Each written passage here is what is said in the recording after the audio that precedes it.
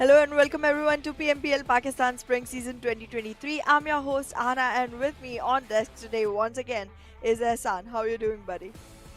I'm doing wonderful. Thank you so much for this warm welcome, Yana. And from my side, guys, once again, welcome to PMPL Pakistan 2023. This is day two for the finales.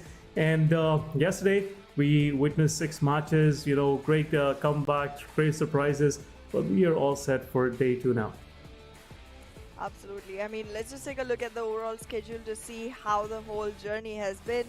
We went for a great League Stage 1, then we went to League Stage Week 2, which was a little rocky for a couple of teams that had great starts, but then it started giving more opportunities to the other teams, and then we had to bid adieu for about 4 teams on the 2nd of April, and now we are into the grand finals, the second day of it. We are so close to this being over. I am so unhappy. Every good things at some point have to come to an end. So that's the same case for PMPL as well. But guys, what's on the stake? Definitely one day of action is already done. We are in day two, and we are about to witness 6 more matches today. But total prize pool of PMPL Pakistan is $70,000. And attendance fee for the teams who attended league stages got under $1,750 per team. Also, the distribution for further based on position is on your screen. But a very unique prize is for the most valuable player. That is the MVP prize of $1,000. But the point structure that we are witnessing for this PMPL and rest of the coming official tournaments for PUBG Mobile, that'll be 10 points for chicken dinner, 6 points for second runner-up position, then third will get 5, and further distribution again on your screen. Elimination point has always been awarded with 1 point, so fragging is necessary, and it's becoming a necessity for most of these teams, because some of these teams, yesterday we were also discussing that placement points, gaining placement points, surviving for long is getting harder and harder with this point structure. But let's see what we are about to see for day two. But before that, let's have a look at overall standing, where all these teams are standing, and what are their positions based on their points. So looks like Magnus Esports, they have 14 points of lead, and 3x have to capture that lead to get to the first spot. 7th Element looking promising still, 3rd spot. Then we have R3G, Aegon XI8, and 52 Esports. XGeneration, Team Bublu maintaining themselves in top 8. So again, Ayana, definitely we will emphasize this many times, but top 8 is the goal for every team out there just to qualify for South Asia Championship. Absolutely, and it feels like the teams on the second page are struggling quite a bit. Specifically, the bottom 4 teams, they haven't even hit the half-century mark yet. They're all under 50, and that's not looking good as of now. But we do have a couple of days to go. Today and tomorrow are going to be another, shot at opportunities, another shot at actually trying to make it to the top 8. But yeah, right now it seems like the ones who are already up there, they're ruling pretty strong. They have great leads. They have great, gap between them and the teams that follow. That's definitely going to help them stay in the top 8. But who's going to be the winner is the question. The race for the first spot is still open, guys. Even Magnus with their 126 points, they are now safe. 3x with one good match can reach them. So Magnus, the problem they were facing yesterday as well, they were lacking consistency. But there was one team which was consistent enough, and that was 52 Esports. 52 Esports throughout the league plays, they were struggling, they weren't consistent, but yesterday they had some good matches. But guys, have a look at this comparison. Team R3G versus we are their week 2 day 1 and finals day 1. There is a huge difference there. Week 2 was fantastic for R3G, but comparing that with the first day of finale, it's not that far. There's a major difference in elimination points, but overall knockouts, damage, there's a difference. Obviously, survival is also on a lesser side, but they are indulging in fights, and that's a good sign for team to buckle up and go for those early skirmishes, try to get those frag points. And how can we forget that amazing 1 versus 3 by Roshan yesterday in Miramar. So Yep. all of these things are pointing out toward a success that R3G might be able to acquire for themselves today. Absolutely. I do feel though that R3G's stats, the way they have dipped, even after that, the fact that they're so much high on the leaderboard, even in the finales, makes me feel like, okay, this is not the only team that dipped. There's quite a few that took that dive into the deep waters. Now we just have to see how many can swim back up. But yeah, R3G did give us an amazing view, specifically this fight. Oh my god, I can never Yep. forget this one. This one was out of nowhere and it was out to nowhere alongside. I mean, God, Hassan, how does this happen? I had started rooting for him. Yeah, unfortunately, Roshan didn't have much healing left. I wouldn't say much healing, nothing left for him to heal. Even few bandages would have helped him right there because 3x was feeling the pressure. After even winning the match, they weren't happy because they felt like they were about to lose it, and lose it to one player, which is in itself a big shame for any four-man standing team.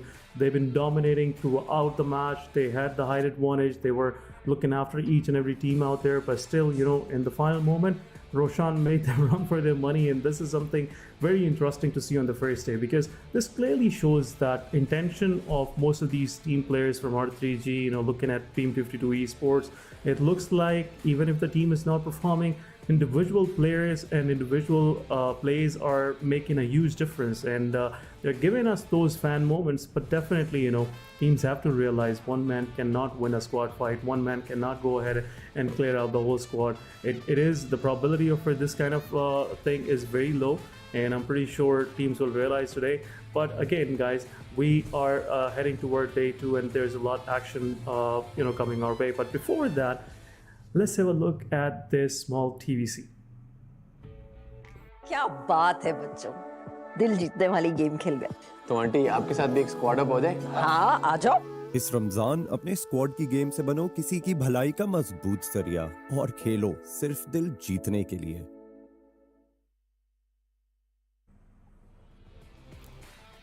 Welcome back once again. It was short, definitely was short. And the message once again is PUBG Mobile Esports is, giving you this opportunity to squad up with your, squad with your friends and play to win hearts. Definitely, you never know who's having a bad day, who's having, a bad day at work, maybe at school, maybe, something happened at home. But cheering up your buddies is always a good thing to have. But guys, let's have a look at the schedule of the day. Well, look at that. The same exact thing as yesterday. Still gonna be a lot of pace change happening left and right. The teams are literally not getting any room to get comfortable. We're starting off with Miramar, going to Sanhok, then to Erangel. Then the same cycle again, another Miramar, Sanhok, and Erangel. 6 matches, and the teams have to deliver their best in every single one of them. I mean, 3x already claimed their throne by having a couple of chickens yesterday. Now the other teams have to go ahead and aim for the same. Yep, and again, this could be the day where we might see one of the squads which we will least expect pop up, and that's where the mix will get more interesting, guys. Because as we weren't expecting some of these teams yesterday as well, like 52 Esports winning a chicken dinner, and also starting the day, the way most of these teams started yesterday, even the first 3 matches, it was like every match a different winner, every match a different team, and in most cases, final circle fights were totally unexpected. Freestyle started with a bang, then 52 Esports, the solo survivor, the solo player managed to get the chicken dinner for themselves. Then 3x had a good run, but unfortunately, 2 matches were enough for them, and then Magnus Esports finishing off the day. So, but seeing the track record of Magnus Esports, whenever they have a good finish on previous day, they like to start big. So let's see if Ehana's favorite team would be able to get their first match. Absolutely, we'll keep our eyes out for that. But like, yeah, I'm expecting, great plays coming in from the side of the Grounders, H2E, Team QWERTY, and even Tough X. I mean, the Faulty Devils alongside. Like these are the teams that I want to see come up to the occasion today because they haven't had a great run yesterday. But I'm expecting them to actually have polish up on their skills, learn from their mistakes, and actually go ahead and rectify them in game today. So yeah, not some names that we always see on the leaderboard, but then now that the series of unexpected names has started up, I'm expecting these names to actually go ahead and flash some very very shining names. Absolutely, it's better to have the battleground open for everybody. There shouldn't be like 3 4 teams just switching places every now and then for the first spot in every coming match. So yeah, sure. I'm also rooting for those teams who are struggling on the bottom, especially if I talk about Team NES, talk about Team QWERTY. Team QWERTY didn't have a good match yesterday. They managed to survive for quite some time, but again, this new point system is not rewarding the survival. If you're in top three, yeah, maybe you're good, but if you're not in top three, definitely you're going to pay the price because you might not be able to collect more frag points for yourself. Also, the team solo survivors is no more a big deal. Even in the previous point structure, if you're a solo and if you survive till the second spot, you get 12 placement points, which is in itself a big deal. But now it's just 6 points. So again, it's not rewarding. So it's better to go for a 4 versus 4 fights initially and try to chase your luck. Try to chase try to play with your chances. But talking about this particular map, this map gives you a lot of chances. It's an open map. It's a big area to actually have your formation right, have your team spreading out, taking some flanks and giving a hard time to your opposition. But talking about this first play area, it's more of centralized, slightly eastern on the main island, and centralizing Minas Centralis La Bandita area. Then we have Los Neons fully intact in the circle, so no early movement on the center of the map. But teams like NES, 7E, they're slightly far away. Talking about 7E, I'm pretty sure they will have an easy way in through water treatment, but I'm expecting a big skirmish about to break. I'm pretty sure near San Martin and Hacienda, because TFD and Team QWERTY both are pretty close to each other. Well, we might see some early skirmishes happening, definitely considering that yesterday was a cold start day. We would, see some teams actually trying to switch it up, going for a little more aggression today. Because in the end, as you keep getting closer and closer to the end, you start getting more and more confident with the gameplay, and even willing to take more risks at that point. Whether you're at the top, you have so much comfortable cushioning that you want to go ahead and do that, and even if you're at the bottom, you have so much. To capture for, so much to live for, that you start doing that. So like both edges of the spectrum start getting more and more aggressive towards the ending. And even though we're still just on the middle ground, we're still just on the second day out of 3 that are going to be played for the finals. It seems like soon as the end nears, people start scrambling around for more and more points, and that's exactly what we might see happen. So far so good. No one has been picked off, no one has been shot at. So there is definitely a chill time going in for our teams, but it does seem like the population is gonna have to move back into the circle. This is one of the most equally thinly spread Miramar map that I've ever seen. The teams are literally everywhere, and the circle is also very centralized, to be very honest, and it seems like our teams are gonna have some fun time this time. Yeah, let's see how long this one time goes, because looks like most of the teams have their eyes set on the prize. They will make sure that they just grab a safe position for themselves for this PMPL, because tomorrow it will be a Royal Rumble. Every team, they will try to do their best, and they will be taking their chances, and that's where the problem starts, because once you have nothing to lose, you have everything to gain. And most of these teams, especially in Pakistan region, like to play with that kind of mindset. And again, it will be a big and unexpected day tomorrow. But let's talk about today, guys. It's all about positioning yourself on a good position overall. Seems like Aegon X8 will try their best, especially first 3 matches, to keep themselves in top 3, because right now they're pretty close to top 3, but not in top 3, which is a big deal for them. Right now, the first goal should be reaching 100-point marker, because That's where the you start fighting for the first spot. Magnus Esports already they have a slight cushioning available for themselves, but as we can see, sometimes it's pretty hard for them to maintain the consistency. So I'm looking forward how Magnus is gonna play today, because it will be a different Magnus that we will overall watch throughout the day today. But further, there I have big expectations, honestly speaking, Yana, because we want a worth watching competition before South Asia Championship, because it will showcase us. Okay, if we are rooting for these top 8 teams going from PMPL to South Asia Championship, they should be the deserving ones, and they should be worth watching for.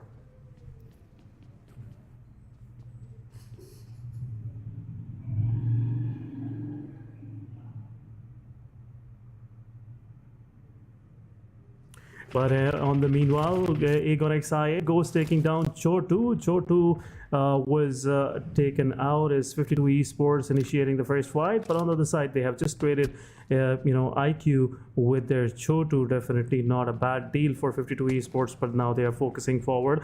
Aegon XIA Ghost, he's slightly far away in his time. Their team, Aegon XIA, have to make a decision. But 52 Esports will make Aegon XI8 pay for their mistakes, what they have started, and now 52 Esports have upper hand. Blade is also low on HP, and this utility might go ahead and confirm the elimination point on Uzum. Uzum is slightly far from the team, and looks like it's impossible for a team to provide that vital cover where Uzum can go ahead and get revived. But Aegon XI8 Blade, he's gonna still try. Ghost have that cover for Blade, but let's see if that cover will be of any use, because Uzum might get spotted by Joker 1 versus 99, and definitely this will make things difficult for I8 Blade to go ahead and revive Uzum. But this was some heroic play coming from Blade, and I'm pretty sure now there is a fair chance that Uzum might get revived.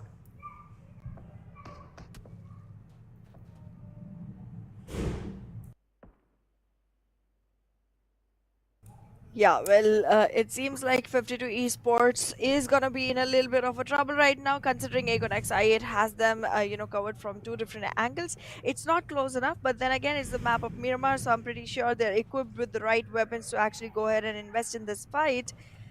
But Hassan, already with a man count loss on the team, I don't know if this is the right fight to pick. I don't know if this is the right fight to invest in. However, it seems like they do not have much room to walk away from it either, because in the end, you are going to want to try to avenge that one member from your team that has fallen down.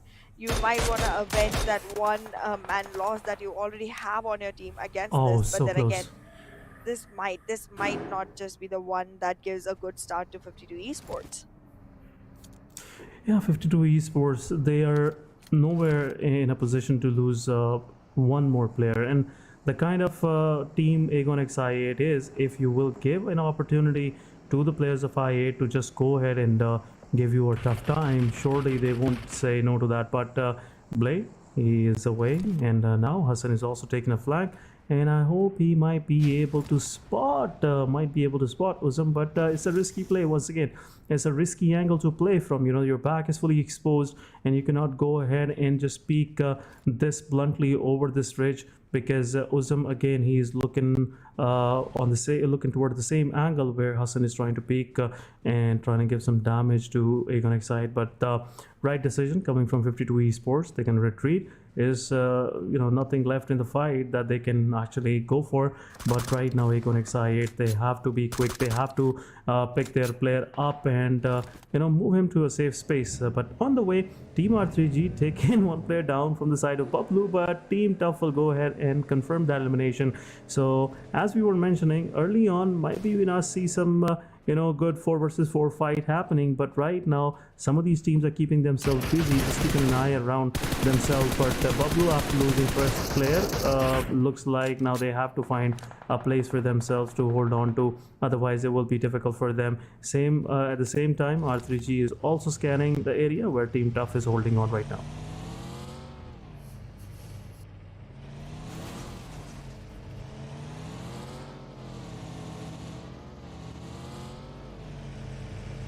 Well, R3G, they are gonna try and relocate themselves. I think this team is gonna be very calculative towards which fights they pick because again, okay, I'm just gonna find more and more moments to talk about this, but yesterday's clutch, almost clutch, that came from the side of Roshan. Obviously, the team would wanna make sure that going further they have more players alive so that they can actually invest in a fight like that and win it nonetheless. So yeah, I feel like the team might wanna make sure that this time they are more clerical about how they are picking up the fights and which ones they are investing in. So them just going around trying to find themselves the best spots, the best angles to hold just seems like the best opportunity for the team to actually go ahead and claim another chicken for themselves.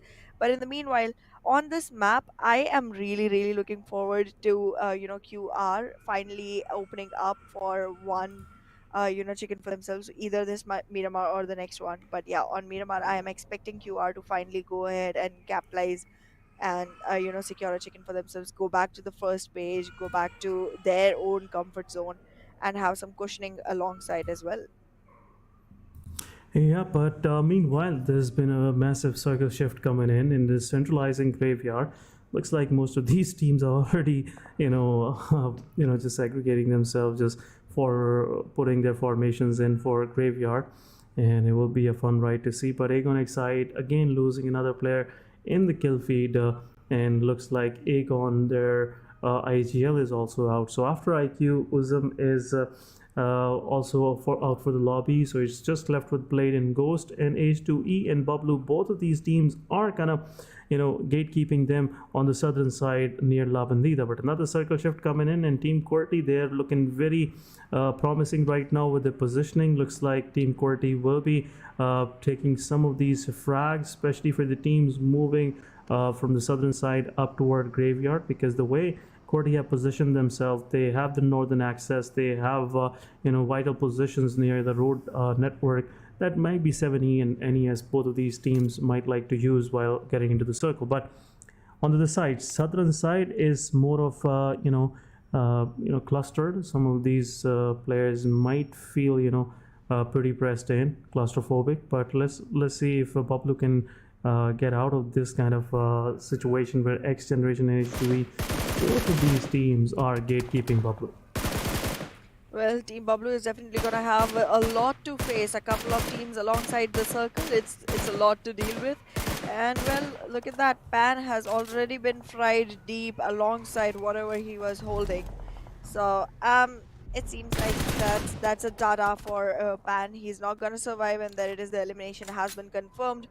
The side of Team Bablu is gonna be in a grave loss, but alongside them, if you take a look, Econex I8 is also at only 2 men standing.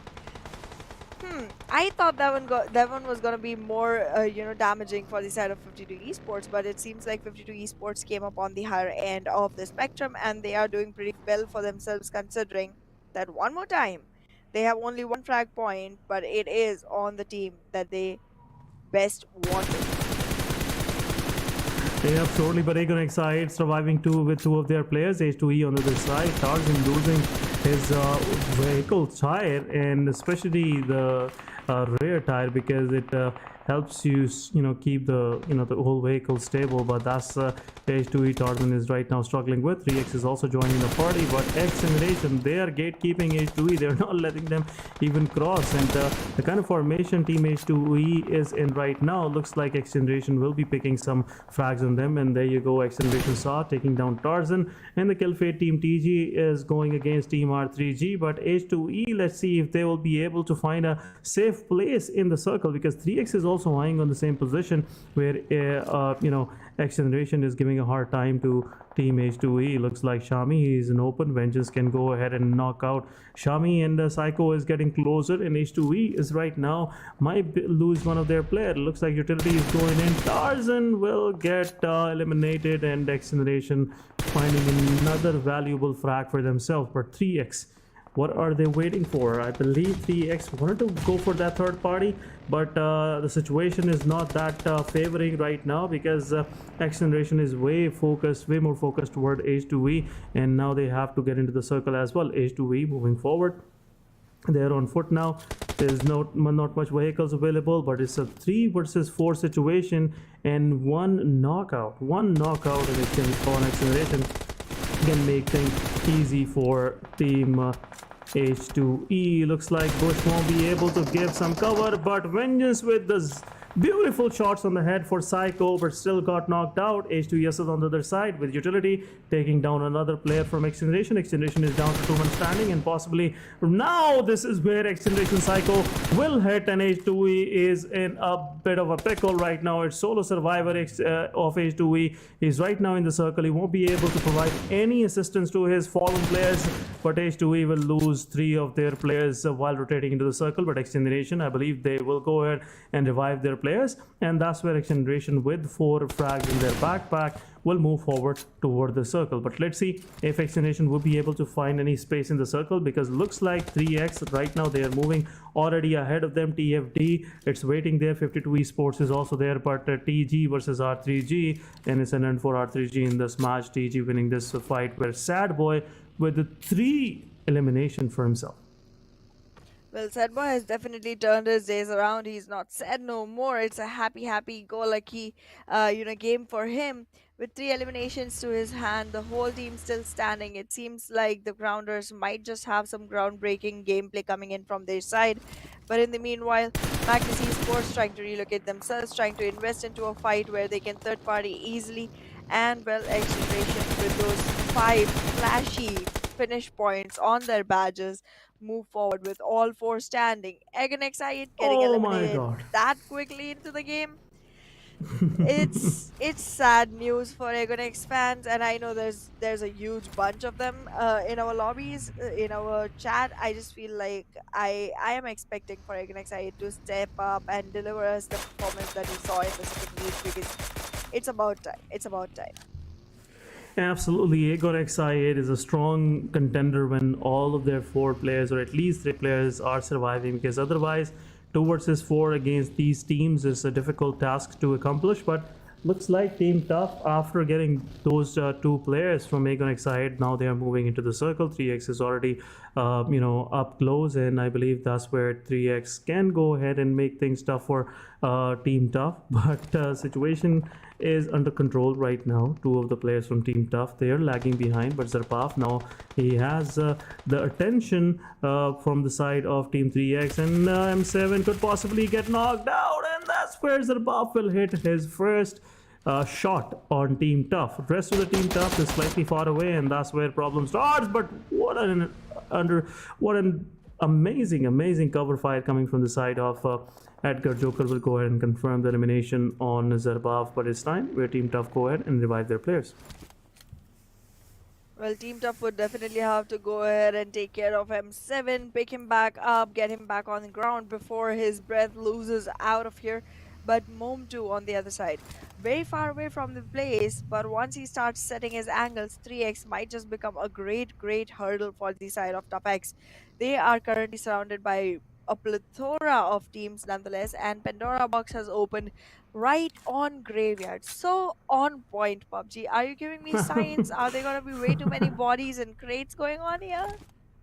Yeah, looks like that's the plan, but Team 3x still there keeping themselves busy, and that's where another knock coming from the side of Team 3x, and this time around Miracle with the golden hand. This guy just went ahead and took down one more player, but Team Tough Thor, he will go ahead and take down another one. 3x, they are losing composure, and that's where Team Tough will strike once again, taking down 3x Montu, and now it's all left to the final player of 3x, who is slightly farther away from his team. I believe Cairo have to jump into this, otherwise it will be an end for 3x in this match. I believe it shouldn't be tough, shouldn't be waiting any further, because now it's just one player against the whole squad, and what else that solo player can do. And looks like the final player from the side of 3x He is still he isn't surviving. I believe TFD took the kill, took the elimination point, and now 3x is out of the way. Team Tough will have an easy entry into the southern side of the circle, but there you go. There you gave the entry to the Tough, and now Tough is making things difficult for the teams. TFD Easy Boy taking the trade, but one of the players from TFD is already knocked out. Edgar have to be revived, but on the other side, Magnus Esports, they're trying to get a hold of this important landmark right now where Team Freestyle is holding on. Black have a very awkward surprising angle, but let's see if Magnus Esports would be able to smoke themselves and get into this warehouse.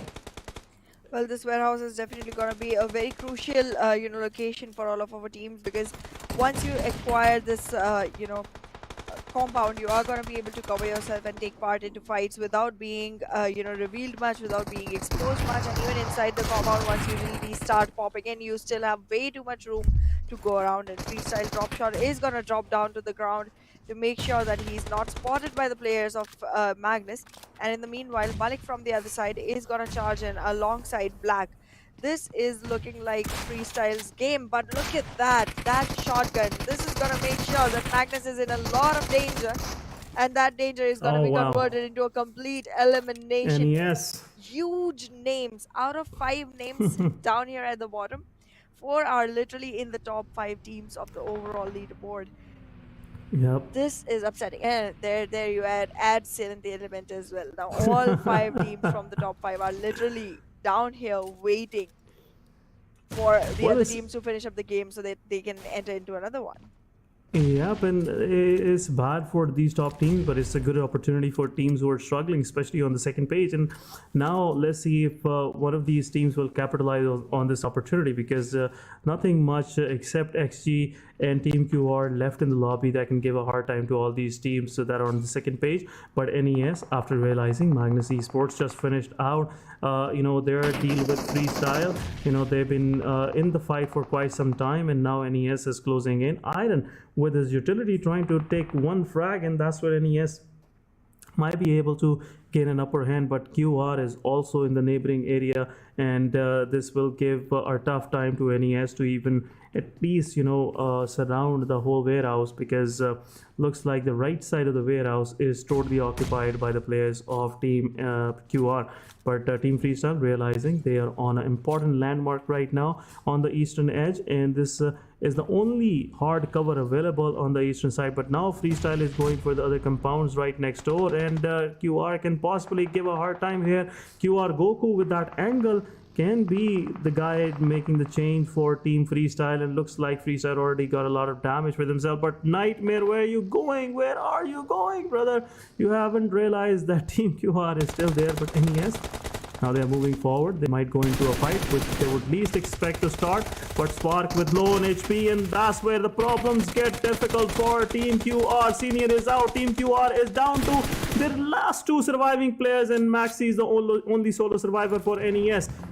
NES Maxi have to go ahead and be a part of this fight, otherwise this team is done and dusted, and the moment it will give more opportunity to the players of QR, it will be further late, and I believe Maxi will go ahead and take at least one more player from the side of Team QR. He's going for the utility, but utility won't do much, and now I believe Team QR is all set for the next circle. Maxi cannot move through them. Maxi is out, and I believe he won't be able to survive for quite some time. Well, Maxi does not have much to live for, does not have much to fight for, but he's still gonna make sure that those elimination points still keep raining in for the side of North Esports. They have 3 frag points to the name, but then these frag points, are they gonna be enough? I don't think so. This is not a very optimal trade, specifically not in the finals, specifically not when you're playing PMPL Pakistan. And you gotta make sure you have huge numbers on your markers once you start losing players, at least, because look at that. TG already with 7 eliminations, Tough X already with 7 eliminations. These are like big numbers, and compared to that, three frag points with 3-man loss does not stand a chance unless and until something like what Roshan did last time happens. And there I go, bringing him up again.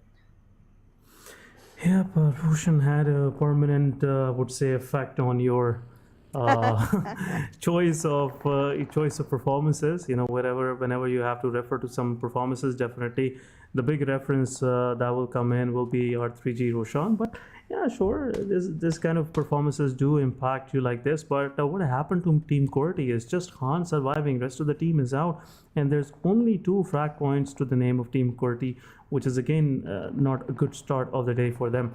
But it's been a part of the game, you know, especially Team Corti, from the side they came in.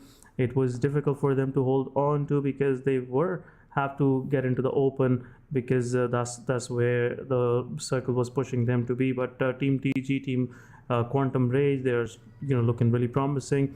Team Tough on the other side, I'm seeing them 4-man standing, and they have the western edge of Graveyard, and now they're just slightly maybe 100 meters away from the circle. But TG, now they have to move in, and that's where they could possibly get in the crosshairs of Team Tough, and Team Tough can increase their kill tally to 10 or 11 maybe. But it's the first time we're seeing XGeneration with 4 of their players standing, which is again itself very rare to see throughout this PMPL. This has been quite rare, that's true, but we are seeing it happen, and I mean, this is not the rarest thing of all anyways, because we saw quite some unexpected things happening on board, on map, in game this time, and I'm just waiting to see more and more of that. Team Bablu, again, one of the promising ones, already left with only 1 player surviving. Does not seem like they're able to deliver on the promises that were already given to their fans, and the fans are definitely going to be a little bit disappointed, but I guess the cheers should keep coming in so that the teams have more to fight for, more to kill for, because here we are in PUBG Mobile. You survive, you fight, you make sure that the other person turns into a crate that you can carry home and loot from. Yeah, sure. Looks like Team TG, they're about to lose 2 of their players. Evil Boy is slightly away from the team, but one of the players from TG was knocked out. Sad Boy, I believe so. And that knock was dealt from the side of Team Tough. But Team TFD, what kind of plans they have? The utility will go in, will take down Sad Boy, and that's where Team Tough is going to push in. But they haven't realized where Team TG Evil Boy is, because Evil Boy, the gun he holds right now is in itself, a funeral creating gun, and that's what Evil Boy is going to unveil on the players of Team TG. Pushing forward, Joker have to take him down, and that's the end of Team TG. M7 on the other side, knocking down Shaparter and Team TG with a very promising start. Now they are out of the game. Edgar is the first one, need to be revived. He is already low on HP. Team TFD is also nearby and could make things difficult for our Team Tough. But on the other side, Team XGeneration taking care of Team Bablu, or I would say Play Zone taking care of Bablu. Team XGeneration is also losing players now, but Team Tough, one of their players is out. They are left with 3 players. Team Corti is out of the game as well. Tough Joker will take down the final player, and now it's just down to top 6 teams, and 15 players are still surviving. Team XGeneration now, right now, are under the big fire right now. Looks like from every side of the map they are getting some shots being fired on them. Well, things are getting tougher and tougher for all the teams that survive, including Team Tough, who has already reached the 2-digit marker for themselves. But then again, with 2 men surviving, how long can you live? It seemed like a fight for the side of QR. They got picked off by freestylers though, and now Team Tough, Oh, TFD, they Black. gotta withdraw Goodness. from this fight. They gotta run away because the zone is shrinking in bit by bit, chewing off HP from players with every single fork that comes back in. But look at that, 52 Esports already in a lot of damage, but TFD is still gonna be surviving with only 1 man. So as long as this utility stays with him, it might just work out, but I don't feel like there's gonna be much opportunity to do anything further from here. The circle, however, is gonna push 52 first, so if the aim is on point, we might just see TFD actually acquire some space in this one. However, XGeneration players are also coming back in. Hacker Shami's eyes are literally on to Easy Boy. Just a little bit of wiggle and there might be a riot happening here. it seems like there's definitely going to be some great opportunities for the side of QR to actually go ahead and third, fourth party this whole situation. But at the same time, Capex seems like they're going to be in a Oh much my better goodness. position. Oh my god. Okay, yeah. QR is I gone. guess it's the win QR for is Tough. done for. Yeah, it seems so. It seems so. 52 Esports is also in the mix with two of their players standing, but the side they're holding on to, I believe it will be difficult for them to hold on. And there you go, Shami with one classical spray, taking down the player from from 52 Esports, and now the final player from QR is still surviving, and Shami will also be taken out. And it looks like it's an easy elimination for the side of Team Tough to go ahead and deal with. It's Easy Boy with the Molotov. It's a 1 versus 2, and we weren't expecting this kind of an end, because looks like every team took their number of elimination points that they were looking for. And now TFD Easy Boy's position is also already revealed. Molotov will go in. There's more utility coming in. Blue Zone will be pressuring Easy Boy to move forward, and that's where Team Tough Edgar and Team Tough will go in. And there you go, Team Tough with the winner chicken dinner, playing from the slot number 20. We just seen there in the pop-up, but Team Tough, this is one of the wins that they were aiming for, and looks like they already got for themselves. Absolutely, and there it is. I mean, I feel like my magic is coming back to me. In the beginning itself, I said that we want to see a couple of chickens coming in from the side of Tough, from the side of 52 Esports, from the side of all of these teams that are still waiting to go ahead and claim their thrones, and we're seeing exactly that happen. Tough X with a very brilliant start for themselves.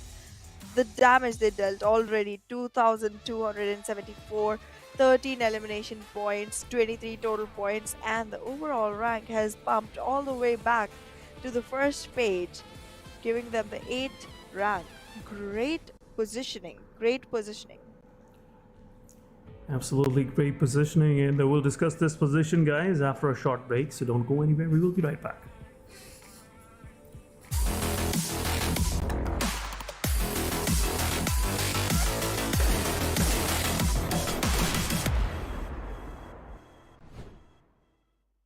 नहीं यार, आज game नहीं खेल सकता।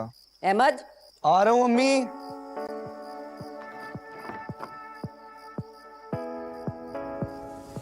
हाथ बढ़ाने से, साथ निभाने से, उम्मीद बांटने से खुशियाँ घटती नहीं बस बढ़ती है। वही देता है वही सुनता है जब भी दोगे तुम सदा।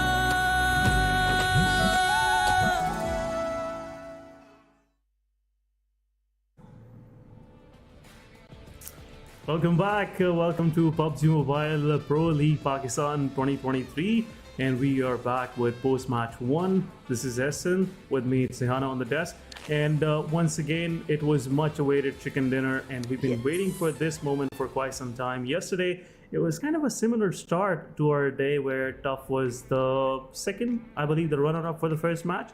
But this time around, they managed to get the chicken dinner for themselves. And what numbers, what great numbers that they acquired in this match. Looks like Team Tough is on their way. Absolutely, and I feel like we might just see more and more teams coming up and showing up for the occasion. But look at that. The MVP still goes to Quantum Rage Spark with 5 eliminations and 758 damage. There has been some steals. Well, and we can also say he already dealt 4 assists. That means, someone also stole his limitations as well. But at the end of the day, there should be a collective result coming for the team, and it is something all of these teams are aiming for. Doesn't matter who got more kills, who didn't. But let's have a look at the top players of this match, and Team Quantum Rage keeping themselves busy right in. 2 of their players are in the top players. Now moving forward, Haris sir, how can Team Tough win when Haris sir doesn't frag out? It's very rare to see, but Haris sir with 5 eliminations, 726 damage, very close to getting the MVP, but it was Spark with the damage numbers.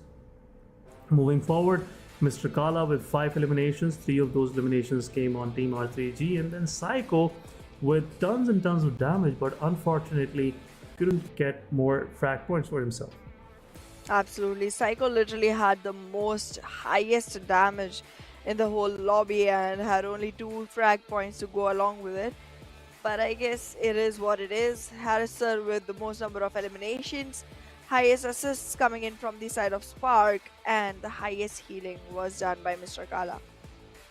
All of our players, they are stepping up, and I am enjoying the game as far as it's going.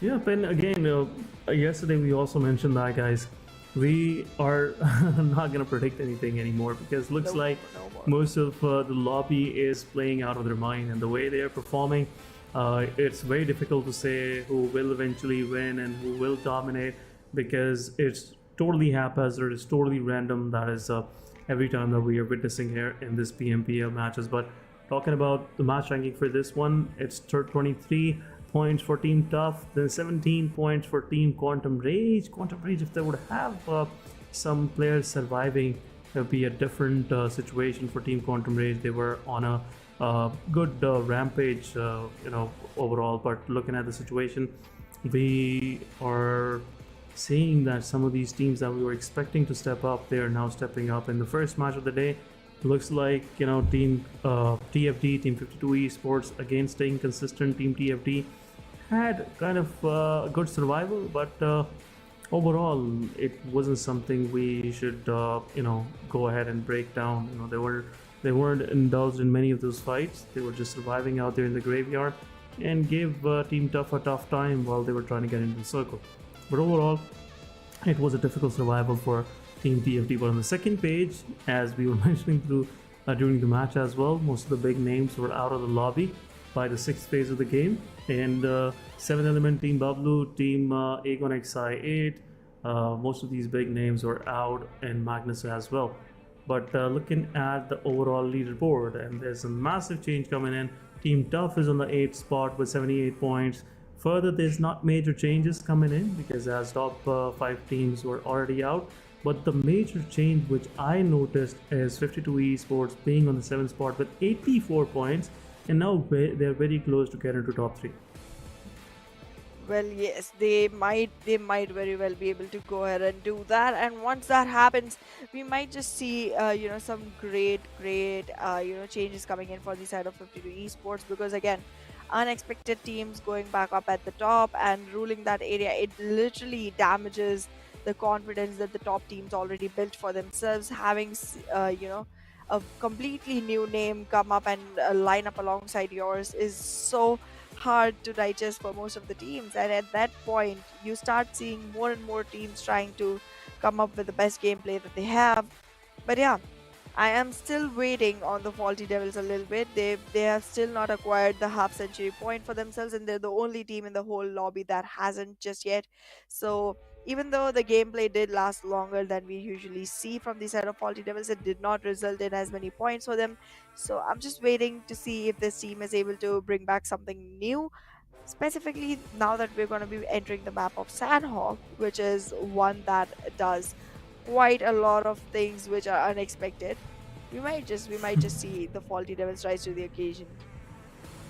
The best thing I'm seeing in Faulty Devil is every player, the team game is already, we can talk about it, it's not there, but the rest of the players, especially Leon, Izzy Boy, Freestyler, individually these players are putting some effort in the battlefield, and that's the reason why they've been 2-3 players surviving till the end of the game. They are good with reviving their teammates, but the only thing that they're lacking is the full-fledged 4 versus 4 fights. It is very unique to TFD that most of the time when they are outside, not in a hard cover like in a compound, they perform better than staying inside a compound, and that's where the problem starts, because their defenses are not that strong. Their offense is pretty strong, and that's why they manage to get third-party eliminations for themselves most of the time when they're playing on the bridges, when they're playing in the open area, and we rarely see them getting any frags while staying inside. So staying inside is not something which TFD is strong in, or they should play most of the times, but it is what it is. They were trying to get the center of the circle, and getting the center of the circle, surviving, it comes with a prize, and the prize is not having much of the frag points to your name. But guys, again, as Ihana mentioned, we are going to step into Sanhok, which is altogether a different map, a different kind of momentum, different kind of pace to the gameplay, and let's see if TFT would be able to continue their consistency to the second match as well. And I'm really hopeful that we will see some amazing plays coming from their side. I'm waiting for that. I'm waiting for that to happen. But like, yeah, in the meanwhile, there are still more teams that we are waiting to see a chicken coming in from. North Esports hasn't given us one yet. Team QWERTY, we are still waiting on. There's a huge wait from the side of Quantum Rage. And I mean, I'm not even sure that I'm actually not dreaming, because now I'm about to take a name which we did not expect at all to be one without chickens, and that's XI8. Yep, this week it is something a hard pill to swallow, but it is what it is. We have to discuss this definitely. It's the 7th match of this finale. Out of 18, you're left with only 11 chances, and the next map is one of them. So you have to be sure, you have to come up with your A game, otherwise it would be late, and rest of the teams would have a good lead in front of them. And even if they don't win those matches coming forward, they might be able to stay in the top positions, and that's kind of could be a nightmare for Aegon X8 fans, for Aegon X8 as a team. So from match 2 today, I believe till match 6, it's a fair chance, open chance for Aegon to just go ahead and grab their first spot.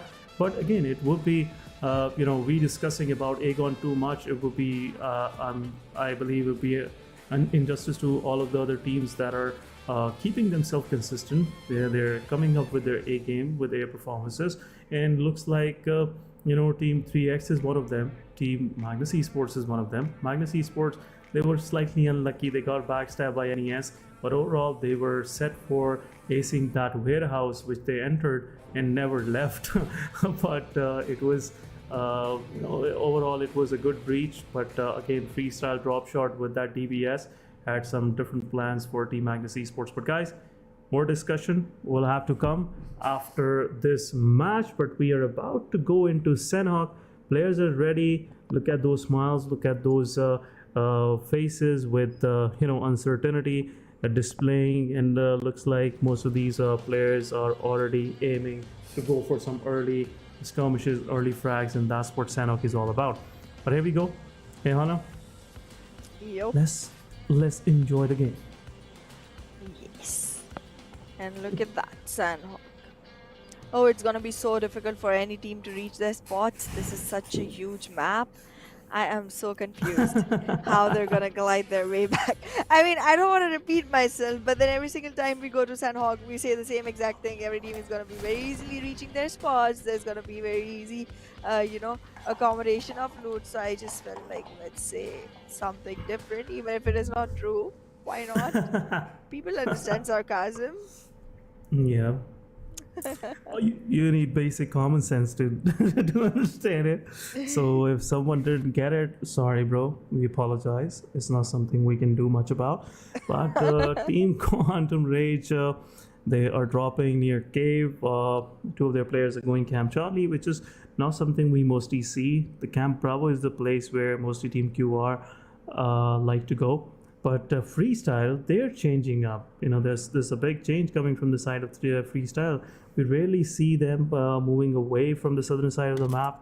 Mostly Shami is the drop location where they like to drop. But this time around, they're changing a few things for themselves, and it looks like some of these are working out for them. But XGeneration taking down one player from the side of, possibly from the side of freestyle, and there comes the backstab. Saad, you weren't ready for this, I'm pretty sure, and looks like now Team Freestyle will go ahead and confirm that elimination. But Freestyle also dealing with the third party. It's 3x this time around, and XGeneration, after losing their player, now they're pretty alert. They know there's not only one team in their surrounding, and there are 2 of them.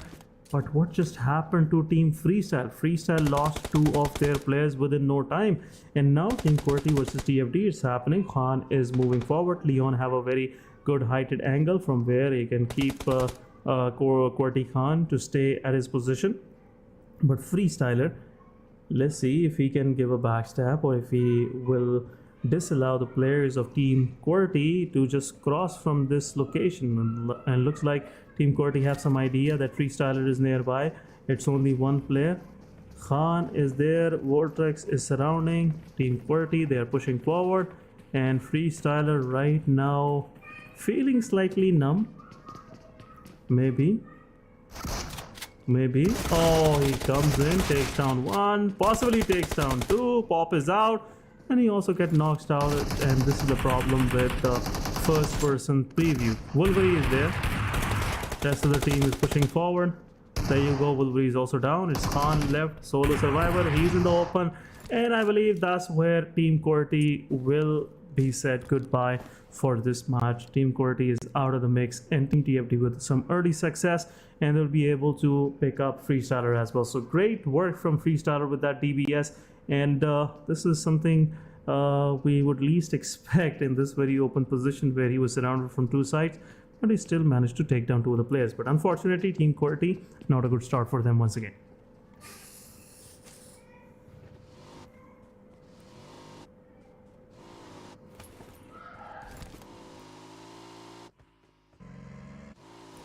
Also, Team R3G, they are in the close fray of ruins. It's another drop location which Team R3G likes to go and loot. It's a very open area, and it's a very risky one if you want to clash drop R3G, because R3G they are good with some early skirmishes, early fights, and that's the reason why R3G chooses to stay near ruins. But looks like Team R3G now, they're moving forward, having a good look at the circle. Circle is mainly on the main island. 3X is on the centralized position where XG, after losing two of their players, now they are slightly silent. Otherwise, Team XG would have been gone on a big rumble. I'm sorry, only one player they have lost so far. But on the other side, Team 3X, they got some damage. Miracle, I believe he's receiving that damage from slightly far away, and possibly it could be MGS or Team Tough. They're trying to get the attention from 3X, but rest of the 3X, they're surviving. All three players are in the same picture, and looks like Team 3X is now aiming for a good match, because how long can you miss on the opportunities before any other team from down below go ahead and grab your position? And I wanted to see Team 3X giving a tough time to rest of the lobby, especially Magnus Esports, because Magnus Esports right now, they're still sitting on the first spot with good number of points, and 3X should be aiming for the first spot, because it's the only day where you can go for those risky plays. Because tomorrow, if you're not somewhere close to the first spot, it will be a difficult run for you, because all other teams will also be aiming for that position. But again, a very balanced circle. Looks like Python could be the point of contention, where Team Bubble is already staying and surrounding the area. Team Bubble have a good angle on the height as well. They're having a good look on the southern side of Painan Quarry, and also toward the boot camp. And seems like most of the skirmishes are about to break on the center of this play area, where Team Tough, Team XGeneration, Team Magnus, they are pretty close to each other, and 52 Esports might also join the fray as well if any of these proceedings happen between either of these teams. It looks like situation is still under control. No more exchange of fires. But Team 3X, they have 1 elimination points in their backpack. Now they're waiting on Team TG. Zerbov giving that util, and didn't realize that someone else is also watching him, and with some safety he's back with his team. And it was a risky position where Team XGeneration Shami was looking at that position as well, and this will help Team TG to survive for some time. Otherwise Team TG would have been dealt with some surprises coming their way. But Team 3X still 4-man standing. Zerbov will heal himself. Team XGeneration close by, 3 of their players are surviving. Team TG is still 4-man standing, and now they have the control of the hill near boot camp, near the south of the boot camp. But overall, they're still in a risky position. They're still in a risky position, and now they have to move either way. Maybe they want to go toward Painan, or they just straight away push on 3X and have a good fight and then try to get something for themselves. And that's where Team TG might be eyeing at. Looks like the way Team TG's players are closing in. Sad Boy is pretty close with a QBZ in his hands. Long ranges is the real problem for Team TG right now, because if they won't be careful, it will be difficult for them to actually go ahead and take a fight, or at least even close in. But there is a big circle shift coming in. North Esports right now in a good position. Team 7E on the Camp Alpha Island, they are also moving in, and looks like after a few more switches, maybe we see the whole circle mainly concentric toward the main island, because that's where the real rumble will get started. But Ayana, looks like most of the players are somewhere in the surroundings of boot camp, which is not a good pictures for team coming from the south side. Present in and to the south and east of bootcamp are going to be quite some trouble for the teams coming in from the south. And it's not just one or two, there's literally three teams rising their way up towards bootcamp through between Painan and Quarry. Gonna be a difficult climb for them. And I mean, even before entering the circle, they might just have a skirmish erupt between themselves. And look at that, QR is getting way too close to Team Bablu. This is Sanhok. You might be able to cover your steps, but for how long is the question. There's already a couple of men from the side of Bablu that are knocked. And if QR gets an idea that the team right in front of them is Bablu, they might just go ahead and capitalize on those frag points and go for a great third party. H2E is going to change their path, but they're still traveling in vehicles, so they might just be spotted as quickly as they try to hide out of here. But yeah, in the meanwhile, QR versus Team Bablu. There it is.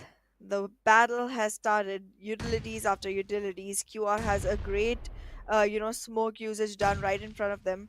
If they try to move forward, they might just have enough space, but it seems like the smoke is about to go out. So close. Won't help much. It was close. It was pretty close. But in the meanwhile, 52 Esports, well, they had a player knocked down from the side of ToughX. ToughX going really strong this time. And look at that. We were expecting great things from the side of DFD. 4 frags, no eliminations. Good going.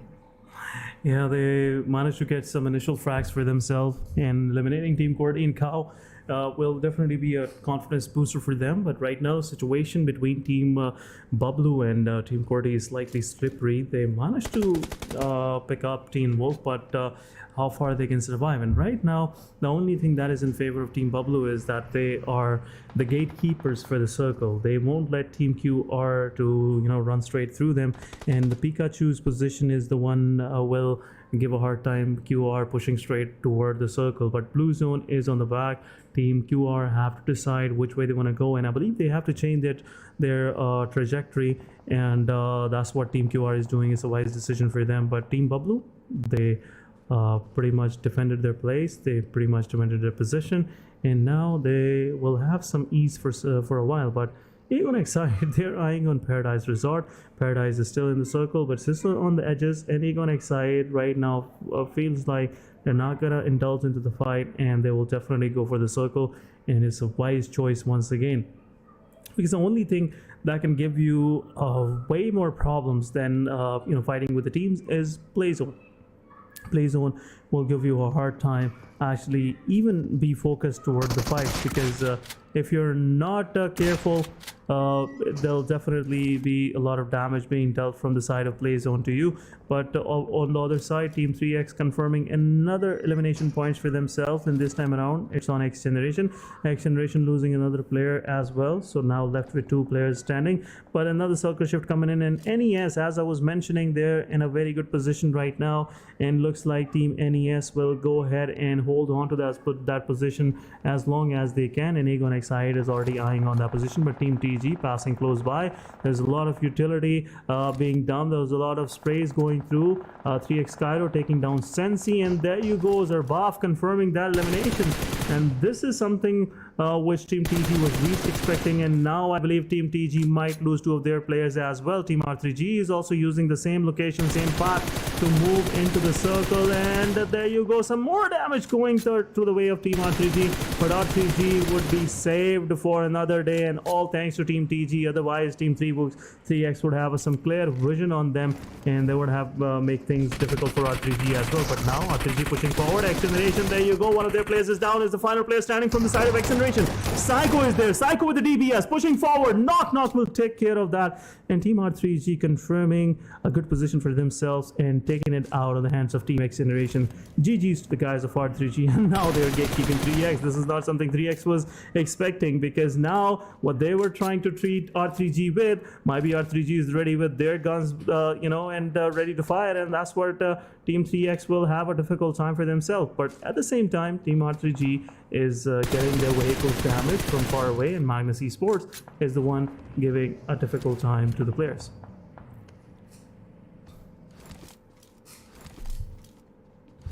But seeing the situation, 7E also confirming some more elimination points, and with that, looks like Team 7E will be confirming those from pretty far away. Divine is already the one only in the circle, rest of the team is outside the circle, and they have that the western island for themselves. But how long they can hold on to that island, because at any point of time the circle might shift away from there and they will have to jump into the water. But overall, situation is still under control. 7E have their 4-man standing, and now it's time to move into the circle. Team Freestyle is nearby. Team TG, they're in the waters. Evil Boy is the only solo survivor right now. I'm sorry, 2 of the players from Team TG are surviving, and looks like it's Evil Boy and Shapater. Shapater is somewhere in the water. I can see him. Yeah, he is in the water as well, and he is in the circle, the only one from TG in the circle. And now Evil Boy have to decide as well whether he want to join forces with his teammate, or he will stay outside the zone and be a surprise for other teams. But Team Bablu, they're closing in. Team Bablu still 4-man standing, a good rotation coming in, and that's where looks like Team Bablu will go ahead and cross into the circle. But one player from Team Bablu is down, another player down as well, another elimination points in the backpack of Team 3X, and Momtu will confirm the elimination point. But there you go, some connection coming the way of Momtu, and that's where Momtu will spot out another player from Team Bablu, and Zarbaf will go ahead and confirm the elimination point. Pikachu is the only one, he's pretty close, and possibly I believe Team 3X have no idea where Bablu Pikachu is. There you go, how his position is revealed. Confirmation. Game over. Team Bablu is out of the game, Miana. Well, Team Bablu is definitely walking back to the lobby pretty early in the game, even though this was supposed to be one where they could have actually gone ahead and capitalized. It does not seem like the team is able to deliver to their fans what they had promised, as we've already said earlier, but we are having to repeat ourselves because of the way the performance is going on right now. It just seems like the bad days have all lined up for the side of Team Bablu as well as TFD. Even though they have a great start to they had a great start to themselves, they are now going on losing man count one after the other from the side of 52 Esports. And in the meanwhile, Magnus Esports is gonna have their crosshair set right onto ToughX players, but every single one of these 8 players are on the ground, prone, trying to take the fight as slowly as possible, trying to give as little clue of their presence as possible. This is a surprise game. It completely depends on who spots who first. Oh my goodness. Yeah, sure, and could be Team QR giving a tough time, but 3X, the moment they try to go ahead and cross their way to the circle, Team R3G has been waiting for this moment for quite some time. But on the other side, Team 7E getting eliminated by Team TG will point Chapater. 2 of their elimination points went to the way of, I believe, Team NES, and rest of the players were picked by TG. TG holding on to that small island in between the waters really helped them eliminate, get some elimination points for themselves. But now it's time for R3G. R3G pushing forward, taking down Team Tough Joker. Team Tough, rest of the players are there. Team Magnus Esports joining into the fray, and that's where Team Tough will lose all of their players. Player Zone is also giving some hard time. Magnus Trollin is also jumping in. That's where the maximum value which of these teams are getting is Team Magnus Esports. 3 of their players are still standing. They will revive Magnus Zen, but Team Tough unfortunately losing 3 of their players, and this was not meant for Team Tough Tough even at the first place, and looks like Team Tough is being the unlucky ones in this one. And there you go, Team Tough will lose 3 of their players within no time. But R3G Roshan, he is in the open. Team Tough, Edgar can go ahead and go for that elimination point. He's the only solo survivor right now with 8 elimination points in his backpack. But 3x still is standing, and there you go, Roshan will confirm that elimination point on 3x and will go ahead and jump into the water. And things got pretty heated, and now it's time for a fresh swim. And looks like Team R3G Roshan is going for that, but it's all about survival. It's not for enjoyment, and that's what looks like Team oh my goodness 3G is gonna do. They had a very good position. They started their fight pretty good, but they weren't expecting 2 of these teams holding on to the same position. Well, right now it seems like Magnus Esports is having a time of their life trying to get onto Edgar, and there they are. They'll Another get one. that finish point for themselves. And with that, 2 finish points, all 4 men standing, looking good. But you cannot underestimate R3G Roshan. 9 points, 9 elimination points to this guy.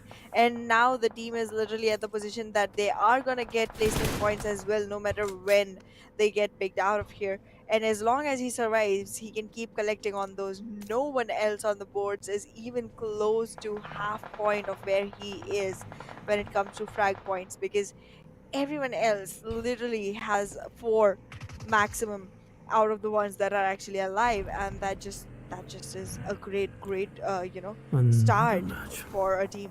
But yeah, in the meanwhile, we are gonna see 52 Esports running over there.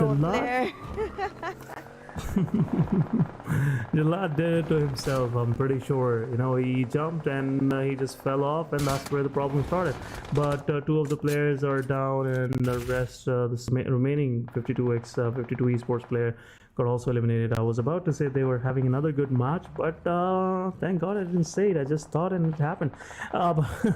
But Team Magnus Esports on the other side still surviving with 4 of their players. R3G Roshan still standing somewhere in the water with a very low HP, but it's time for Team TG to taste the same medicine that they gave to 7E where 4 men standing, and somewhat Team TG managed to confirm all those eliminations for themselves without even sharing one with any other team out there. But Team TG is still surviving. NES Maxi will have a clear vision on the players of Team TG. One of them is down. Roshan taking down 1, taking down possibly 2, and possibly Team NES Maxi will help him a lot. And there you go, Roshan confirming another one for his team, and couldn't jump out of the water. Got slowed down, but still 11 good points. Total 11 elimination points. Looks like someone was quite busy throughout the match, but Team Magnus Esports still surviving. Only 1 success for Aegon Xide as well, but Team QR on the other side, they are having a difficult time. They are unable to even get into the circle, and Magnus Esports and Team I8 both are making things difficult for them. Well, it seems like QR may not have any room to go across, and there freestylers get eliminated in the meanwhile, and Magnus, Agonix I8 just shifted their angles all the way from QR to Magnus, and now Zen is in trouble.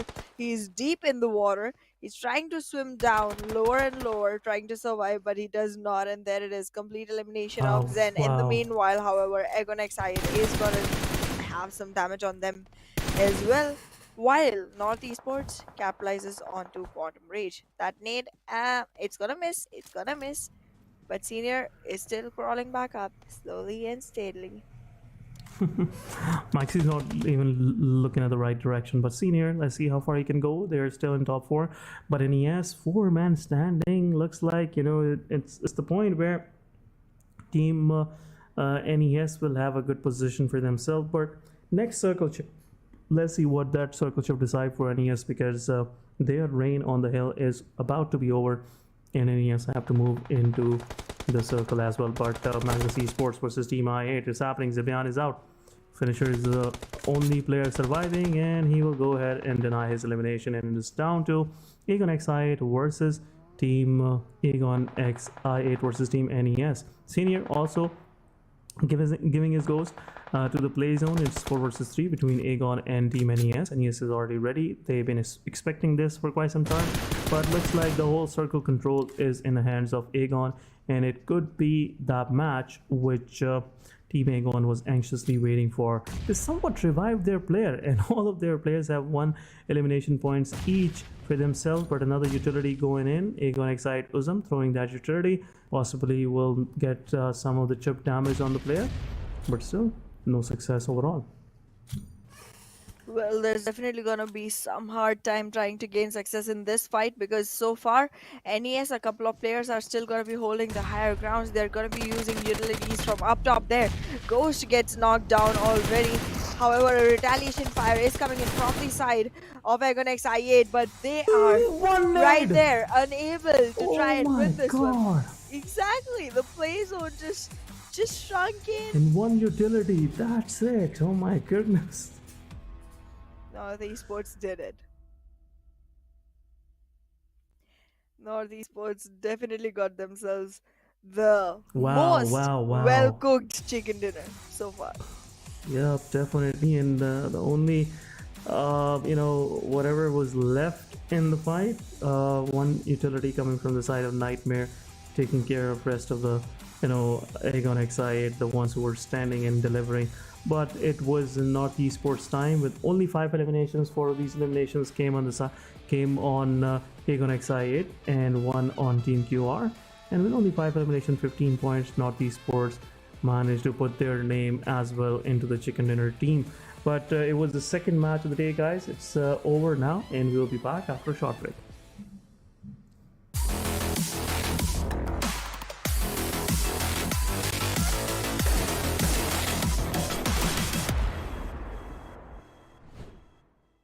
पहले ही customers नहीं आ रहे थे और आगे रमजान में तो बिल्कुल ही नहीं आएंगे। तुम सारा टाइम अपने दोस्तों के साथ आवारागर्दी में गुजार देते हो। इस तरह तो गुजारा हो ही नहीं सकता। खबरदार फोन को हाथ लगाया। ओ, आ गए होंगे तुम्हारे आवारा दोस्त। क्या सीन है ब्रो, चला चलें? नहीं यार, आज गेम नहीं खेल सकता। अहमद, आ रहा हूँ मम्मी।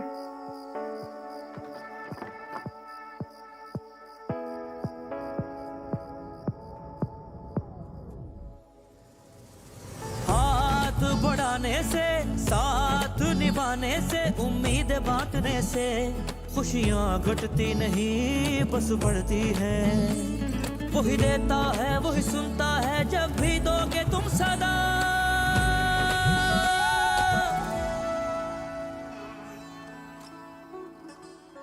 हाथ जो मिलते हैं रास्ते निकलते हैं, खुशियों में बदलते हैं। रौनक हर चेहरे पे खुद ही आ जाती है। वही देता है वही सुनता है जब भी दोगे तुम सदा।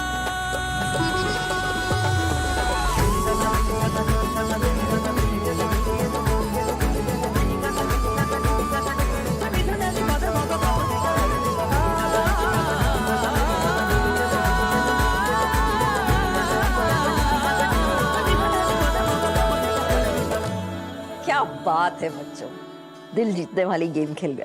तो आंटी आपके साथ भी एक स्क्वाड अप हो जाए? हाँ, आ जाओ। इस रमजान अपने स्क्वाड की गेम से बनो किसी की भलाई का मजबूत जरिया और खेलो सिर्फ दिल जीतने के लिए।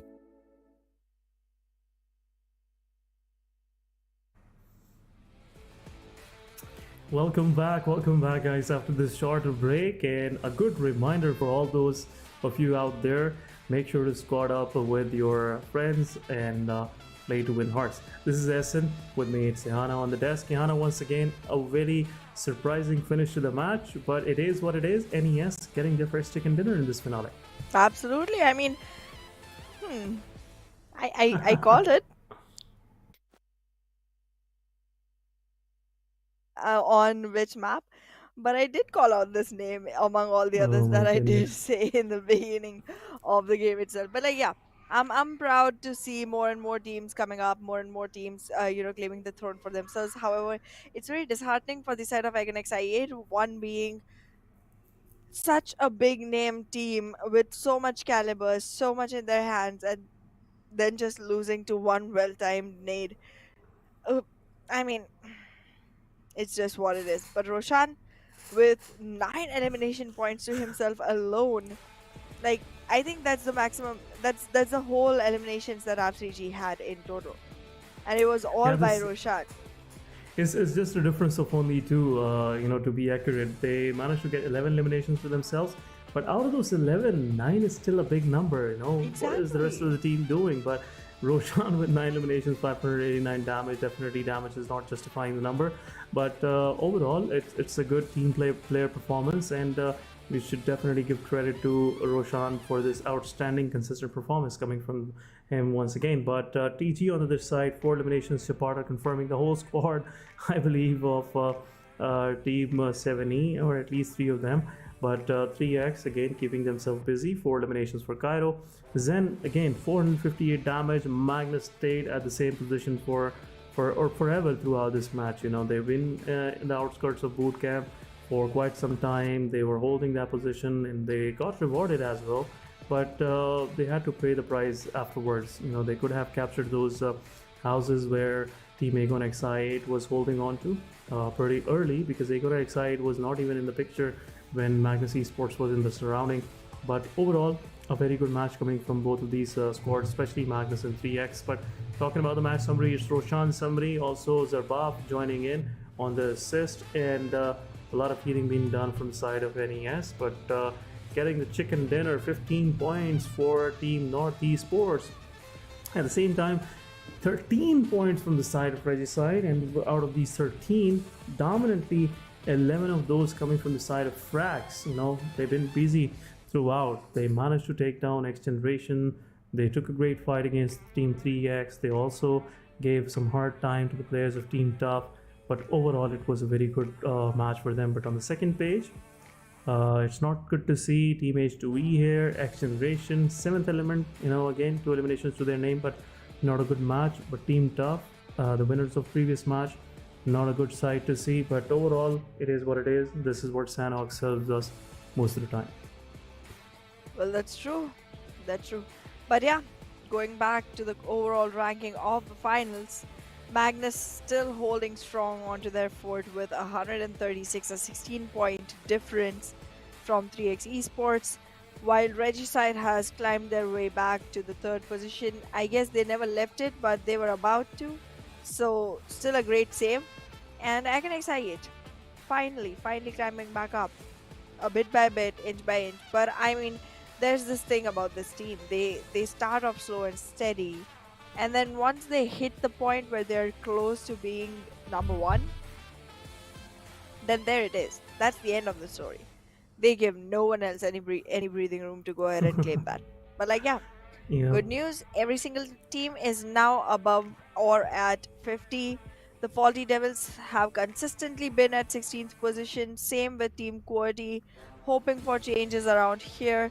Tough, however, has fallen back down again to the 9th position, to the 2nd page. They had secured the 8th rank for themselves in the last match before this one. But this is what it is right now. North Esports, they have a chicken still on the 2nd page. Eventually, they will have the opportunity to climb back up, but they will have to be very, very consistent alongside Freestylers and Tough X.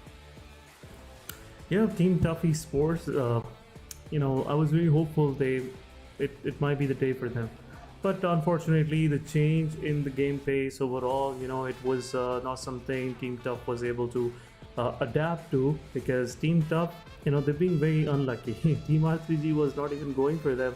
They were going for Magnus Esports. They somewhat came in between, and they were the first one to get crushed.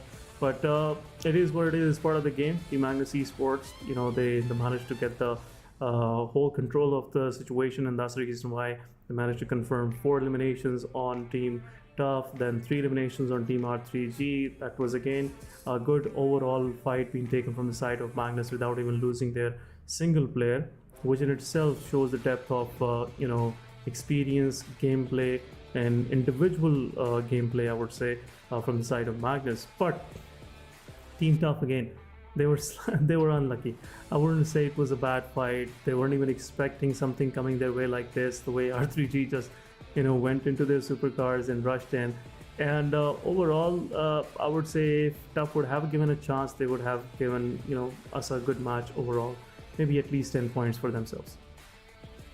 Well, we might see that happen coming forward, but like yeah, as of now, it seems like the teams are gonna be having a very happy moment coming for them because it is home ground. We are gonna be walking into Erangel, nothing else but Erangel. I mean, this seems to be a map which is a complete great mix of strategy and randomness. You could actually go ahead and just run around and actually keep trying to find frags for yourself. You could also have a plan in mind and go accordingly. And in both ways, you might be able to find something or the other for yourselves. So, a team, if they are consistently not doing great on a map like Erangel, then they need a lot to work upon. Then that means that they're neither great at their solo plays nor at the team, and that just means that you are not able to deliver the kind of gameplay that is demanded from you in a game like PMPL Pakistan. Yep, it could be something, again, we always say that it's an open chance for anyone to grab because the Wrangle again is a default map. All of these teams, they have good practice on this map. Most of the times these teams play at Wrangle even in some local tournaments because mostly it's a predominant map. Mostly it's being played throughout, and having a bad match on a Wrangle doesn't look nice. You can have an excuse for Miramar, you can have an excuse for Sanhok being totally unpredictable, but what about Erangel? This is something you should be always ready. You should be always, eyeing on to catch up the momentum, to catch up your, I would say, the way it's positioned. I believe it's mid of the day, and at the same time, if you're not getting momentum in first two maps, there's your chance, and go ahead and grab it. Absolutely. I mean, you do want to make sure that you have the best game going forward. But look at that. Our players already set to go. Hey, am I seeing just a curtain for a player from the side of Magnus? I guess he's not in there. He just joined the lobby and left. Maybe he felt thirsty. It's Ramadan after all. Sometime, I get you it, eat yeah. too much dumplings. You eat too much of samosas, so you might feel thirsty sometimes. it is what it is. But yeah, now he's there. Maybe the camera position is slightly odd, but we are about to go on to the third match of the day and match 9 for PMPL finales. And talking about the circle, looks like it's starting from the northern side, going through shooting range, then through Quarry, Katka, and now ending at Primoz. So Team TG would have an easy drop for themselves. But rest of the team on the eastern side, again, it will be a difficult one for them. Possibly we will be seeing some skirmishes happening near Rozhok or school, or maybe in the outskirts of Pachinki, because that's where most of these teams drop to pick up some vehicles. But after all, it's another match, another opportunity for teams on the second page, especially Team TFD. Team TFD showed some intent in the first match, and now we are expecting more from them because the way they cleared up the whole squad of Team Qwerty in the second match, looks like they will be feeling confident in their own skin. Well, let's see, comfortable and confident. That's gonna be the go-to, attitude to approach this game, considering that this is Erangel Boys and Girls for the first time today, and we're gonna have it again at the end to close things off with. But yeah, as of now, the teams, as you said, are definitely going to have quite some, trouble trying to make their way towards the eastern sides. Agonex I8, I don't know if they're going to stick to their usual spot of drop because the circle seems to be already leaving it completely outside. There's okay. I'm sorry. I did not notice. They already switched everything up. They're all the way near North Esports, up north on the map, completely opposite of what they generally do. Hmm. New things, as we were discussing yesterday as well. We might be seeing a lot of drop location changes depending on how the teams want to approach the game going forward, because they do not want to have all of their tricks revealed just yet. There's a lot of new things that might just pop up. There it is. The fight has begun and it has almost ended as well. Ghost is going to be left alone to fight with Arif, and there is no revival shot that is going to be given to Arif, but Arif is getting in the way. Ghost is almost knocked, almost. He has very little HP left on himself. Uzum is gonna arrive as the power backup that is required for the side of Agonex I8 right now. This is getting more and more difficult. If Blade comes out, his frag will be confirmed. But with that, a utility drops in, knocks down the players from the side of NES. 2 players dead on God. each side. Oh my goodness. Oh my goodness. The kind of utility. Oh my god, man. Come on, NES. You can do better than this. You can definitely do better than this. But Uzum with that utility, 3 of the eliminations going his way. And if one of the players from NES would have been revived, it could be a clutch, coming through. And 3 of these players just managed to take care of the whole team from NES. And I would say 2 of the players, because Ghost had not much of contribution in there, except only buying some time for Uzum to go in and drop those utilities, and all of those utilities were on point. GG's, but an early exit for NES, and it could be, I would say, just payback. NES, they confirmed Aegon XI in the previous match with this kind of utility drop.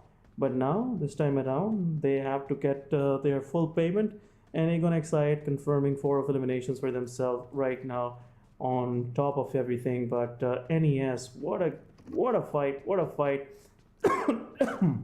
I'm sorry for that. Definitely, it would be worth remembering that utility was on point.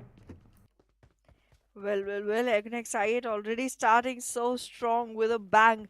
Already 4 points to their name, and with all 4s standing. This is how you initiate a game. It wasn't, we haven't even closed in on the first stage yet. This was literally the kind of drop clashes I want to see. A team just completely dominating, annihilating the other in the process. That's how you start off. This is literally again the same time that Agonex I8 created for themselves towards the second week, where they made it so strong, their victories, their gameplays, that everyone was afraid. If I was in the lobby and I saw that a team literally completely obliterated the other without any man loss, I'd be trying to find the next corner to hide in. Oh my goodness, yes, for sure, Yana. And it could be a worse feeling, especially if you're playing against teams like this. But we have seen some of these, wonders also being exercised by teams like R3G, because we have seen Roshan popping up back and forth, especially yesterday and also today as well in the second match. So looks like there are other teams as well who have equal capabilities to do, these kind of damages, these kind of humiliating, I would say, damages, because getting eliminated by nades, especially when you cannot even see the player, it's not a good sight for any of the teams. But Team Corti on their side had a bad match, but now they are going in. They have confirmed 2 of the eliminations. Zarbaf is close by, and definitely Team Corti is gonna go for that hunt. Zarbaf is on he himself right now, giving 1 player down. Second one, not even given a chance, and there you go. Team 3X is out of the mix.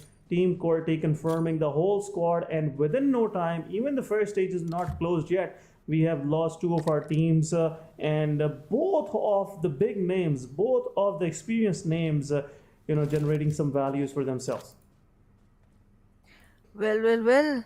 It seems like this one is gonna be a quick one. I did not expect this early on this kind of elimination on a map like Erangel. It is not Sanhok. It is not as fast paced as you would, find Sanhok to be. But the holdback that I was expecting towards the days of finals, I'm not seeing that. The teams are just so comfortable and confident. Like we were talking while the plane path was being shown on our screens.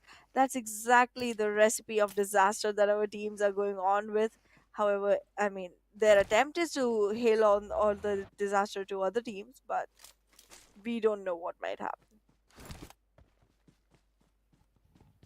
Yeah, and looks like Team Corti and Aegon XI, both of these teams were in a need of these kind of starts, And previously in both of the previous matches, we have mentioned this because Team Corti right now they're struggling. They're the second last on the table in finale, and this is very rare to see because most of the time these guys are always eyeing for the first spot. They're always there to win, and is the only team in Pakistan circuit with the most wins. Of any official tournament, any official PMCOs, or even I would say they are pretty dominant squad locally as well. But this time around, this PMPL, the story was different because there's a lot of new recruits coming in. Chief OG, Pop, most of these players are the new ones joining Team Corti, and joining, just before PMPL is not the right time. Again, team needs a lot of practice to build synergy, and that's what we felt like Team Corti was missing. But overall, starting your match of an angle like this definitely gonna give you the confidence, and it will also point out some of the mistakes that might be Team Corti is making, and this time around they fixed it, and the reason why they were able to confirm all of the frags on 3x very dominant team, and after confirming, after wiping the whole squad of 3x, definitely Team Corti are feeding themselves. Well. Team Corti is definitely on a high horse right now. They just gotta make sure that the galloping doesn't stop, that the gulping doesn't stop, because I'm seeing this team just feasting on all the others. Right now, they've already made sure that one team is out back into the lobby. That is 3x. They might just have another one falling back into their arms soon enough, but the faulty devils, there's the fault that they committed, which is gonna be very heavy and risky for their side, because Tough is not gonna be punishing. Tough is not the team you're gonna be tough enough against. Tyler tries to take a dip back into the borders. Oh, so close. But no. So freaking close. Exactly. It's pretty close, and Oh it's my gonna God. end soon enough. He might just survive, but not for long. Not for long. Oh With my that, God. first loss, first casualty coming in from the side of TFD. And well, they're already at a man count disadvantage, and with this deficit, going on forward further is gonna be difficult. The circle is gonna push back in as well, making it more and more difficult for TFD to hold on. And there it is, a circle elimination. There you go. And that's where TFT will lose two of their players, because looks like the player that just got knocked out won't be able to get any revivals, even if he if he was able to swim to the shore. But it's one of the bridges which we rarely see get guarded, or maybe set up, should be deployed there. But it is what it is. TFD was least expecting this, and that's the reason why now they are on a deficit of two of their main players, Elazar and Freestyler. We have seen Freestyler doing wonders for TFD in the previous match, but this time around it's an early finish for him. But 52 Esports and Team Corti, now they are pretty close to each other, and Team Corti are quite spread out, which is again good for 52 Esports, but not good for Team Corti, because Team Corti might get few knocks to their side, and that's where 52 Esports would like to capitalize on. But there you go. Team Corti, they have positioned themselves, and looks like Chotu might get knocked out, and Chotu wasn't expecting Vortex to be this close, but he's the lucky guy. Otherwise, if he would have totally committed to the position, he would have lost his life. But Team TG is nearby as well. What's going on? What's going on? Whenever Team Corti is somewhere in the mix, Team TG somewhat finds them in the lobby, and come nearby just to poke them, just to give them some run for the money.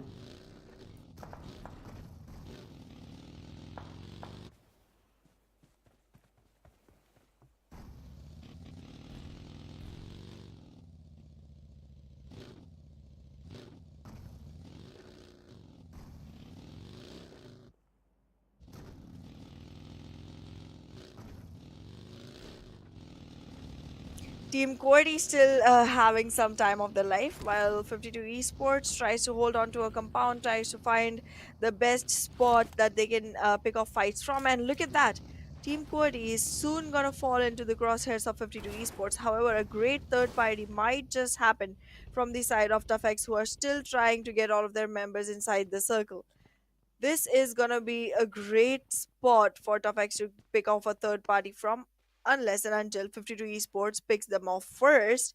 in which case the whole situation will change in the favor of Team Cordy. And now, I mean, Team Cordy, as we know, are already doing best in the lobby so far. But in the meanwhile, 7th Element and X Generation starting off with a run over fight from the side of 7th Element. And well, we know this one, right? We know the script. They always take their vehicles, run over people, get off their vehicles, shoot people. That's just the way they roll. What's going on with Go for 70? 70, they lost one of their players. They just finished another fight, and now Team Bablu is joining in. Bablu Reviews taking down one of the players, and Team Bablu is out. What just happened? Team Bablu! This was something they weren't expecting. In 70, also, all their players are knocked out. T24 OP is the final one. Team TG pushing forward and will confirm the final player standing. And looks like the player which was there, he picked up the vehicle right in front of the players, and 70 are left with only one player, which was slightly away. That is Team 70 T24 OP. But what is Team TG is doing? Team TG is the second time around. They've been part of a third party. They picked up one of the elimination from XE, and now they have joined in the forces with 70, confirming Bablu. And once Bablu was out of the mix, somewhat the peace pact went away, and Team TG straight away pushed on the players of 70, confirming them as well. But yeah, 70 had a good start, but now they're just left with one of their players standing, and might be Team TG have a plan for that solo survivor just to get rid of him. But Freestyle on the other side, taking down Tarzan. Tarzan, the guy who is kind of a frontline assaulter for Team H2E. You know, losing him early on won't be a good thing to have. But overall, what a start to the match. 4 of the teams are out of the mix. Well. The match does look like it's gonna be in the favor of freestylers right now. They do have all 4s. They're fighting against H2E and TFT. No. Double team investment, not the best option here. This is PUBG Mobile. This is not mutual funds where you just invest in multiple things and expect for great returns. This is not how it works. There are terms and conditions in that too, and there are big bold terms and conditions in trying to win the chicken dinner for yourself here. You cannot just mix all the spices that are around. So just do it one at a time. Slow cook this dish, because the more time you take, the more affirmation you put into it, the better it will taste. 3 teams on a equal standing right now. Iconics I8, the Grounders, Quarry, whichever one starts losing players first is gonna have a hard time surviving further. I mean, that's basic things that we already know, but I'm just bringing it back in attention, specifically for the fact that there is just 3 teams on the top up right there, and 2 of them haven't secured the chicken from them for themselves yet. Actually, wait a second, all 3 haven't. Not in the finals. Yep. Damn. But yeah, sure. That's a separate conversation. But a moment ago, I felt like I was about to be a part of cookery show, maybe. But someone might be hearing some growls from the tummy monster. Who knows? That's a personal thing. I'm not gonna go deep into that. But yeah, sure. There was some recipes. There was some spices coming in. And the only thing that was missing was some prepared food, and that's what I believe Johanna is waiting for. But Team Tough on the other side, 52 Esports, Chotu, the guy who has been very clinical overall, is getting knocked out. But Jalad with the spray taking down M7. Team Tough have to pick one of their players up, but where is the rest of the Team Tough? Because it's just a moment time where Team 52 Esports will go ahead and push forward. Both on the side, Joker will take down Hassan. Hassan is confirmed. Team 52 Esports will lose another player, and it's just down to Jalad, who is the solo survivor right now. And I believe it's time where Team Tough have to revive their player as well. Where is Jalad? Jalad, his position is revealed, I guess. So the way Joker is moving around with his vehicle definitely will get a clue where Jalad is, where the final player is. And the only thing I would recommend to Team Tough is not to go slightly farther from each other. Keep a close formation, otherwise Jalad could make the numbers bad for Team Tough. There you go, play zone again, taking down M7. What just happened, brother? You was revived a moment ago, but now you're not. and Team Tough is left with only 3 of their players standing. Team Tough losing players is definitely not gonna look good for them. Not gonna look good for them at all. But in the meanwhile, well, I think convert that into a complete elimination. We are seeing PUBG Esports trying to get out of that play zone glitch, but in the same time, Team Tough taking some huge shots at a huge team and actually winning on it. Ghost. He was able to refrag, but that's not gonna look good because they're gonna excite. Again, we were discussing this literally a minute ago. The moment they start losing players, it's gonna look more and more difficult for the teams with a great number of frags as well. Seventh Element, with only one person surviving, still have 5 for their name, and ToughX is having 6 elimination points. However, the 2 strong teams right now on the map are going to be the Grounders and QWERTY. Magnus Esports and Freestylers cannot be counted out as well. I'm expecting QR to finally go ahead and establish their dominance on the map. But yes, it's a great spray that got missed completely. Yeah, but IQ, I believe, won't be able to survive for quite some time. It's been a tough, fray out there for solo survivors. I'm seeing 70 with solo survivor, Tough with one solo survivor, TFT with 2 of their players surviving. But overall, these battlegrounds weren't, merciful to the players who were left alone. But there you go. Team Aegon Excited Ghost will bleed out. QR will have this elimination points to their names, or will have that for himself. But Tough Joker, the solo survivor, right now being sprayed from 2 different directions. And looks like Team Tough is also about to leave for the lobby. But Team QWERTY on the other side, keeping themselves busy once again. Pop taking down one of the players from Freestyle. Freestyle were 4 men standing a moment ago, and now Freestyles are left with 2 players standing. Within no time, Freestyle lost 2 of their players. And T24 OP will also confirm I guess Black is also out. But Tough Joker, meanwhile, got eliminated by the side of QR. And we are left with only 10 teams in the mix. And we are just in the 5th stage of the game. It is very rare to see something like this happening. But QR Spark being peppered from different directions right now.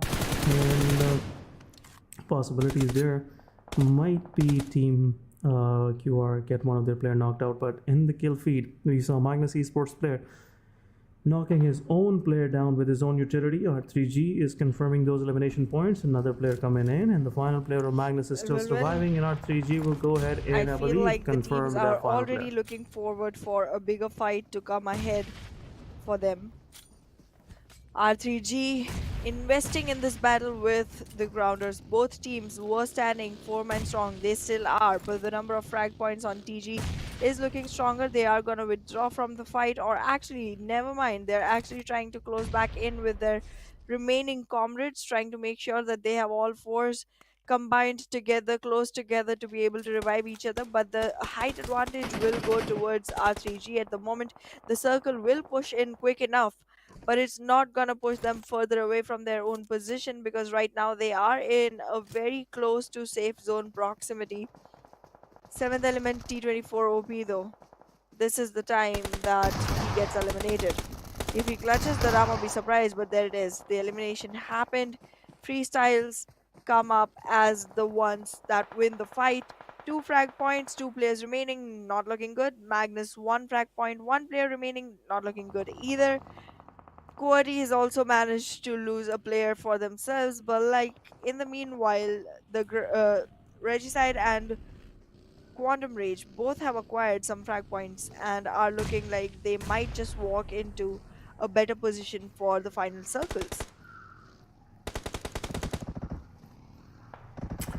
Yeah, surely, but on the other side, looking at Freestyle drop shot, he's just trying to be giving some retaliation, but somewhat he can't do anything in front of 2 of the players from H2E. But H2E, one of their players got knocked out from far away. They will revive that player up and they'll move forward. Team QR is closing in. I believe Team QR is pressing forward on the players of H2E. Somewhat Team QR realized that there are only 2 players on the position where Team H2E player was reviving one of them. But looks like now Team QR is not committing fully. One of their player is back with the rest of the team, and it's only Spark holding on to that position. It's a very vital position, but slightly outside of the circle. Another shift coming in, centralizing the open area right next door to Quarry. Khan is low on HP. Team TG might be able to take one down, and that's where Team TG is good with confirming their eliminations. Chapater will go ahead and confirm the player of QWERTY, leaving QWERTY to the two players standing, which are Pop and Wolverine, I believe. So, but Team TG right now, they pretty much got all of the attention for themselves, but H2E will help pretty much TG to push in, push closer, and that's where I believe Team QWERTY might go ahead and get all of their players eliminated. Sad boy didn't pick Wolverine. How is it possible he couldn't manage to spot him? He was on the buggy, but Team H2E also giving some damage to the players of Team TG, R3G on the other side. They're closing in. They have the height angle where they've been for quite some time. Sensi with that nade taking down Knock Knock. It's 3 versus 3 situation. Chapater is knocked out on the other side. Sensi might go ahead and get knocked out, but Evil Boy have to go ahead and confirm their player, which is inside the compound. Sad Boy and Sensi in a very risky position, and looks like the picture on Sensi is not Sensi, it's Destroyer. But it happens sometimes, it's at the end of the day, it's all machine don't recognize the people. But yeah, Team R3G still 4 men standing. They managed to pick up Knock Knock, and most of these teams in top 3 are still standing strong with 4 of their players. R3G now, they have an idea where 2 of the players from Team TG are, and this is where I believe Team R3G will have their focus slightly diverted. But Sensi still trying to do something. Knock Knock taking 1 player down. Evil Boy taking down Roshan on the other side, taking down Chapater. It's a 4 versus 3. It's a 3 versus 2 now. QR is also joining in. Knock Knock will take down Sad Boy. Vaz will go ahead and confirm Sensi, and it's just a matter of time where Team TG will get eliminated. And it's Evil Boy versus Team R3G, and confirmed. There you go. Team QR are also joining. They have to be ready. R3G have to be ready. I'll go ahead and confirm all of those players who are on the downside of this hill, but R3G have to pick up their players. Meanwhile, QWERTY's Wolverine got eliminated. H2E will confirm the elimination for themselves, but it's a 4 versus 4 between R3G and Team QR. Oh, it's a 3 versus 4 now. It's not looking like the best situation for the teams. Right now, it seems like Regicide and H2E don't have the best numbers advantage, and we know what Quantum Rage does when they have all men standing. They have great gameplay coming in, and I'm waiting for that to happen. They have the height advantage as well. They are going to have to relocate a little bit, just a little bit, to stay inside the circle, but they're not going to lose as much of the height advantage as they have. R3G, on the other hand, though, is going to lose the players one after the other. There it is. Roshan gets knocked, and now Vaz is the only one standing. But well, he's going to be spotted soon enough. There's shots coming in constantly, and there it is. Random shots, GG's. Oof, complete elimination of R3G. It's now a 4v3 between Quantum Rage and H2E. The teams are still trying to approach each other. Oh, there you go. Meanwhile, while QR is going to go ahead and do that revival. Senior is going to be put back on field. It's chicken dinner. Oh, it is. It sure is. Oh my god, so many whips. So many whips, and still with the fight. What just happened? Okay, there it is. Another spray coming in. Tarzan is going to hang by it. Tarzan. Yep. Oof. Tarzan, are you going to peek again? You shouldn't. Keep them up for as long as possible. And there comes a utility. Already trying to squeeze Tarzan out of his position. Pushing him away. He has a utility of his own in his hands. Trying to toss it, but no, wrong time. Vulnerable position. Another utility pops in, and there it is. The fire comes in, and the fire closes off the whole game for the side of QR as the winners of the winner chicken dinner. Great gameplay. And well, there it is. I'm on a Most fire. awaited moment. Definitely most awaited moment for this finale. QR stepping up, and whenever QR steps up with this kind of performance, it's a clear indicator that there are more coming our way from them. And again, I'm happy to see they didn't delay this, because otherwise it would have been pretty late. But now they're in top 6 with this 11 eliminations and 21 total points. I believe they have now a clear-cut shot on the first three positions, and QR will definitely eye for that. Definitely will go ahead and prepare themselves to capture the first position. But guys, we'll continue this conversation after this short break. Don't go anywhere. We will be right back.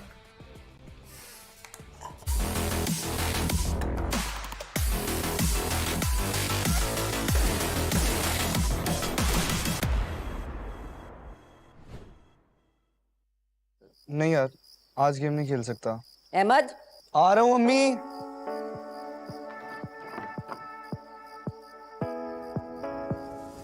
हाथ बढ़ाने से, साथ निभाने से, उम्मीद बांटने से खुशियाँ घटती नहीं बस बढ़ती है। वही देता है वही सुनता है जब भी दोगे तुम सदा।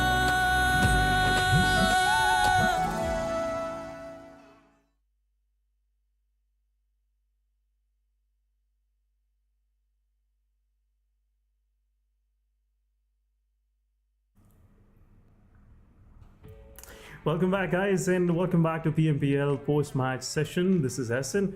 With me, it's Sehana once again, and another most awaited moment just happened a moment ago, and that's Team Quantum Rage confirming their first chicken dinner of this finale. Again, a very well-balanced performance. You know, Team Quantum Rage, they holded their positions, the way they spread out, and especially dealing that 3 versus 4 against Team R3G. That was wonderful to see. But Ayana, what are your thoughts, especially on the performance of the players coming from R3G? Because unfortunately, they were unlucky slightly. They managed to get to the 3rd position, but it was an overall good performance against Team TG as well. Well, I feel like R3G is definitely one of the teams that is consistently climbing up one after the other. Some player from the team does show up, somewhere or the other, and look at that. We already have Noki coming up for MVP. I mean, I feel like this team is one of the, you know how in school we have mid-benchers who just try really, really hard to try and get back at the first bench? Yeah. Who just try really hard to actually, get a grasp of everything that's going on. It feels like R3G is one of those teams, and right now they're on a roll. They're actually trying really hard, and all of those trials, all of that hard work is resulting in some very flashy points for themselves on the leaderboard. And I guess that's just how consistently this must go for them.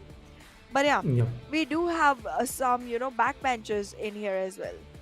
Those backbenchers, I would say, are 7th Element and 3x. These are the kind of students that give zero attention to the class, and then they still do so amazing that you're just sitting there wondering what just happened. This is not the student that studies. I mean, we haven't seen them going in for the chickens just yet, but then again, they do come in, they do deliver, and they are still stagnant at their own positions on the leaderboard nonetheless. So yeah. Yep. All thanks to the bonus points that they have got for themselves throughout the league stages. But these bonus points not gonna save you for quite some time. We are midway in this finale. It was the 9th game for this finals, but yeah, sure, we are still seeing that some of these teams, as you rightly said, are acting like backbenchers. Somewhat they start their match with a bang, still not going full in, not going for the chicken dinner, but somewhat they're still holding on to their positions, and all of the rest of the teams are just scratching their heads what's going on. These teams are not getting good points, but still they are on top positions. So again, talking about the match summary, guys, we have to describe this as well. Highest elimination goes to Goku, highest damage goes to Noki, definitely the reason why that guy was MVP. Then highest assist goes to Senior. It's very rare to see Senior assisting. He's mostly front-end fragging, but high ceiling done from the side of Khan. He was surviving for quite some time, especially on that ridge where Team TG managed to confirm him, but Team QWERTY had a good start. I must say, the way they confirmed 3x, the way they had a fight against Team Freestyle. For a moment, I felt like Team QWERTY would have a good match, but now looking at the match ranking, looks like they had good points for themselves.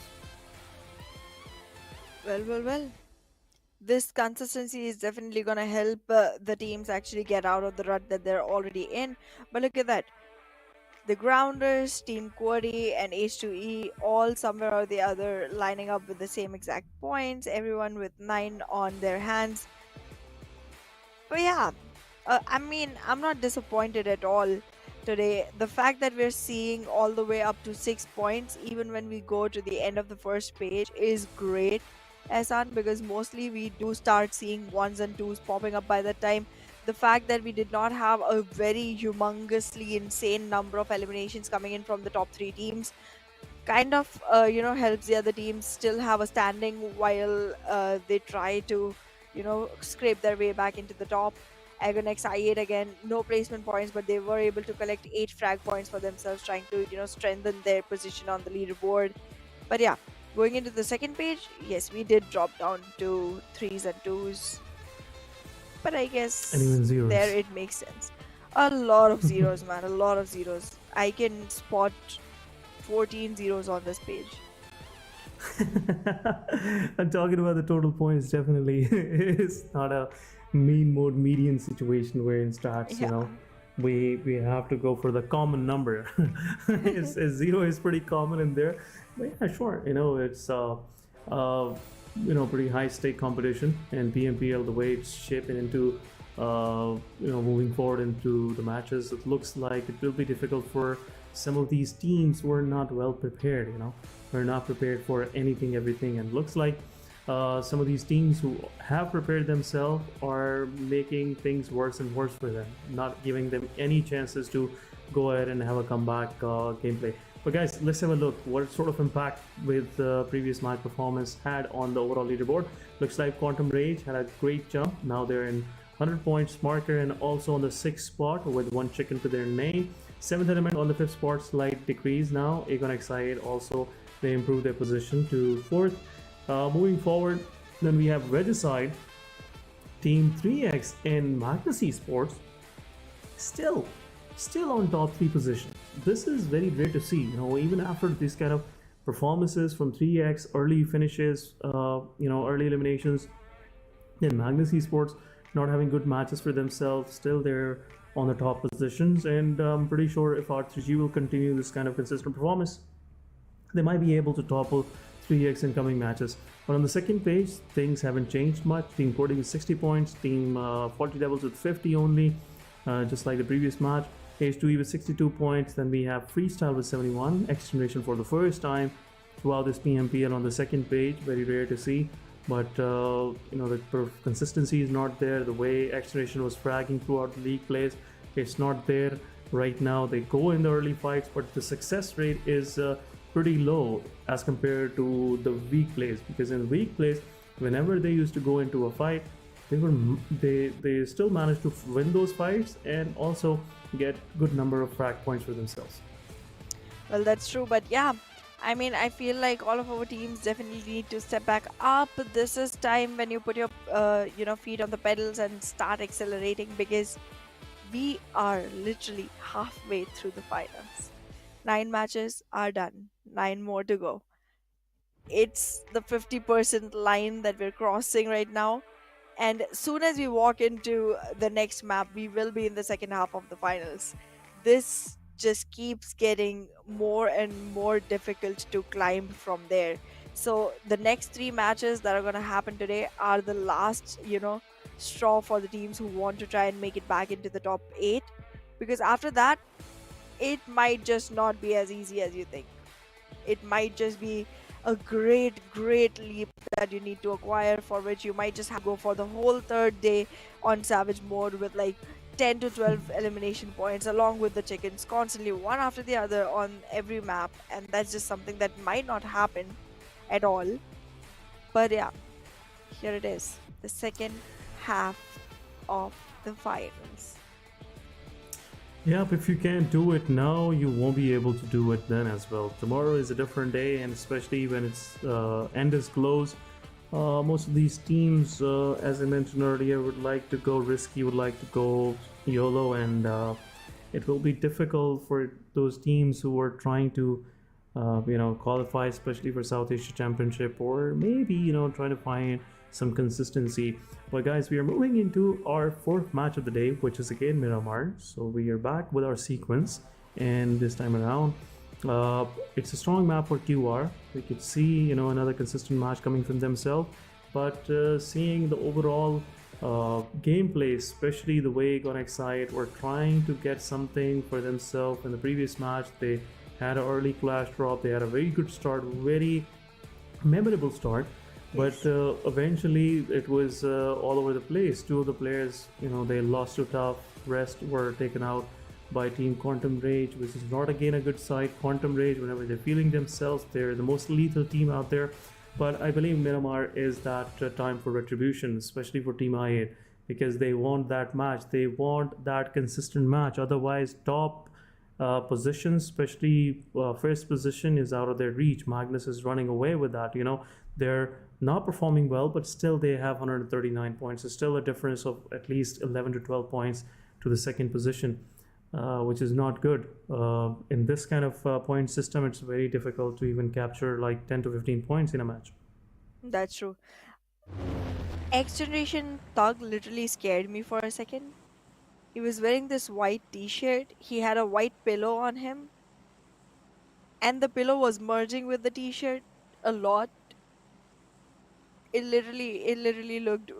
it literally looked like some character from some, imaginary cartoon series. I was like, wait a second, what just happened? And I immediately after that, he was just able to, move his hands around, and then I was like, okay, no, that's the pillow. That's not his tummy blowing up. It looked like one of those characters. I don't know the name. I don't watch enough cartoon. I should watch cartoon. Anyways, coming back to the map, Miramar, and a very centralized plane path. That's rare. Very rare. Yes. It's very, very rare, and for most teams, it's gonna be glidable opportunity to go to their favorite locations. It's still gonna be a little difficult for Puerto Pariso, for Impala, for Trailer Parks Ruins, or just the locations that are just way too far. Now, if you have that location as your favorite drop spot, then well, I don't blame the plane path this time. This time it's on you. It's on you. But early drops happened. H2E has already acquired some positions for themselves. It's a huge split that they're Oh my going goodness. from three different locations, four of their players located on different islands each. And Walid Ilmar is being populated by Team Bablu, but the circle is looking like it's not gonna favor anyone towards the northern side. It's a complete southwest shift, and I feel like only 60% of it is playable area, right? Yeah, looks like, especially talking about the western edge, it's definitely not a playable area. Down south, there's water in there near Manas del Sur and Valadimar. Pablo will be happy, definitely. Team Tough will be happy, but rest of these teams who most of the times have very less chances of surviving on this kind of terrain, especially around Manas de Valle, because it is a tough terrain. Especially you cannot maneuver your vehicles, you have to be on foot, and it's an open area. These are long ridges, so teams have to be prepared. Otherwise, we'll be seeing some early eliminations happening. And Team Tough would definitely be a part of those squads who will have the most value for themselves. Or, things can be otherwise. Team Tough would be the first one getting eliminated as well. Because right now they're in a risky position. Everyone will be eyeing for their home location, their home drop spot. That is Chumacera. But the rest of the teams, most of the teams, I would say, are outside the circle. Looks like NES have a long route to go. It's a long drive. Definitely, they have to prepare their hats. They have to prepare their t-shirts. And might be a playlist because it's a long way to go. But 7E on the other side, they have a clear path. They can go through El Pozo straight down through Monte Nuevo. It's a straight path. No big deal. You can straight away go to Valadimar. No issues. TG might be aiming for that rotation as well because it's one of the easiest one. Surroundings are pretty open. There are very few compounds on the roadside, which minimizes the chances of you being ambushed. So it's a good route to start with. But otherwise, every team starting from NES, QR, they have to go through a cluster. Looks like Team Quality, TMDFD will be waiting for those squads. MGS have to decide which way they want to go. FS will have a hard time because now the only route I see for them is through Picado, where 3x is already anxiously waiting for someone to pick on. Well. The positioning on Bablu looks really optimal right now. Any team coming in may or may not know about their presence. They have a completely different drop location for themselves. They will be able to take all the time in the world to go ahead for their loots, find the best things that they want without any problems at all, because there aren't many teams here right now, and once they start moving in, there is no play zone rush that Bablu has to fight with. So they're just gonna have some really relaxing time here in the beginning. But once the fights start happening, I am expecting Team Blue to actually win this time with some great numbers on their boards, because this team is one of the ones that people expect a lot from, but we aren't seeing much coming in from their side. But I mean, there's a lot of switchery in the weaponry happening, so let's see what that switchery results in. I Yep. mean, you don't know which weapons they might go for, because considering the fact that this is a rigid area, you might just want to make sure that you have long range weapons with you so that you're able to take peeks into the windows of the houses around you and still hold from an open area where you can fall back just by walking behind a little, so that all the utility damage can be neglected. But yeah, in the meanwhile, Agonex I8 in the biggest city making their biggest claims. Let's Yep. see if they're able to win this time, because we've been waiting. We've been waiting a long time. Yeah, it's wait, never-ending wait, and all of the Aegon Excite fans out there, they are anxiously waiting, because if this keeps on going like this, the probability is there that Aegon Excite might not qualify even for South Asia Championship, because the number game is pretty close. We see top 8 teams, they're pretty close to each other, and some of these teams, they are performing consistent. Even 52 Esports, the one we weren't even counting on, they are performing consistent throughout these 2 days. So looks like the chances are there where Team Aegon Excite might have to go through a tough time, might have to go through a realization that they are pretty close to getting eliminated. Maybe someone else will dethrone them, but it's not a good thing to see, because one of the best squads of Pakistan, if not ends up in South Asia Championship, it would be a big loss, I would say. Viewership wise, it would be a big loss as a region. So yep, Aegon Excite have to show up quick. Well, let's see if Agonex I8 is going to be able to do that, because as of now, they're having a tough time, as we talked already. But yeah, talking about tough times, you would talk about Team Tough, who are doing so much better than one would have expected, specifically in the finals. Since they started yesterday, it's been great coming in from their side. 52 Esports has stepped up. There's quite a few teams that are literally delivering commendable performance, and I'm just waiting to see what more can they bring to the table, because this is great game coming in from their side, and one that you cannot Look at neglect 70. no matter what.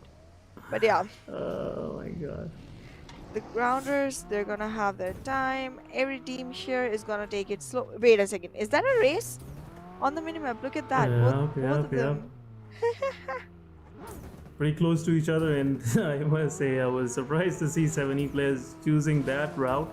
Team TG, they realize it's a good spot, because most of these teams would like to go through this area, and looks like Team TG had a plan for 70, but 70 was already prepared. They said, okay, who needs a road when you have a vehicle that can climb through the off-roading areas, and that's what 70 is doing right now. What a great rotation, and I'm pretty sure 70 won't be able to lose any players of themselves, and that's where Team TG, with a big loss, I would say. It was a good try, but it was a big loss for them. But overall, Team 70, they would be safe. They would go ahead and put themselves in a safe position overall. But yeah, GG's. Again, 70, good rotation coming from their side. Well, let's see how they go ahead and capitalize on it, because right now it seems like the team members are gonna need a little more time to actually be in close enough proximity to be able to save each other's backs. And well, there it is. The support has arrived. The rest of the team already fallen behind, but in the meantime, 3x is gonna multiply their frag points by taking some shots at TFD. Grave situation from TFD. They might not have the best shots coming out of here. Cairo alone is able to put so much pressure on TFD. Imagine what the whole team will do. There it is.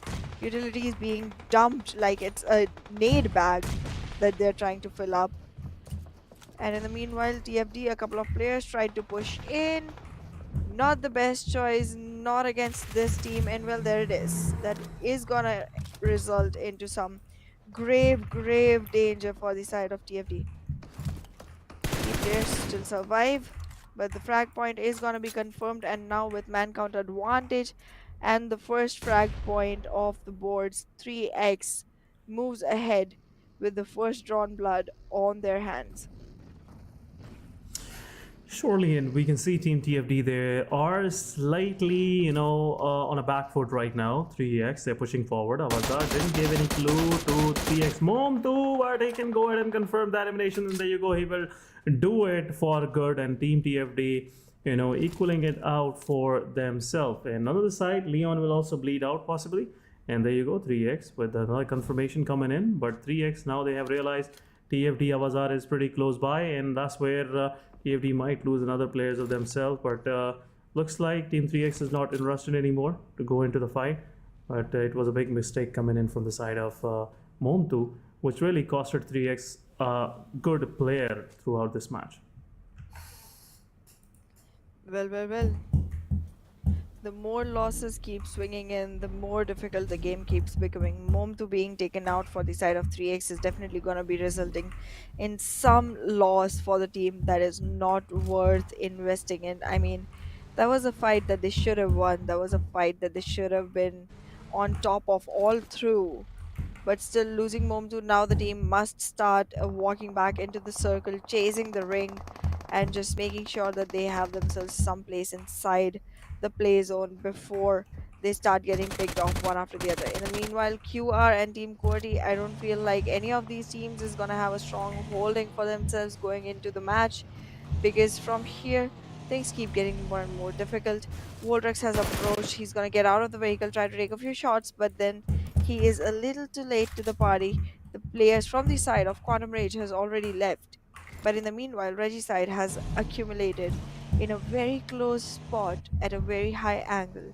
And talking about high, that's not how physics works, does it? Like, that vehicle just literally almost vertically started climbing up the wall. It is some of these performances are denying the laws of physics right now, but let's see if we'll be able to see some more well coordinated action coming from these sides. But looks like after some early eliminations, Team TFD and Team QR, both of these teams have lost their advantage in this map. Looks like QR, I was expecting them to win, but R3G Avenger, great shots coming from the side of that player and confirming another player from Team QWERTY. QWERTY losing an early player, which is not a good side. Again, Team QWERTY lost their one of the vital players, their front-end fragger, which is again very detrimental for team performance overall throughout the match. But again, R3G was taking down QWERTY Khan as well. NES Maxi will get a lot of damage, another chip damage being dealt on the players of NES. Maxi will bleed out, but R3G on the other side confirming another player from QWERTY. What's happening? It's only one player surviving from QWERTY right now.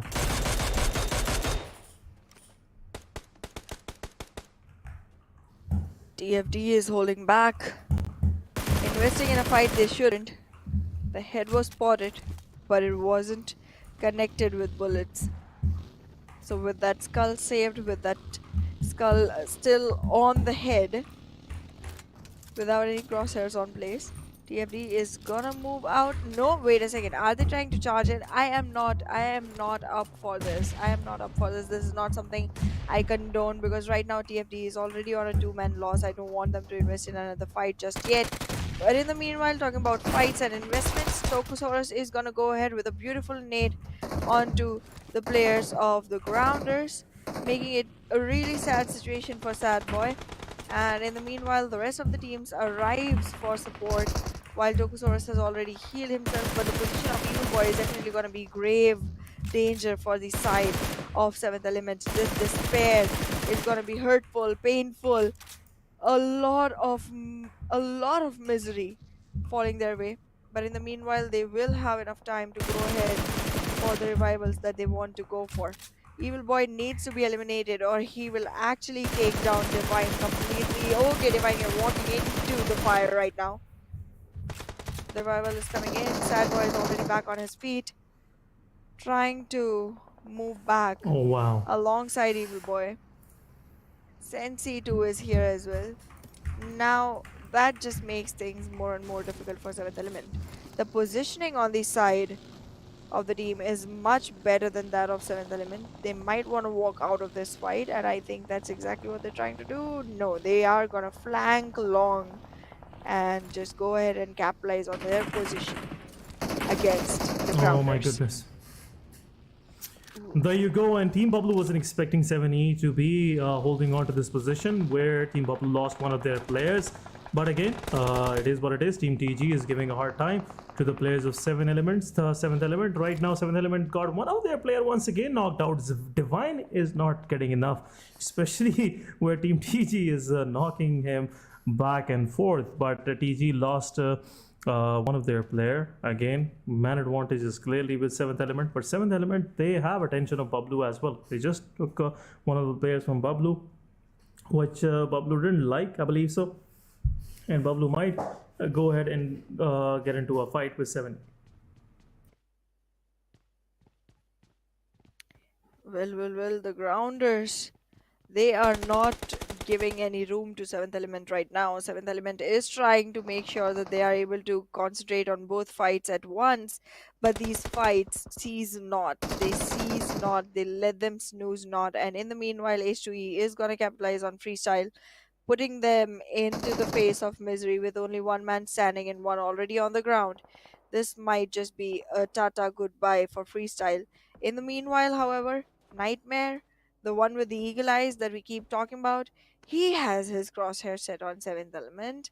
Now, North Esports is going to be able to claim themselves a frag point from no intention of fight, with just the presence of one single member at a place where he wasn't expected, wasn't welcome, and just shut him down, take the point, leave back for home.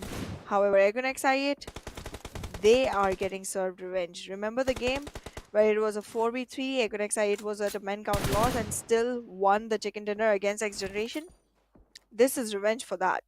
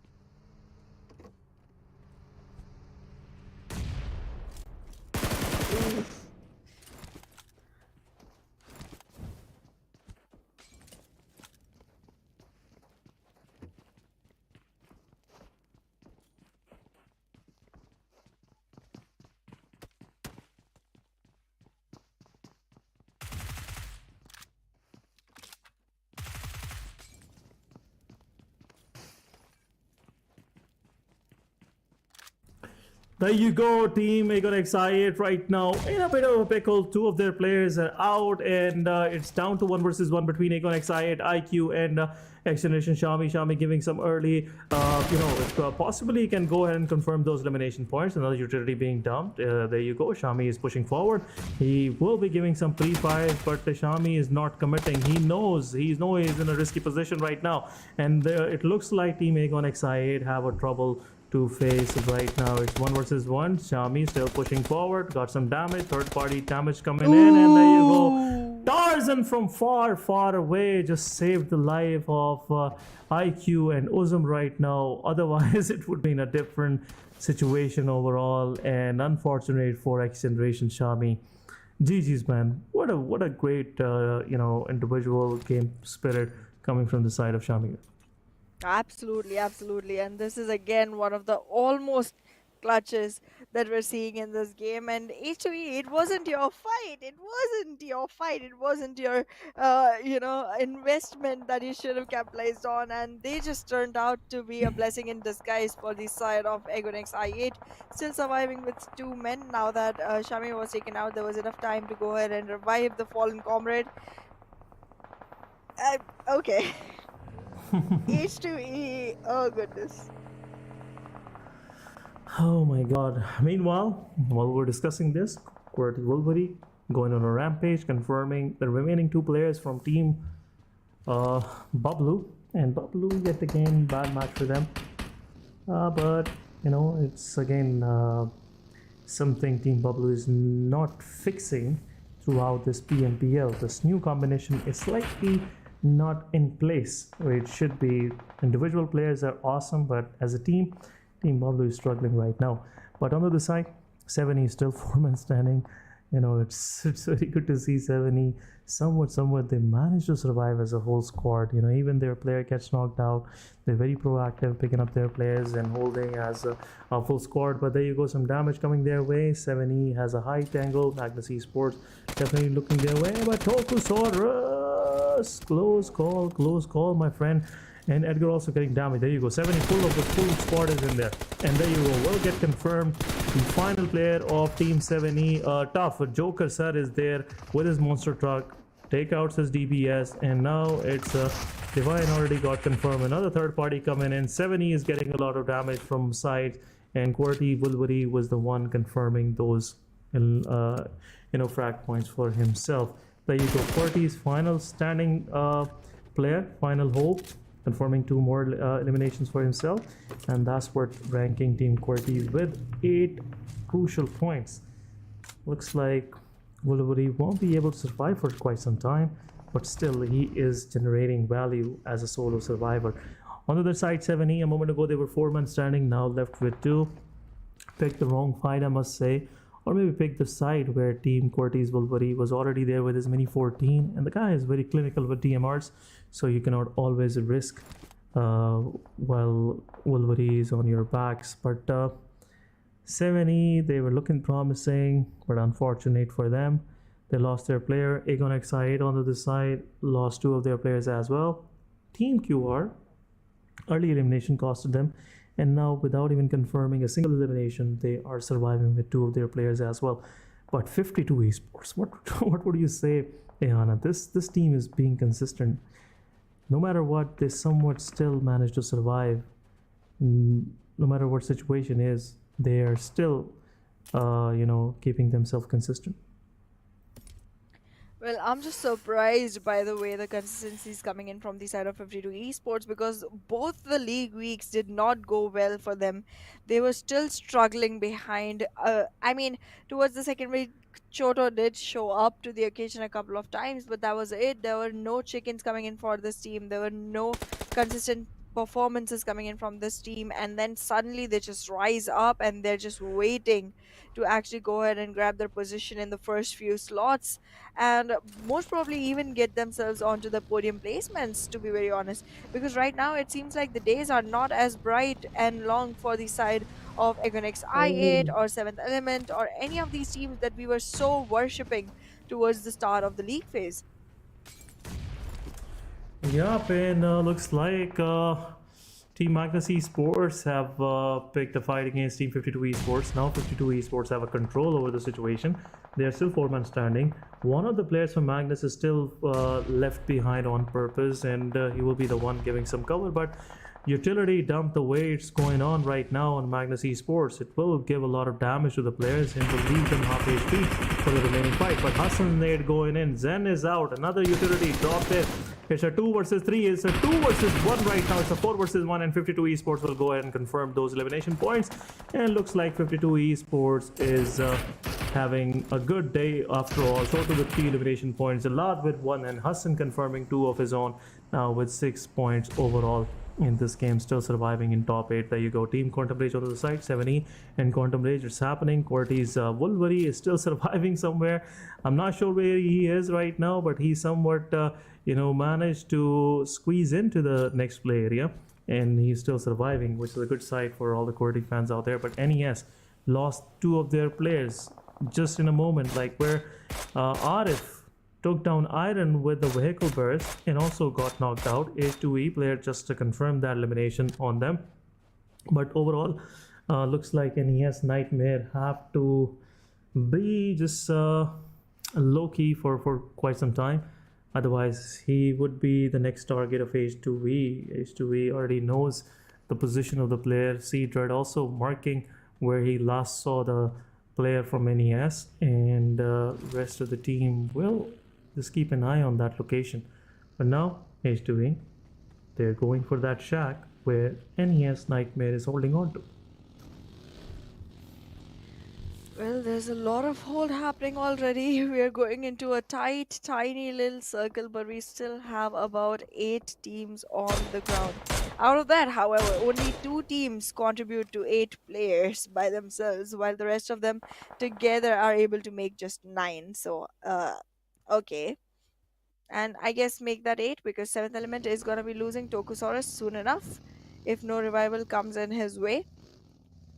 But yeah, I mean, it might very well be H2E's chicken, because they have great positioning into the circle. They have, oh, okay, never mind. They are still moving into the circle, but they might be able to get themselves a great positioning inside the circle, while 52 Esports is still holding on to the edge, trying to gatekeep it for them. But yeah, there it is. The elimination of 7th Element. Oh, oh my god. He confirmed another squad. He just 1v4'd the whole squad of 7E single-handedly, He got third-party elimination points on them, and now confirming the whole squad with that utility. And, this is what experience brings for you. The guy is so experienced, he knows where to take a full-fledged open fight or where to just go ahead and be sneaky with the utility and take players down with that. But H2E, they didn't lose their player. Malik just hold on to himself. Otherwise, it would be a difficult one. But 52 Esports giving a hard time to the players of H2E when just might get knocked out. His buggy is also low on HP, but Tarzan gets taken out by Freestyle Malik. Got confirmed right away. Malik still surviving on half HP. H2E couldn't do anything about it, and I believe it's just a matter of time when Malik might bleed out by the play zone. He is also low on HP, but Nate coming through and pretty close, I guess. 52 Hassan won't like the surprise which Nightmare is preparing for him, but 52 Esports still 4-man standing. They are holding on to their position. They have a clear-cut man advantage. The only team with 4-man standing, but right now they are on the northern side of the circle, which is again a risky one. All of the teams are looking up, not down where Team QR is, but 52 Esports grabbed a lot of attention from their surrounding, and now they are just waiting for that opportunity where they can have some more map control for themselves. But NES Nightmare right next door could be a nightmare for 52 Esports. They have to check their surrounding, they have to clear the surrounding, otherwise it would be a difficult one. Look at Nightmare, he has his utility in his hand and can make things worse for 52 Esports. Well, Nightmare definitely could be the nightmare that 52 Esports wants to be staying away from, considering that right now they look like the one team that can actually have all the advantage rolling in their favor, the great positioning, the great match count advantage on themselves, and alongside good number of frag points to go along with. They wouldn't wanna get be a prey of such casualty. However, right now. It seems like 52 versus H2E already initiated. Here, things keep getting more and more difficult. However, 52 Esport, in the meantime, will confirm frags onto Quantum Rage and eliminate the whole team out of this area. Now it's gonna be just four teams. Four teams, out of which NES literally is a single solo survivor. The revival will happen soon enough, but the position of Nightmare is now revealed. That position might not keep him alive for long, and there it is. Elimination Here you comes go. in. Three teams surviving, and the benefits look like they are favoring 52 Esports. 52 Esports alongside H2E and Egonex I8. IQ seems to be Yep. having complete knowledge of where Choto and Joker are surviving.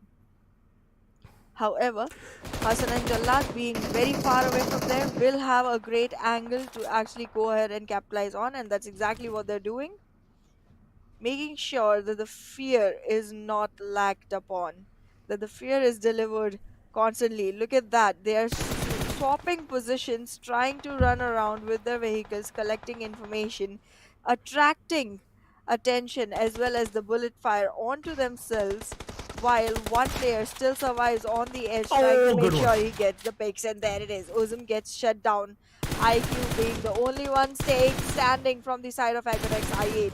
Hides behind a bush, Oh, has GG's. a little bit of a hard cover, but there it is. Complete There you go. elimination in the Confirmation. meanwhile. 5 elimination points is all that Agonex Oh, I8 good has. one. But GG's. there it is. H2E pushing in, getting shot. Oh, That is the only one standing. oh and no now way. he's 52 not there Esports. either. So close. So freaking close. H2E, there you go. Confirmation comes in, and team 52 Esports yet again with another chicken dinner. And this is what consistency brings for you. They were consistent, they were getting some average numbers every now and then, and now this chicken dinner will definitely, give them a big swing into the top three possibly. And let's see where they're standing now. After this graphic, definitely we'll have a look at the numbers, but a great chicken dinner coming from the side of 52 Esports. Looks like they managed to confirm 13 elimination points for themselves, and now they're ranked 5th after 7th spot. Now they're in top 5, which looks like they will be eyeing for top 3 position coming 2 matches. But GG's, what a match, and what a team play that we were discussing, that they are lacking team game, and now they played as a team. Look at the results. GG's, man. Well, definitely a great game coming in from the side of 52 Esports, but we will discuss that in great detail right after this short break.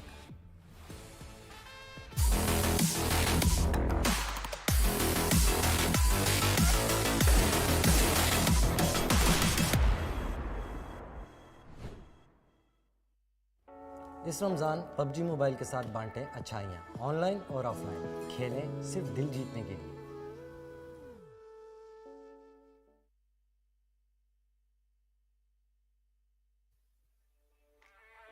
Well, welcome back to PMPL Pakistan, and I am your host Anna. Alongside me is Ehsan. What a great game did we just witness? It was again least expected. Least expected. 52 Esports. They were kind of a point of attention for everyone.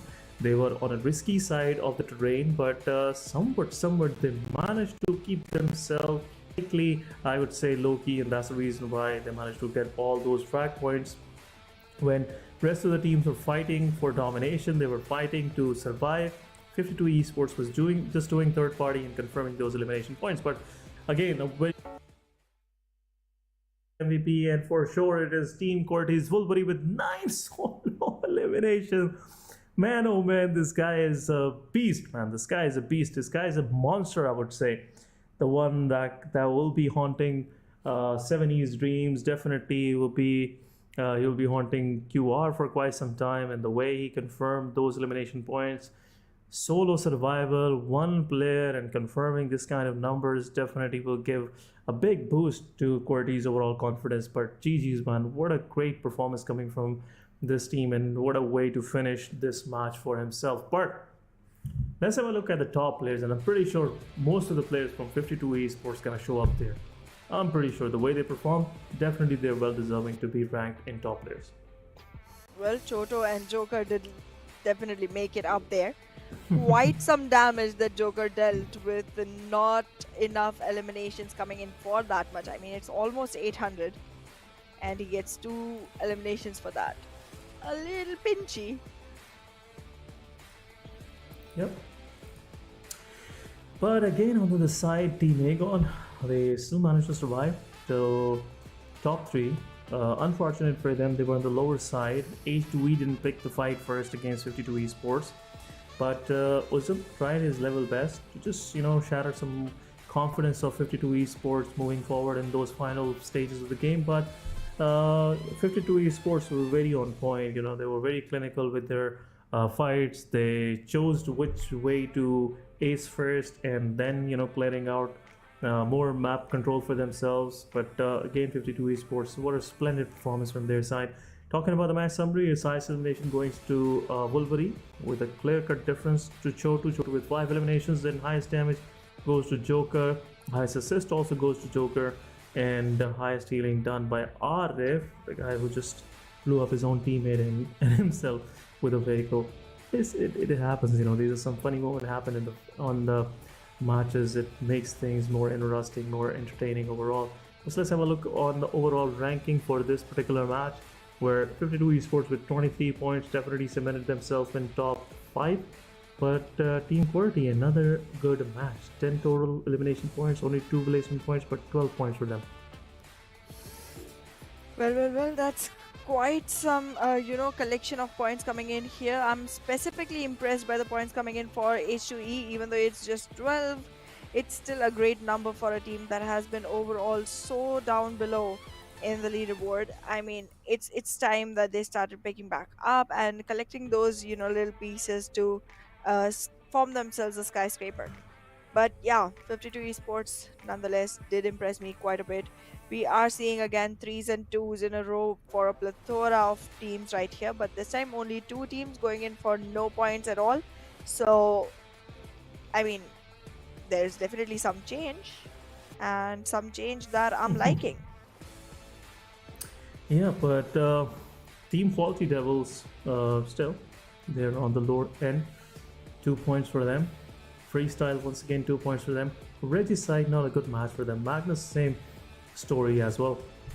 Quantum Rage, 3 placement points only. They couldn't even confirm those elimination points in 7E right next door, where QWERTY's Wolverine just went in, jumped in with a utility and confirmed those as well. This is what you call genuine frag stealing. That's what Wolverine showed us in this previous match. But let's have a look at the overall ranking. Definitely Magnus Esports with 2 more points. 141 overall, sitting good on top position. Have a good 16-point lead as well to 3x. Regicide on the other side closing in. 3x didn't have a good match. Previous one, and now 122 points for Regicide. Aegon side with 119. Looks like the danger zone is closed. 52 Esports with 113 and 7th Element both with 113. So top 8, almost all of these teams are in 100 points mark, which makes it very difficult for the second page to even grab any spot for them on the first page. Looks like most of these teams are far away, and Faulty Devils, Team Bubbloo, the Grounders, it's getting difficult for them. Team QWERTY, they're creeping up, which is a good sign. And again, Team QWERTY is the one that can bring it back for themselves with the experience they have under their belt, and looks like Team QWERTY is rightly doing so. Well, that's definitely so, but I'm pretty much looking at a couple of teams here, North Esports and Freestyle. Even after a chicken, they weren't able to make their way into the top 8, and I'm expecting the teams with chickens to at least survive on the first chart, because we haven't had as many teams that actually showed up with chickens just yet. There are new names coming in, obviously, but we have done 10 matches, and that's exactly 8 teams that have acquired chickens for themselves so far.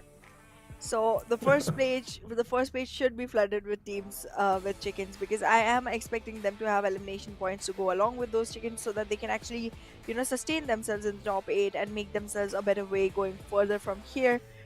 But so far it just seems like the games are changing quite a bit. The pace is altering so quickly that our teams are definitely having a lot to deal with and not much time to prepare themselves for that. So it's real test of time. It's real test of time nonetheless. Yeah, these next coming two matches will definitely plot the whole story for us. And for tomorrow, if it will be an interesting competition, I would definitely be rooting for those top three teams to just exchange their positions. Especially, I'm looking at Team 3X, because 3X, it's been not a good day for them. And these two matches could help, at least close in to Magnus Esports, because Magnus is just running away with the first spot. I'm not sure what Magnus is doing right now. It doesn't look like Magnus is getting some good numbers, but overall looks like Magnus is still on the first spot with 145 points. But let's have a quick look, guys. We are moving into Sanhok again, another fast-paced map, one of the favorite ones for Rehana, also for me, because my journey with PUBG Mobile started with this map. The funny thing is, the first ever map that I ever casted was Sanhok. Oh, So nice. there are a lot of moments, a lot of memories associated with this map, and most of my game skill which I acquired, which is not too much, but that was mostly on Sanhok. That's where I practiced the most. And Vikendi, I can never forget Vikendi. But overall, guys, talking about PMPL Pakistan, we are all set for Sanhok. Physically, emotionally, we are ready for these surprises that might come our way in this coming match. But overall, we are down for some more intense action, some more intense, fearsome battles coming from these teams. The way they're performing, especially unexpected ones, the way 2E is popping up in top positions, 52 Esports with a consistent performance now very close to top 3. Let's see if 52 Esports have something else for us in the back. Well, we might see something else coming in as well, but right now the one team I'm waiting for a chicken from is Team QWERTY. Yes, for sure. Yeah, I want one. I want it to happen today, because tomorrow will be too late already. It would be a big surprise seeing QWERTY on the first page by the end of the day, but possibility is there. They're 72 points in total right now. 2 matches can rank them somewhere on the 8th position or 9th, but let's see if they will be able to maintain their consistency. But it's time to leave all the discussion behind and be ready to enjoy Sanhok. Look at that battle music, pumping it. Dun, dun, dun, dun, dun, dun, dun, dun. There you go. Oh goodness, this is something that's gonna make the Grounders, 7th Element, North Esports very, very happy. These teams are gonna be able to literally instantly drop onto their drop locations. 7th Element is again going for a 2-2 split. 2 people towards Hatin and 2 people still gonna be going towards the eastern side of the bridge. While we still see Magnus trying to make their way back to Paradise Resort this time. Again, after a little bit of while, I think there was a couple of matches where we did not see them going to Paradise Resort, if I'm right. But well, Yeah, XGeneration already capitalizing on Bootcamp. Where is 3X? Isn't they are also Bootcamp there. their spot? Oh, they are so close in color with each other right now. Yeah, looks like it will be a big battle coming to the way of 3X. 3X have to defend their spot, because if it happened once, there's a possibility it can happen once again. But Team XGeneration and 3X, they're tying up close. Cairo is there somewhere in the picture, we can see it. But talking about the first play area, it's pretty much out of the map. Northern side, half of it is water. TFT and Team QWERTY once again just sticking their horns against each other once again in cow. But XGeneration versus 3X. 3X getting the first knock. XGeneration possibly will push forward. And that's where the problems start. Psych pushing in. Zerbuff is there. Zerbuff giving some warning shots. XGeneration Shami is joining in. Player is revived. 3X joining in. Psycho pushing forward. There you go. The rumble is started and XGeneration is out. This was so quick. Oh my This god. was so quick. Oh my goodness. How Oh does my God. that happen? Okay, I literally felt like we might be seeing the TFD versus Cody fight happen before that one, but that just happened Yeah. instantly and ended instantly nonetheless. There it is. That's how Sanhok is played. Teams, show me that. That's what I want I, to see. I felt like for a while that someone just switched off XGeneration as a whole. They were like, "Home, we are going, we are leaving. It's time to leave. It's dinner time." But yeah, it was It's quick. It was really quick. It was really quick, and it's all thanks to Shotgun. S12K, GG's. it's like they were all sitting in the same room and someone just unplugged the Wi-Fi. Yeah. Disappeared in a snap of a finger. It's like Thanos just snapped up there. But yeah, Yeah. Team Quadi is taking it really slow. Even after being so close to TFD in Cow, they are trying to, first locate themselves in places where they can have a great, angle variation coming in for the fights and then invest into it. But yeah, TFD is also going to take their time, going to make sure they have everything they need for the fight before investing in it. And Khan, does anyone from the side of Team Gordy have the information already? Because it seems like they're just running around carelessly as of now. They're not even focused towards trying to see if their rotation from one compound to the other can actually be, uh, you know, spotted by TFD and shot down. There it is. There it is. The Yeah, looks nade. like Team TFD have some plans for Team QWERTY. Pop is there, Wolverine is on the back lines. Khan and Wolverine both holding on to a very good position, and Leon will go ahead and confirm Pop, which is not something Team QWERTY was expecting, but there you go.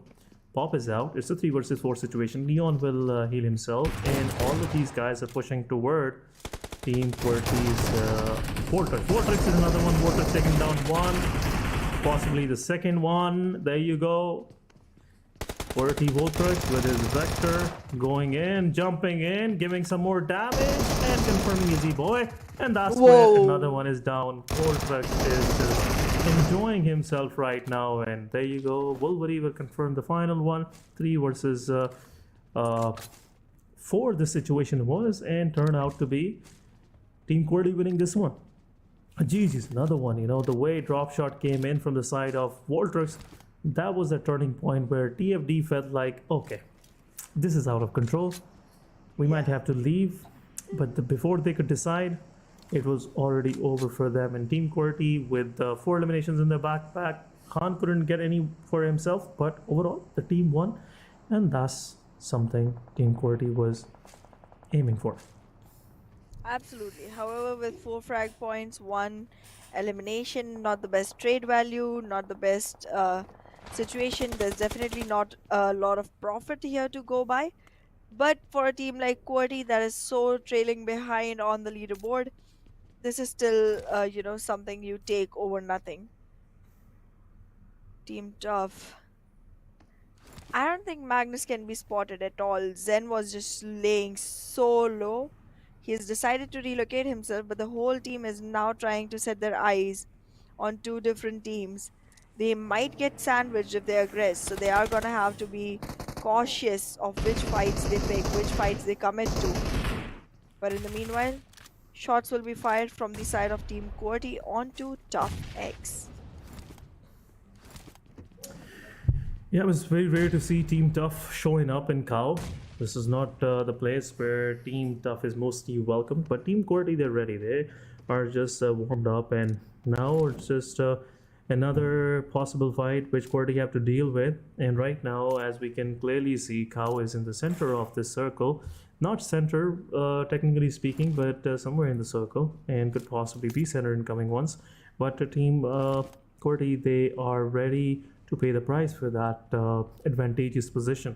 Looks like Team Tough, they have to go all in, otherwise there is no chance. The way QWERTY is holding on to their positions, it can give a tough time to the players of Team The Ultimate Force, and it will be a difficult one to start with because they right now don't know which side to expect the fires from, and Team Tough can possibly go ahead and get the first knock as well. But let's see. A full commitment will come from the side of Team Tough. Looks like Magnus Esports is somewhere close by as well. Magnus is also eyeing on this position. If anything breaks down, Magnus or NES might show up to the party, and 52 Esports also possibly join there. We have seen 52 Esports in Cow previously, and Team Tough wouldn't like 52 Esports showing up on their back.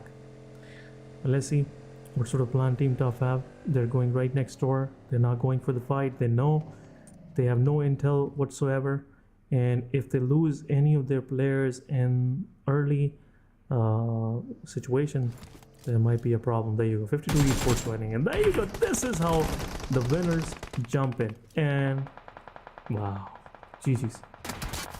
What a way to start. That's definitely a very acclaiming start. But in the meanwhile, 52 Esports starts losing players to Tough X. There are going to be some trades coming in, but M7, that spray connected so well, so on point. This is going to be a complete elimination for 52 Esports. Hardly any scope for survival here. These two players are definitely done for. But the remaining two, are they going to be able to make their way back in? No. I don't know. Told you the surprise which QWERTY was preparing for Team Tough. Now the surprise is being served. They don't want to ruin it.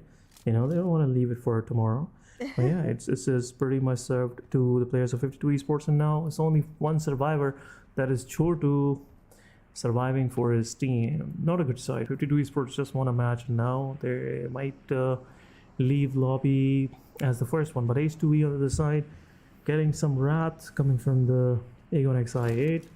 Also, Freestyle joining in. Tarzan and Asad both got knocked out. Drop shot. What's going on, bro? Who hurt you? This is not good. For a drop shot taking down two of the players of H2E. And it's happening. Whichever team have a good match previously, they're the first one getting the most damage. And which is, again, a big problem. Consistency is the key if you want to be in the top positions. But QWERTY with 5 points in their backpack, they are now feeling themselves. Tough is also eyeing. They're expecting maybe someone else show up near Cow, and they'll be able to pick some more for themselves. But they have lost their important player, that is Edgar, who is always the frontline fragger. And if you lose your aggression, if you lose your aggressive players, you won't be able to capitalize in full squad v squad fight. Another confirmation, another close confirmation, but GG's, good save. Well, Thor might not be able to confirm the frag. There is definitely gonna be a revival happening, but that was a fight that was not expected at all from the side of Quantum Rage whatsoever. And that's exactly what Sanhok does to a person. You have to watch your back constantly, and that is the reason you need all 4 members of your team alive, because you need to keep watching in like 100 different directions, and the more players you have, the lesser attention you have to pay to it. But in the meanwhile, 7th Element getting crushed between QWERTY and 52 Esports, and that it is. Khan confirming those elimination points. Joker will be the one confirming the final one. And just someone completed the sentence for Ayana. It wasn't meant to. It's alright. But 7th Element is no more in the game. Another squad leaving us early on. 2 Esports, I believe their solo survivor is still in the mix. But how long? That's the big question. H2E on the other side, leaving only with Dread. And Dread is far, far away. Somewhere in the blue zone. Team Freestyle is also moving into the circle. And more of the mix is now in between Magnus Esports, Team QWERTY, and if we say North Esports as well. The way they are spread out, North Esports would have problems, because if Team R3G joined them on the shorelines, it will be a problem for North Esports. Well, North Esports is definitely going to be in a lot of trouble. But are they going to be able to creep back out of it, because they recently got themselves a chicken? They would want to continue the run. Oh, look at this. R3G. R3G. Do not end up in a GG. It's a 4v1 right now. Bablu Wasi being the only one in the periphery. However, the rest of the team is arriving for support. You might want to Oh, he eliminate just Bablu noticed. Wasi before the rest of the team comes into play. The information has been collected. Knock, knock. Now just go knocking on that There you door go. and put Boom. Bablu Wasi out of his misery. He's hiding in a Another very one. sweet spot.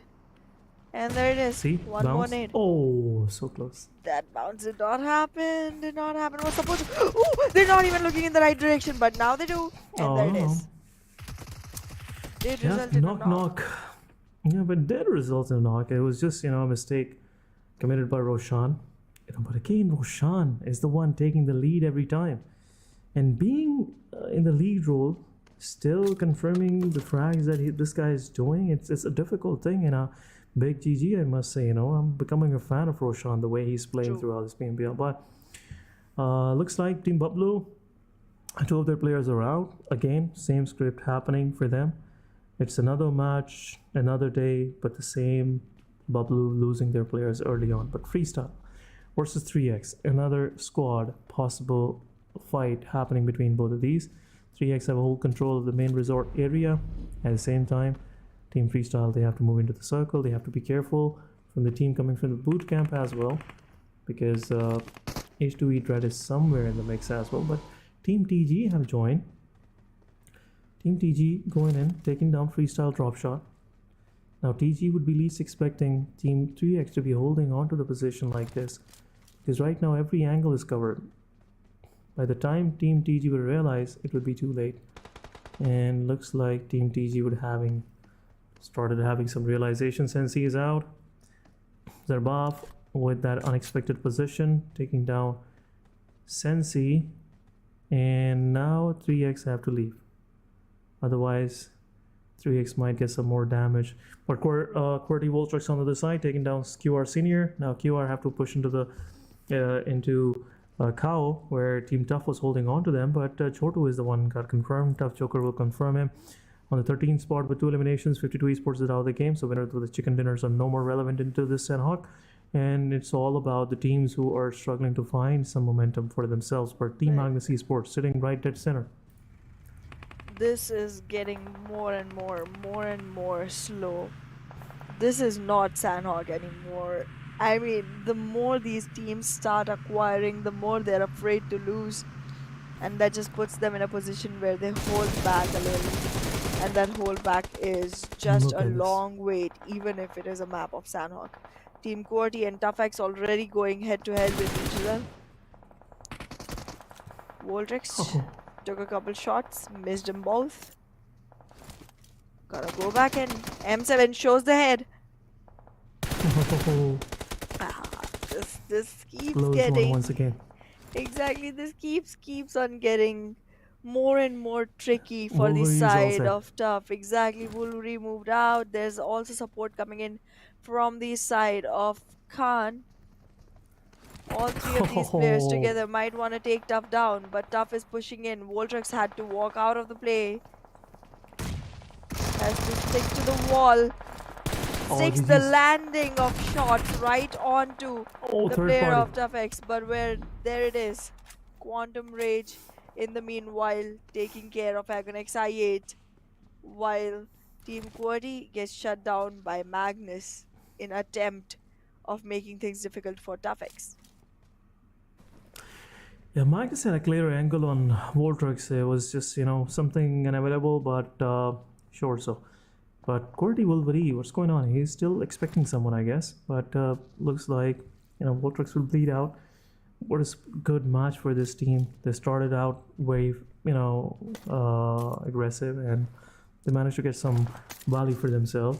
2 for Wolverine, 4 for Voltrex, 2 for Khan. This trio worked out pretty well. But overall, now they have to just lose it to Blaze Zone. Very unfortunate for QWERTY, but what a great fight, especially against Team 52 Esports, Team Tough, then TFT. What a start of the match. Again, GG's. But Team Quantum Rage losing their players. Right, left, center. Magnus Esports still standing. They have the Tatmog warehouse for themselves. No immediate threat for Magnus Esports. Looks like Magnus gonna hold on to their position, but they're pretty much edged now. H2E Dread on the other side taking down Freestyle player, Freestyle. Arham was down. Black took down H2 East Red. Now R3G also joined the party. And probably R3G will go ahead and confirm those eliminations on them. There you go, Knock Knock taking down Malik once again. Freestyle left for their final player. I guess it's Black this time around. Quantum Rage Goku is moving forward. Zabian will take down Goku, and only Senior is left alone. And that's where Senior have a chance to cross the road and get into the circle. But Bablu Pan joining in will take down Finisher. Looks like Magnus Esports have to do some reviving right now, but things are getting heated. Team 3X versus Team PG is happening on the other side. Uzum taking down Goku will confirm the elimination point for himself. Finisher also taken out. Uzum will take down Qwerty Wolverine as well. So 2 more points for Team Agon side. Still 4 men standing. 3 men standing, unfortunately. But they have most of their players intact. Might be able to spot Senior as well, and will confirm Senior as well for the team. Uzum with 3 elimination points, 4 in total, 3 just now. On the other side, Team R3G is holding on to their position and confirming some more frags on Team TG. Team Magnus Esports, they got their first knock while moving into the circle, but it is what it is. They have to shut down Blade, otherwise there is no chance of revival for Drawlin. Well, it seems like Magnus Esports might not even be able to make it back into the circle once the circle shifts one more time, because it does not seem like it's going to be in their favor. And there it is, not in their favor. There was a huge area control that Regicide had acquired for themselves in the previous circle, and because of that, one of their members still has hold of the area within the next circle. The rest of the team will have an easier time trying to move in. They also have hold of the one compound that survives on the other side of the road. They will be able to move into it and acquire it as a way to protect themselves, to cover themselves when the fights begin. So it seems like Regicide does have a very strong hold into this map. They might be the team that takes the chicken this time, but we still have 7 on board. Bablu with no frags and 2 players. The Grounders with 1 frag and 3 alive. Magnus with 2 frags and 3 alive. Agonex I8 with 5 frags and 3 alive, while the rest of them are all with on force.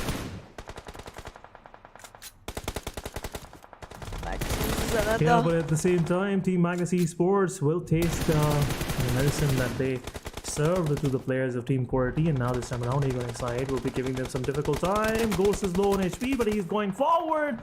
Gets stuck behind a boulder, and meanwhile 3X and Team Magnus Esports both will help out each other and will finish Agonex I8 from the map. Agon is out, North Esports is out, and it was just a matter of time where R3G went ahead and confirmed those elimination points for themselves. But Magnus Esports, now they have to deal with the duo of Team Bablu. Team Bablu, without even having much of numbers for themselves, they have only 1 point for this match so far.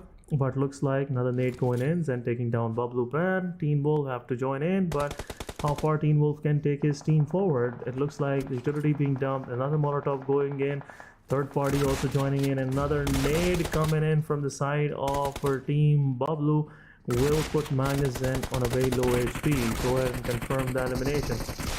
Teen Wolf is low on HP, going in, pushing forward. AKM working his magic, and now Zen will be able to join in, and Teen Wolf will confirm that elimination point on Magnus. Magnus, there were some chances of them going into top 3, and now losing out like this, I'm pretty sure Team Magnus won't be able to do much for themselves. But there you go, the guys joining in.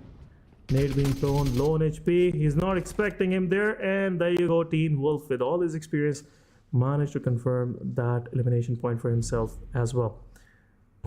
Well, the sound is pretty much tallied, and I believe it's just a matter of time. Teen Wolf will also get eliminated. Absolutely. Top 3 teams survived: the Grounders, 3X, and Regicide. Ooh, this is gonna be another revenge matchup. RPG. The Grounders might just get taken out instantly, and that's exactly what we're seeing happen. And then it's gonna be another Regicide versus 3X. We saw one yesterday. It was a 1v4. Oh my goodness. Almost happened. This time it is a 4v4. It should happen. There's a greater advantage towards the side of Regicide. They have force. They're on the height advantage. They have the vehicle to themselves as well to try and find out information if they need to. The circle, they have more area control on it. Oh, But in the GG's. meanwhile, Knock Knock will get knocked by Zarba. Yeah, he wasn't expecting that. Roshan have a very good position right now, but R3G was in the centralized position. Avenger, he's trying to heal himself. It's a 3 versus 4. Miracle is the one with the numbers right now. Rest of the team is still, trying to find some hand-eye coordination for themselves in this match. But Miracle, he can make this mistake right now. There you go, Knock Knock on the other side, getting revived, and it will be a 4 versus 4 right now. But Montu, being that far behind, it will be a problem for Team 3X. 3X, if they get one of their players knocked out, but Roshan will take down. Well, give some damage to the players of Team 3X. Another player down from 3X. There you go. The Boss might also get knocked out. Kaido will get also knocked out. Avenger is right now serving, big deal to the performance of Team R3G. Mom to join in. There you go. Another player, giving out the position to his remaining players. But Roshan, if he get revived right now, it would be a big mess for Team 3X to deal with. But right now, looking at the situation, Roshan low on HP. He will guide his team through to the success. Will give out the position of the players. But Avenger, you have to be quick. You have to be quick. Otherwise, there you go. Play zone confirming another one. There you go. Looks like Vaz have a 1v2 to deal with. He takes down one. No. Not one. Nothing. 3X will go ahead and win the chicken dinner for themselves. GG is another match for 3X. And God. all thanks to Zarbaf and Momtu for holding on to their horses and eventually confirming those points for his team. GG's, but R3G, they had a good match. I'm still happy for them as well. Well, absolutely. 3X did have a great map for themselves. They did get themselves a winner chicken dinner. But yeah, one more time, R3G loses to 3X in the final points. Oh. That's gotta be heartbreaking. And well, 3X, however, could not make this victory claim themselves the first position just yet. They are still on an overall ranking of 2. They need a little more climb to get back up there. However, we'll see you after a short little break and discuss this in more depth.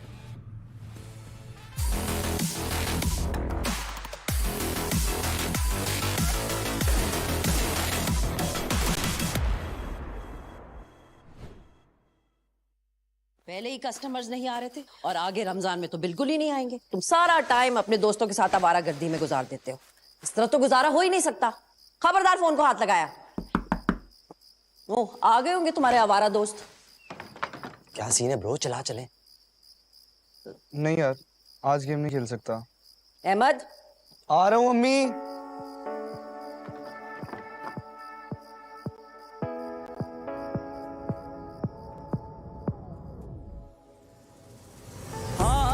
बढ़ाने से, साथ निभाने से, उम्मीद बांटने से खुशियाँ घटती नहीं बस बढ़ती है।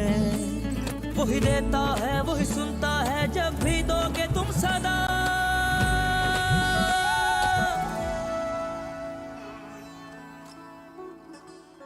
हाथ जो मिलते हैं रास्ते निकलते हैं, खुशियों में बदलते हैं। रौनक हर चेहरे पे खुद ही आ जाती है।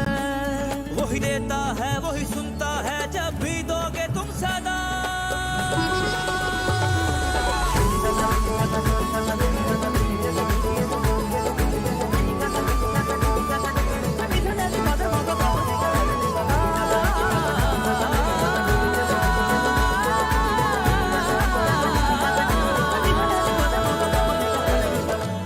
क्या बात है बच्चों, दिल जीतने वाली गेम खेल गए।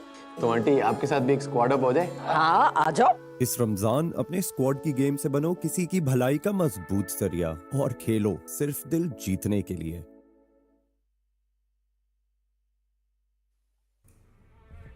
Welcome back to PMPL Pakistan 2023. I'm your host Ahana, and with me on desk is Ehsan. Ehsan, again, R3G versus 3X happens. This time they have the man count as we were expecting them to, and they still lost. Yeah, somewhat slight mistakes, slight mistakes. But again, it was a good fight. It was a close quarter fight. Both of these teams had the pressure of blue zone on their back. But overall, it's the result going the way of 3X once again. But this time around, if we talk about the numbers, R3G have better numbers overall. They confirmed a lot of elimination points. And MVP rightly said so, pointing out Noki once again with 6 elimination points for himself. Roshan was keeping himself busy as well, but looks like Noki this time around with 5 knockouts, 271 healing, 600 plus damage, and 21 minutes of survival got them most valuable player for himself. And this will really help him with his run for the overall MVP of this tournament and winning $1,000. But looks like it's been a big painful thing for R3G overall. You know, every time they're in the final fight against Team 3X, few things just don't fall in place, and that's where R3G just lose themselves. But overall, talking about this match, top players, it's all between 3X, R3G, 3 of the players coming from R3G, GG's, and Vortex once again, very clinical performance from this guy. He was the one who saved Team QWERTY in that fight against Team TFT. Yep. And there was a great almost clutch that came in from the side of Voltrex with a little bit of help coming in from the side of Wolverine. But yeah, Voltrex did all he could, made sure that they could actually survive out of this. They only lost Pop, no one else was eliminated in that fight. And he contributed about 2 frags there, 3 frags actually there itself, and then 1 later on into the game. But yeah, R3G ruling the board, somewhere or the other trying to claim the fact that, okay, we might have lost the match, but we did win the hearts. Yeah, R3G being consistent, definitely winning some more hearts, and that's the whole motto of this Ramadan PMPL. You have to play to win hearts, surely so.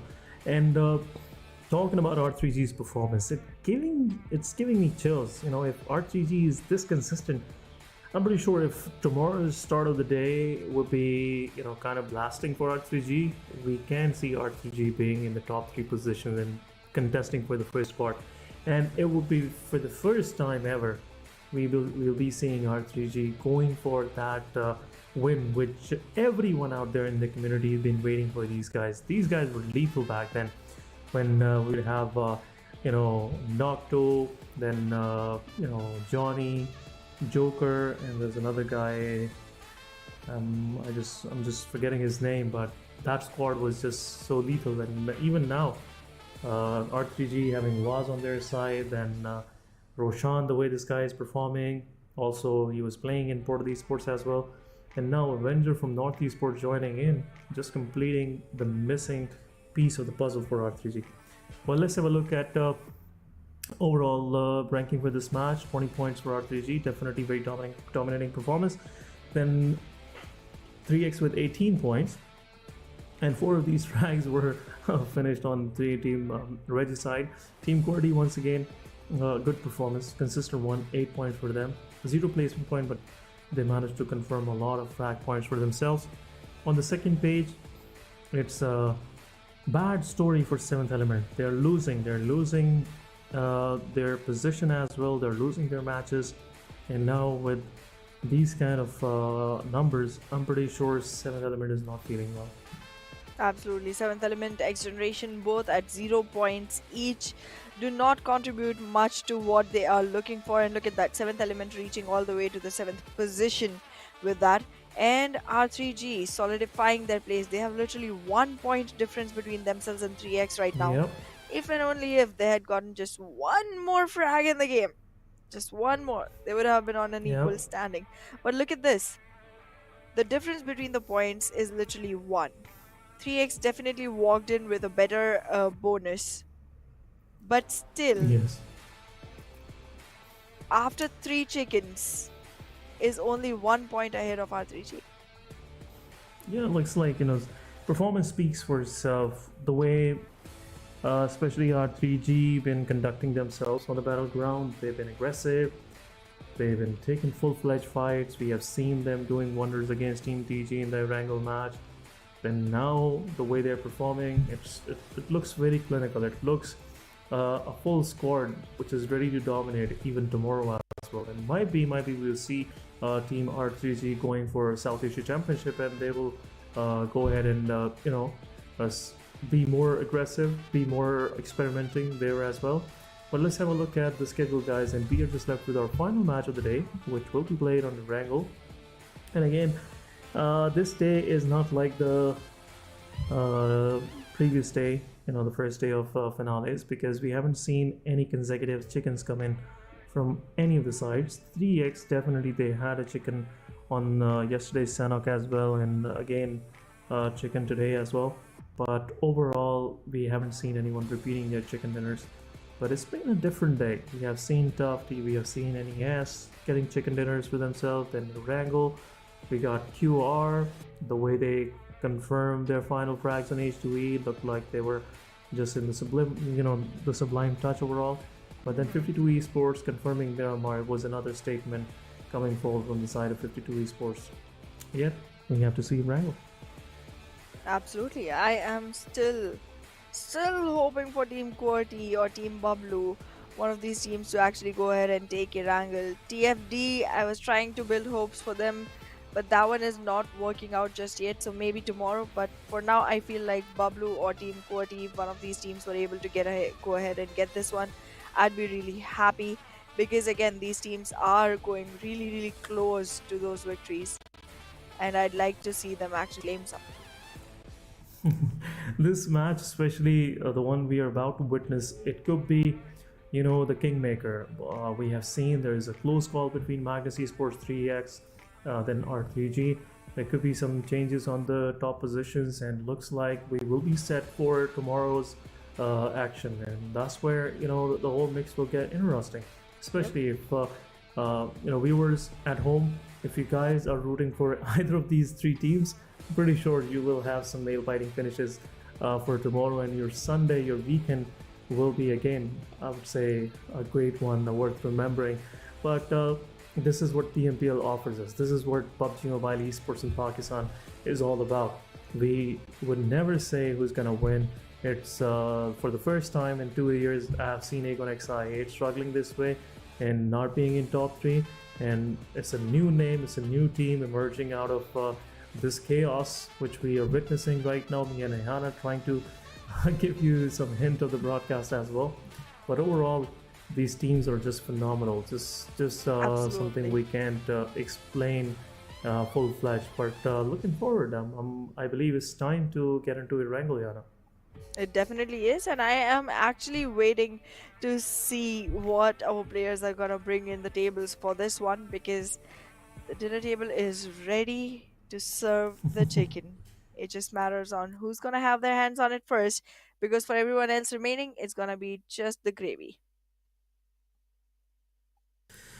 Yeah, maybe they have to just be happy with what they find. But I guess some of these teams are not gonna leave anything for rest of the lobby.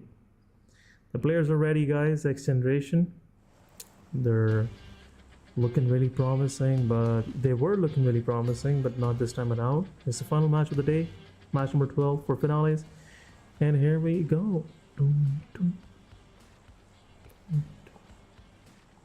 Well, there it is. Again, in the favor of Aegon XI8. If they continue dropping on military base, that is. They did go all the way to Savoni the last time. Primorsk, Ferry Pier, very close in reach. Gatka literally under the flypath. Yasnaya Polyana, Stalber, Kameshki, Lipovka, Mansion, Prison, Milta Power.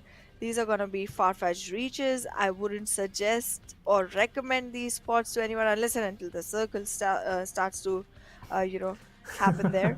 That's a completely different idea. But yeah, what do you think? I feel like it's going to be a completely southern circle one more time in PMPL Pakistan on Erangel. It's giving me a slight hint of a northeastern circle.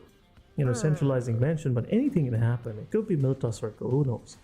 We haven't seen a Milta Circle for quite some time. It would be interesting because Milta in itself is a maze. Very few teams are able to pass through it and be safe and sound. But let's see if we have some interesting situation happening. But it looks like it's Aegon's match, and H2E is also in the mix, so both of these teams can get a lot of value out of this. Hey, R3G went in for a completely different drop this time. They generally go under farm, try to collect all their loot from there and a little bit from Milta and then push in towards the Nova Repnoy Bridge. They are nowhere around here right now. They're trying to move in towards Rozhok this time. I am seeing Bablu still sticking to Ferry Pier, TG still in Primorsk. Seventh Element, where are you? I'm trying to spot. Okay, they are going for a different drop again as well, a little to the southern side of farm. Okay, quite a few new drops, and there it is, a drop clash. 52 Esports already trying to make like life difficult for Quantum Rage. But look at this. What's Aegon up to? Because with this minimal loot, if you're starting out like this, camping the bridge, it might not work out for you. But it's Aegon. They have all the will to do so.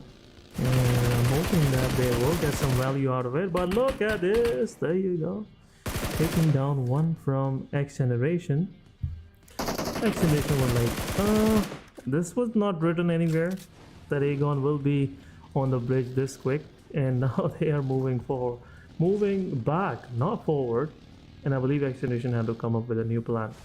This bridge is camped. They might have to use the Ferry Pier bridge, which is, I'm sorry, the Milta bridge, which is also camped by H2E. Wow, H2E, GG's man. Okay, things keep on getting more and more difficult for these players right now. Both bridges being capitalized, both bridges being held hard by two different teams. Out of which I do have great, great confidence in the hold that XI does put on this bridge. They have generally been very peculiar about the way they choose to arrange their players, and it mostly turns out to be their own benefit. And look at that. I mean, we were suspicious about what are you doing so early on with such kind of loot trying to hold the bridge. They were aware that someone might want to travel through, and that's something that you learn from experience from having played the game so many Yep. times over and over, because now they have currently started falling back, trying to reaccumulate their loot while one player continues to watch the bridge while the rest of the team actually goes ahead and capitalizes on the best loot that they can work with, gets ahead and finds all their comfortable, confident weapons. And these words have literally become staple of the map of Erangel, thanks to you, Ehsan. Uh, it just seems like these are the two C's that completely take control of the map of Erangel. Yeah, once again, in every competition of PUBG Mobile esports, Erangel always plays a very unique and very, I would say, clinical role, because it's Erangel where you find your grasp on the competition. Most of the time, we have seen teams struggling on Sanhok, most of the time Miramar, and it's Erangel which gives them that safe space where they can go ahead and get some frag points, go ahead and get some position points for themselves. And most of these teams are very strong on these maps. Even if you talk about QR, if you talk about Aegon XI, most of their big number games have been on Erangel. Even though they like to play Miramar pretty much, they like to go ahead and dominate Sanhok in some cases, but Erangel is the one which gave them this unique way of playing, especially the way they experiment with these things, the way they are confident with their pushes and everything. So yeah, again, it's a staple of Erangel, but it is what it is. I can't help with it.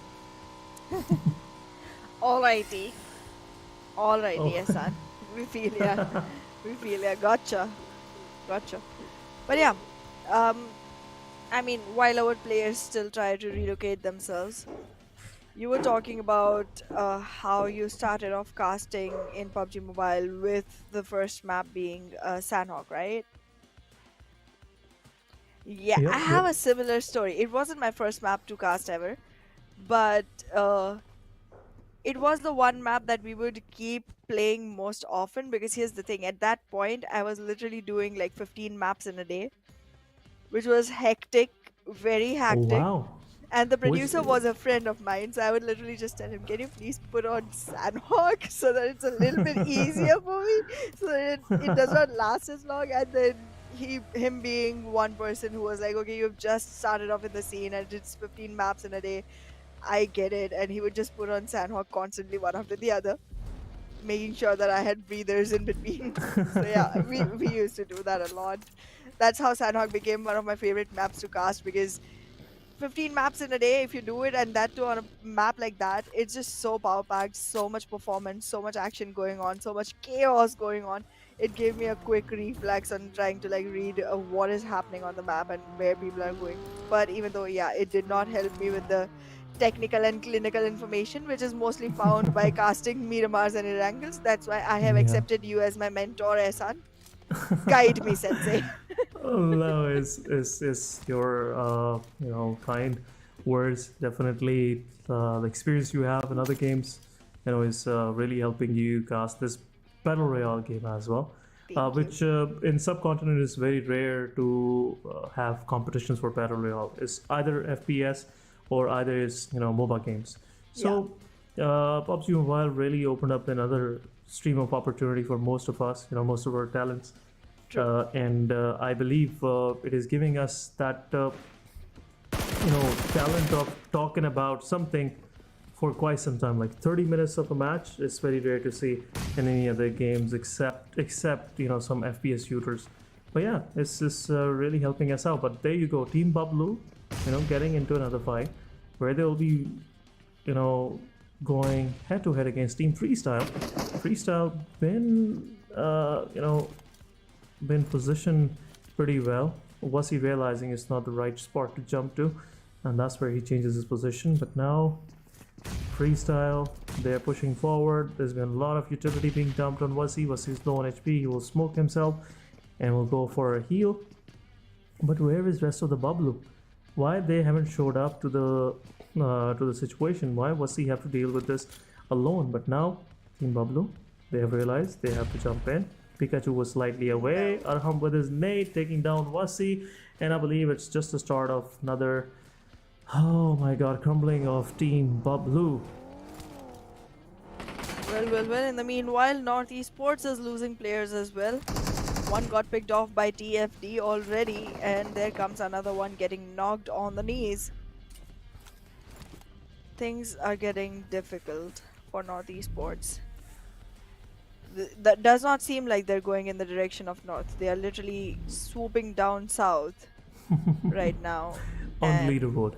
On the leaderboard, exactly. And that southward fall is not helping them. I mean, it's definitely great countryside, but it's not giving you all the urban economy that you need. And look at that, a great spray, but will it connect? No, it won't. And that is how Team Bablu is suffering right now. I mean, that many bullets, no conversion, having to fall back, that too inside the blue zone. I don't see any hopes for them right now. I mean, they don't have much healing. There's only a couple of first aids for each member.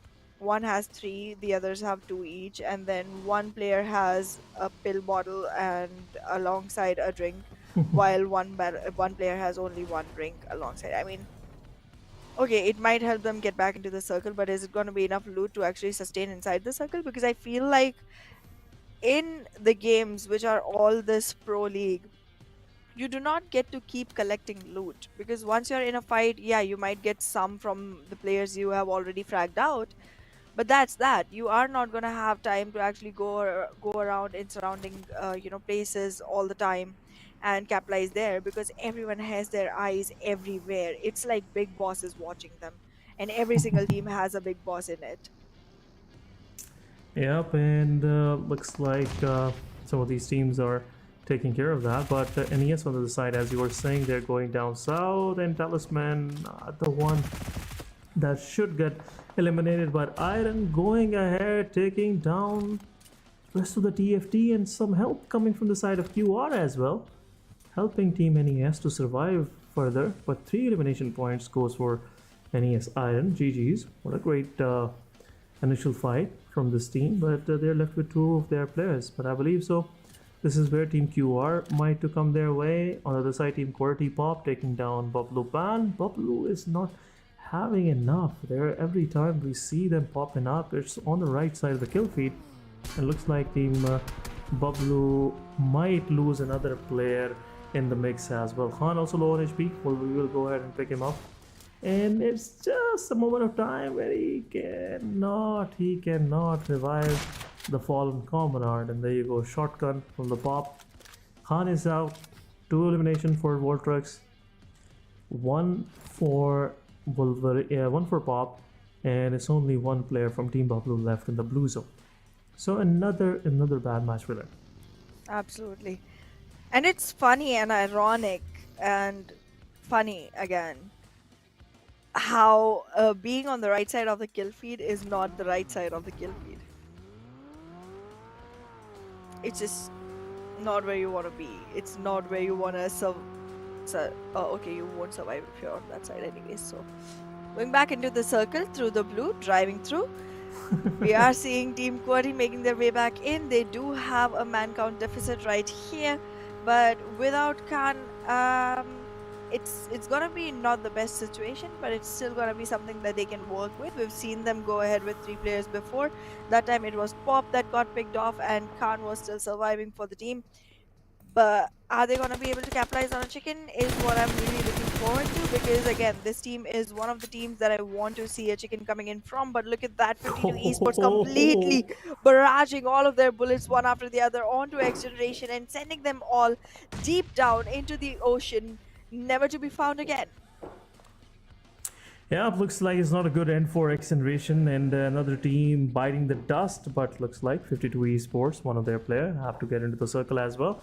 Rest of the team is already ashore on the other side on the military island, but freestyle, they're also going for the swim. They're on the edge of the circle, not big of a problem, but somewhat team freestyle have to go for a quick fight before they try to get into the circle. 52 Esports, they are waiting on the other side.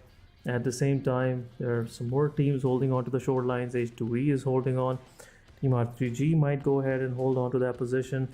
Team QWERTY had a long, stretchy rotation, and now they are at the back of Aegon XI8, and Aegon XI8 will be least expecting them there because they have just cleared out the whole military island. But circle shifts, and another centralized shift coming in. R3G on the other side, getting a lot of damage from Magnus Esports. Looks like R3G will get confirmed. 2 of their players are knocked out, and it's just a matter of time where Team Magnus Esports will go ahead and confirm those eliminations. And there you go, R3G is out of this mix. For 7E also joining in the open, 3x it is.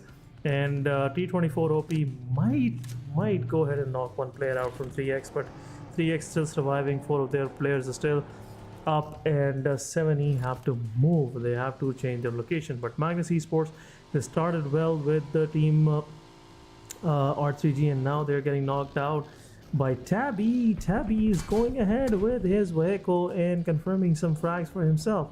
And rest of the Magnus Esports is still there. 2 of their players are surviving, and 7E might have to go ahead and confirm those as well. Well, 7th Element is going to make sure that they have all the information. They are going to arrive with backup to go ahead and invest into the fight again. This team has come a little bit further than before. They have all 4 standing right now. 4 teams have been eliminated. We are already way too far into the game. This is going on getting smaller and smaller as the circle squeezes in. Aegon XI8 already taking control inside the circle. 52 Esports has most of their players in. There's just Jalad who still has to make his way back in. So there are definitely great accumulations of positioning inside the circle. But look at that. On the edge of the circle, we are seeing fights initiate. The grounders already in trouble. 3x also facing some damage. 7th Element not unscathed either. These 3 teams, they are going to finish a fight before they are able to enter back inside the circle. With those eliminations coming in left and right, these teams will have a hard time making their way back in, and the one who will have a fruitful Result of this is going to be Team QWERTY. They will have a sneaky move inside the circle. Aegon XI8, however, look at us. He's looking in every single direction. He's making sure that every single angle is checked. He's going to make sure that nobody is able to escape his sights. Right now, again, it seems like 52 Esports Jallad is not even trying to move back into the circle, trying to make sure that he's holding on to that area, trying to gatekeep it, but nobody is entering from there. And from the water area, Freestylers and Team Bablu both entering in. The teams that initiated a fight very early on, both left with very little man count on themselves. Once they enter in, they can actually give a result to the fight that they initiated long ago. Yeah, definitely they have to decide, and there will be a trial through blood. And looks like Team Bablu have nothing much left to, exercise. But Killfeed, again, Team Tough keeping themselves busy, taking one player down from H2E. Arham will go ahead and get knocked out. Also, the player Black from Freestyle, and this is just the demise of Freestyle. Without even engaging with the final player of Team Bablu, Team Freestyle is out of the mix. But Team Wolf, the master of survival, he's there. He's on the northern edge of the circle, and another shift is about to happen. But Team Tough versus H2E, it's happening. It's a 3 versus 2 situation. Asad is already in. Utility coming to the way of Team Tough's M7. Asad with his PP Bison. Let's see if he would be able to pour some bullets through the skulls of Tough Joker or maybe M7. Smokes are being deployed, and this utility can give some damage. But Vengeance with another beautiful nade coming in, taking down Tough's final player, and it's just a matter of time where Team Tough's M7 will be out of the mix. And there you go, Vengeance will confirm the final one. H2E still holds on to the southern side of the northern side of the circle, the southern edge of the map, and now they have to revive their players as well. 52 Esports might join in, but 52 Esports have a best map control right now. Look at Exactly. Ehana. Look at this Ehana. They are spread out all through. Like, they have all of their angles covered. They are watching the shorelines. They're also watching H2E. We have seen some of the shots being fired on H2E players. And now in the central position, every team have to fight their way into the circle. But 52 Esports, they're just sitting in, chilling. Exactly, and they're going on controlling more and more area. They are moving on towards the eastern side of the circle, eventually trying to make sure that they have as much area to themselves as possible. But look at that, the grounders have just rushed in, and they're trying to initiate a fight with 52 Esports, already knocked Choto down. But in the meanwhile, Zarbaf is going to be trying to make sure that his team sustains. 3x is going to be in a lot of trouble. Magnus Esports going on using utilities, dumping mollies one after the other, making sure that there is no wiggle room left for the side of 3x, and there they go for the fights. In the meanwhile, the grounders got completely annihilated by 52 Esports. They are having a couple of players that need a revival coming in, but that will happen in no time at all. 52 Esports still gonna stand strong with all fours alive, but again gonna have to go ahead for the map control one more time as a scattered group instead of a consolidated one. In the meantime, 3x, one fight finishes and the other one initiates for them. They are not resting at all. They want more and more frag points put to themselves. They want more and more aggression coming in from their side, and every single team around them needs to be wary of them right now.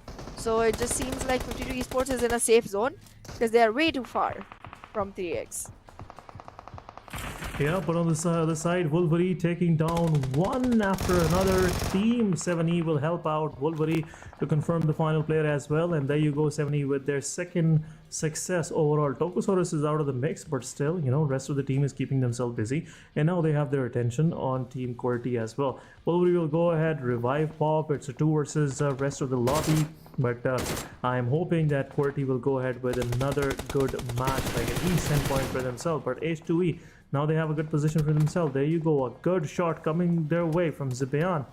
He just poured the final bullets through the small crack in the wall, and there you go, confirmation coming through. Team 52 Esports Hustle confirming the final player. But QWERTY's Wolverine, he is now the solo survivor. Pop is out of the mix, and he have to survive on the southern side of the map. But 7E is still standing strong in the mid. They have the map advantage for them, position advantage for them that they have just lost with the circle shift. Now 52 Esports is the only one sitting in the center, but 52 Esports Hassan will confirm Cortez Wolverine. We are down to top 5 teams. Not much of these teams left with good numbers of players surviving. 7E with 3 players surviving, Magnus with 2, Magnus with 7 points for themselves, and this could be a comeback match for 7E as well. But 7E, they have to get into the circle, they have to finish their fight with Magnus Esports, otherwise Aegon will have both of these teams eliminated, because both of these teams have to get into the circle, and which is a problem they have to deal with right now. But after all, 52 Esports, 11 elimination to their name, another good match for them, and could possibly another win, who knows. But they have to deal with Aegon first, because Aegon is the only threat left in the lobby that can give a hard time to 52 Esports. Absolutely. However, look at that. Teen Wolf from the side of Bablu.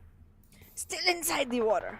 Still chilling. Still, sipping up some coffee or some margarita. I don't know. Just making sure that he's having a fun time back in the waters. Not going to invest in any of the fights. Not going to attract any attention. Just going to make sure that he survives longer than the teams that are already on land. And, well, the circle will push him in soon enough. But until then, he's going to have all the time that he can in trying to survive there. Look at 52 Esports trying to march forward one after the other. 7th Element already taking care of Magnus, the one team that could have been a little bit problematic for 52 Esports in trying to control more area onto the map. And now the only one that they need to worry about is Agonex I8. Even though 7th Element is a great and very strong team, they are one that 52 Esports won't have to worry about, because Agonex I8 will do it for them. They're very close together, and the nade is gonna just drop in at the right time. That's hurtful. That's painful. That's gotta burn.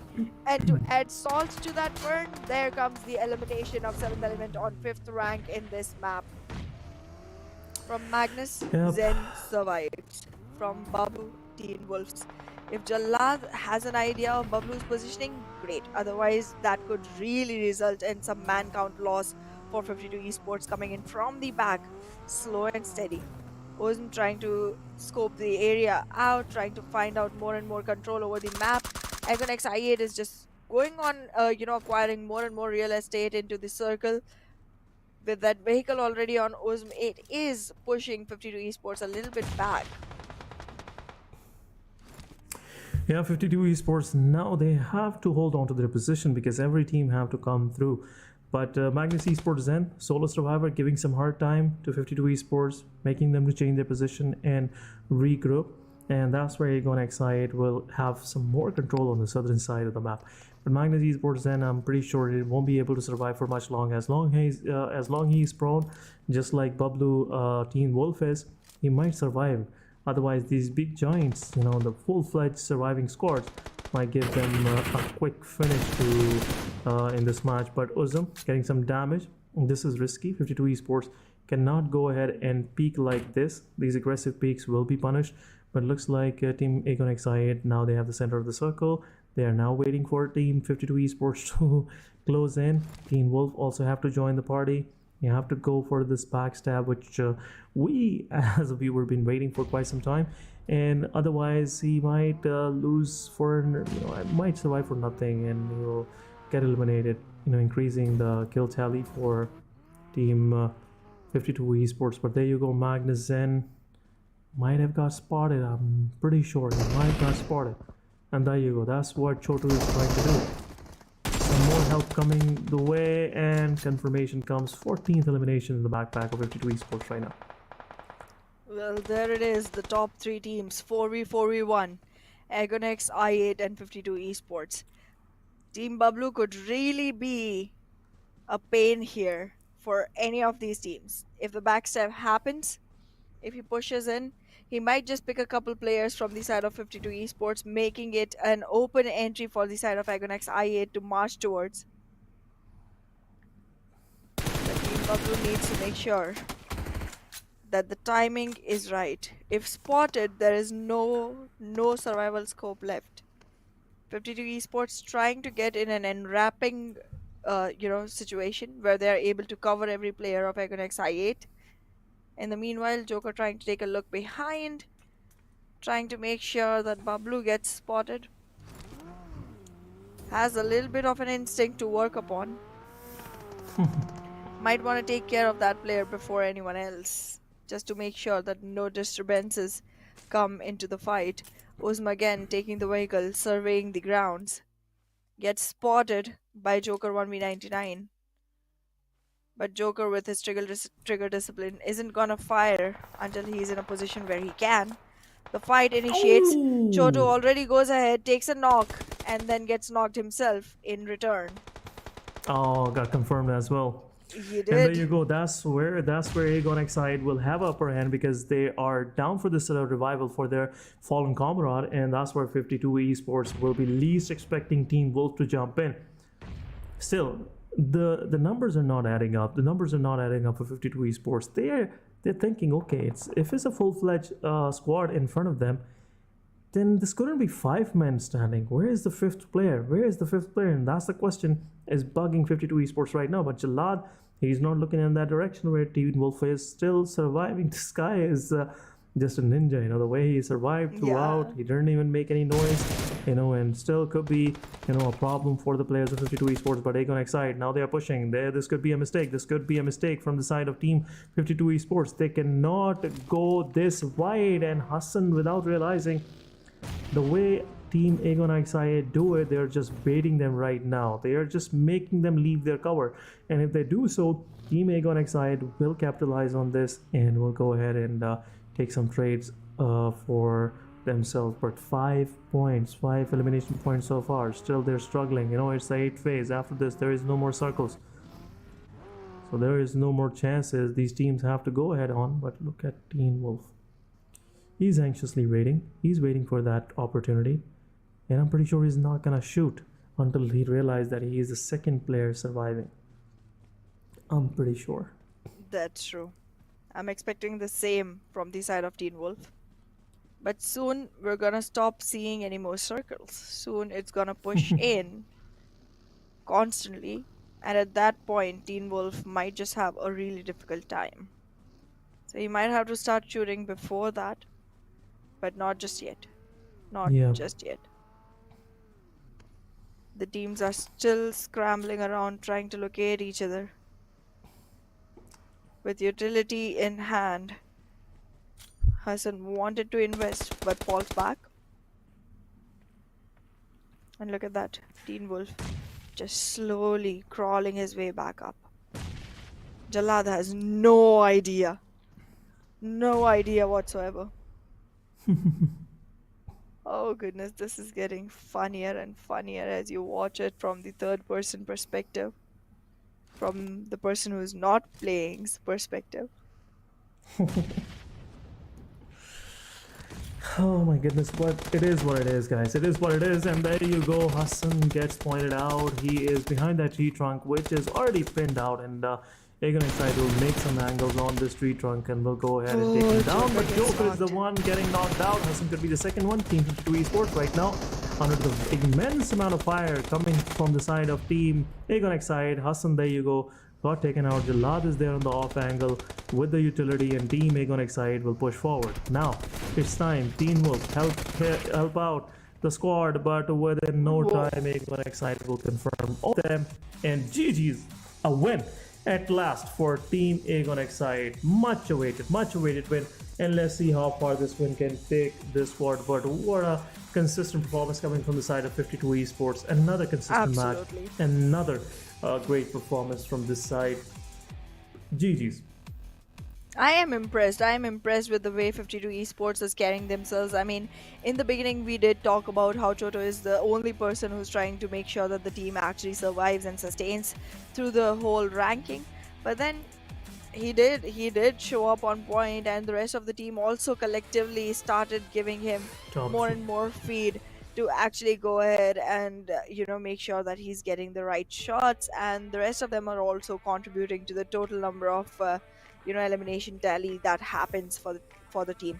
But yeah, in the meanwhile, Aegon Exide with a great leap already places themselves in a podium position. We'll discuss more about this after this tiny little break.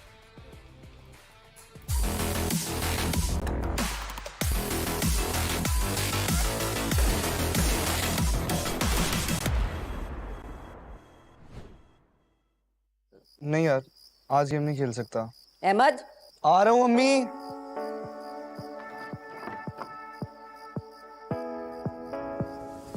हाथ बढ़ाने से, साथ निभाने से, उम्मीद बांटने से खुशियाँ घटती नहीं बस बढ़ती है। वही देता है वही सुनता है जब भी दोगे तुम सदा।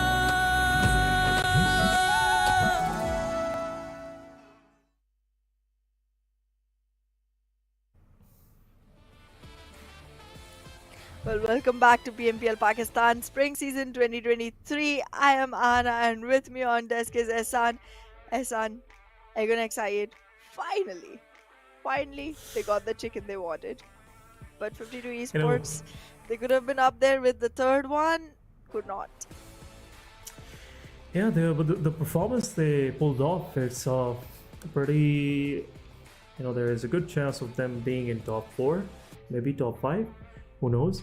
But still, GG's. It's again, as we were mentioning, the final match will set up the tone for the final day of this finals of PMPL Pakistan, and that's what we are seeing. Team A gonna excite in top 3. Just gonna make things more interesting. Magnus Esports had a good match. Remember that Zen was there surviving till top 5. So it will be interesting to see what's going on in the overall ranking. But before that, guys, as we do it, we'll start with MVP. Absolutely. And well, I am interested to see what happens this time around. It's again Choto. Okay. Yep. 52 Esports constantly showing up to the occasion, huh? Every single time we are seeing someone or the other coming in, whether it is for MVP or for top players, someone or the other does pop in. But 52 Esports, this guy's been consistent. At the end of the day, if we will see some kill leaders, I might see him popping up there. And there is a fair chance because Shamir boy couldn't get much for himself today. Aegon XI didn't have a good day overall for them. So there is a fair possibility where Choto might end up being in top 5. But who knows? There is a lot of other contenders as well. We should never forget players from Team R3G. But guys, again, a very interesting match finish. The chances of 3x were very clear. 3x was doing very well on the military island. 52 Esports were never in the mix. They were just sitting in there, but they kept themselves busy, which is the right thing to do. Even if you're in the hard cover, they still left the hard cover, went uphill, pick up a high terrain, and that's where they started fragging out. But guys, let's have a look at top players, and for sure I'm gonna see more of Team 52 Esports, and there you go. Joker with 5 eliminations, 467 damage. Then Hassan with 3 eliminations, 497 damage. Another team effort coming from this side. Then Aegon XI Bablu with 3 elimination points. Not much to the name of Aegon, but still they managed to get something for themselves, a chicken dinner. Then Magnus Esports with 3 eliminations, 385 damage. The only savior, I must say, whenever Magnus is in the shambles. This guy pops out and do some wonders. Definitely some individual performances like these really help Magnus to stay on top. But overall, it was a I would say coordinated match for some of these sides, especially for 2 Esports. Yeah. Aegon XI had a great advantage, especially they dropped first and on the military island, then they are pretty good on military island. They managed to get some early successes against Team XGeneration, but overall they couldn't get much of the frag points, which is very interesting, I would say, which is very strange overall. Well, that it is. But looking at the match summary, it seems like it's a 52 Esports summary. We have Choto and Hassan almost everywhere. Joker is popping up for the highest eliminations alongside him. And literally 6 out of the total 16 names that we have here are from the side of 52 Esports. So, great game. Oh, actually 7. Yeah. Sorry. 7. Yep. And again, I would say 52 Esports, they are consistent. They are the heroes of shorter format. And I was mentioning, if you remember yesterday as well, Ehana, there will be some teams popping up which are good in shorter format, not in the longer one. But 52 Esports, somewhat they have cracked the code. And now in finale, they are leading from the front. Every now and then we are seeing one of their players popping up, and they're in the top players, and also fragging out, which is a big deal. I'm pretty sure 52 Esports will keep on doing this tomorrow as well. But 19 points, what a match! What a match! Team Bablu, Team Wolf managing to keep himself, taking his team to the second spot, top 3, which is a good accomplishment. But he couldn't even do any damage. He couldn't even take one player down from the side of Aegon or maybe 52 Esports. True. But Aegon, once again, 18 points for them. Team Bablu, Team Qwerty, another 7 points. Yeah, anything is better than nothing. 3x with 5, 7th Element with 5. 7th Element had a good run. Unfortunate they had to face Aegon Excite in the utility. North Esports with 4 points to their name. All of them coming through elimination. They confirmed these eliminations on TFT, which I was again very skeptic whether TFT would be able to confirm these frags, or will NES will do it. Yeah. But there was some help coming their way, and overall NES survived for quite some time, but 2 players can't do much in this kind of lobby.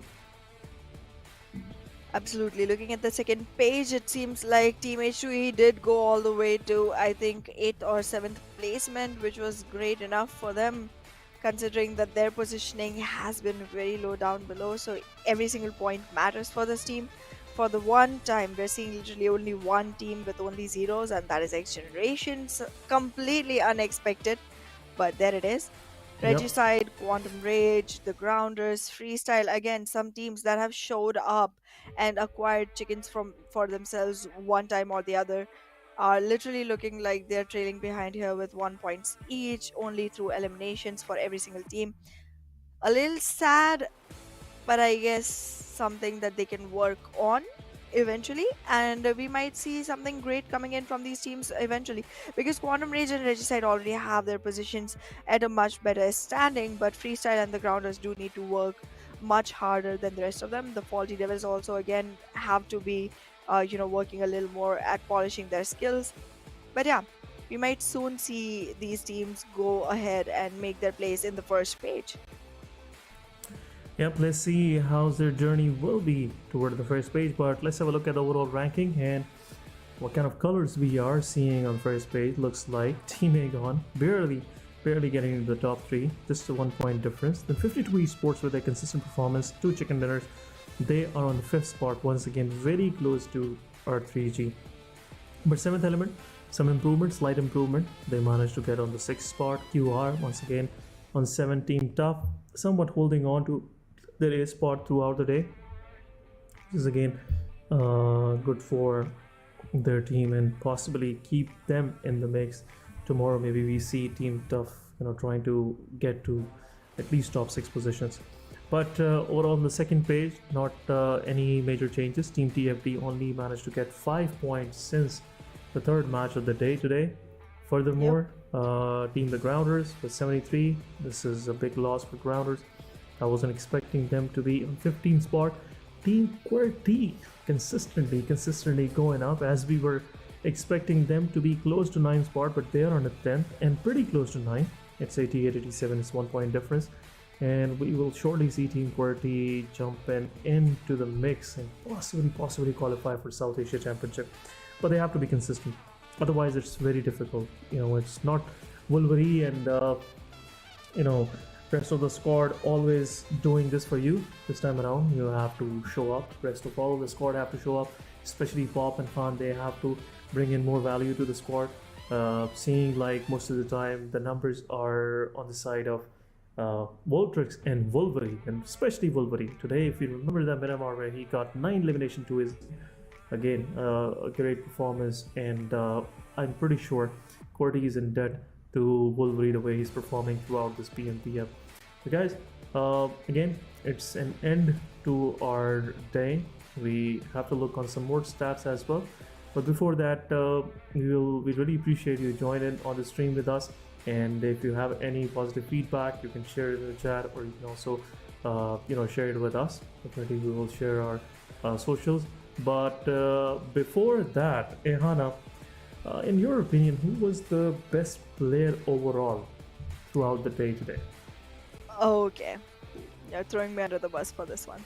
I loved the clutch-ish coming in from the side of Voltrix. That Yeah. was really an outstanding moment for me. And I feel like if you talk about consistency, obviously Choto did a great job for the team.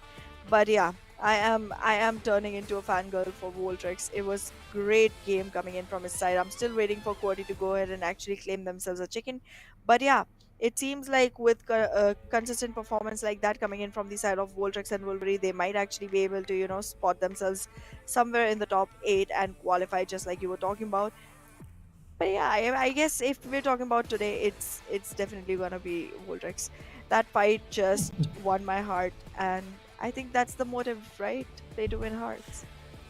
Yeah, definitely, and surely, in my opinion, it's his teammate Wolverine, the way he performed throughout, and some of the matches, he was that support, he was that much needed support, and every team out there in PMPL Pakistan needs a Wolverine in their team because this guy's game sense and the way he positioned himself prior to things happening, that means he knows what kind of mind games he can possibly play with these teams, and he can literally read the minds of the opposition. You know, the way they are moving, which way they will move if this happened, if that happened, and precisely predicting everything. It makes him, in my opinion, one of the best players for today, even throughout this finale. Because we have seen him popping up yesterday, we have seen him popping up today with 9 eliminations in a single match. Looks like Wolverine is one of the best contenders out there for possible interview coming in from that guy. But how can we forget 52 Esports Chotu? But Exactly. let's have a look who is here to share their heart with us. की team ने इतना शानदार खेला, although आपकी league stage की performance बहुत ज़्यादा down थी, किस तरह से आपने अपनी टीम को मोटिवेट किया, किस तरह से आपकी टीम अब ग्रैंड फाइनल्स में आकर जो है वो डोमिनेट करती हुई नज़र आ रही है? क्या माइंडसेट था आपका कि पीएमपीएल का वही स्टेज है, वही टीम है, लेकिन अब जब मुकाबला सख्त हो गया तो आप ज़्यादा अच्छा खेल रहे हैं, क्या अंडर प्रेशर ज़्यादा अच्छा परफॉर्म करती है टीम? यार देख, हम लोग का लीग स्टेज में बहुत इशू आ रहा था हम लोग का टीम में, क्योंकि आईजीएल का बात कोई नहीं सुन रहा था। वैसे जब फाइनल में हम लोगों ने सब कुछ डिसाइड किया कि हम लोग आईजीएल का बात सुन के सब खेलते हैं सही, मतलब अभी देख कैसे कह रहे हैं हम लोग, पहले से ऐसा स्टार्ट कर सकते थे हम लोग, लेकिन हम लोगों ने अपना गलती किया है, तो अभी यही है जो कर रहे फाइनल में। अच्छा चलें, ठीक है। मैं यही बात कर रहा था अभी अलादीन से कि मेरे ख्याल से माइंडसेट चेंज हुआ है बहुत ज़्यादा, और आपने वो जो खौफ के बुत थे वो सारे उतार दिए। खैर, मैं आपसे पूछना चाहूँगा ख़ास तौर के ऊपर 2 मेरे सवाल रहेंगे, लेकिन पहला सवाल मेरा इस आखिरी फ़ाइट से है कि ये इस मैच के अंदर आपकी क्या प्लानिंग थी? क्योंकि मिलिट्री बेस पर जब भी सर्कल बनता है, टीम्स जो मेन आइलैंड पर होती हैं वो थोड़ा सा घबरा जाती हैं कि यार मुश्किल हो जाएगा, शायद हम लोग रसाई हासिल नहीं कर पाएंगे, अपनी जगह नहीं बना पाएंगे मिलिट्री बेस पर। सो क्या आपका प्लान क्या था? आईजीएल ने किस तरह से आपको लीड किया, और ये 14 किल्स पर जो आपने मैच को ख़त्म किया है, ये कैसे मुमकिन हुआ है? बड़ा रेयरली हम देखते हैं कोई टीम मिलिट्री बेस से पर ना जो खेलती हो, जिसका ड्रॉप लोकेशन मेन आइलैंड के ऊपर हो, वो डोमिनेशन मिलिट्री बेस के सर्कल्स में दिखाए। सो मेरे ख्याल से बहुत कम ऐसा हुआ है। तो मुझे बताइए कि क्या माइंडसेट था, क्या स्ट्रैटेजीज थी इस मैच में?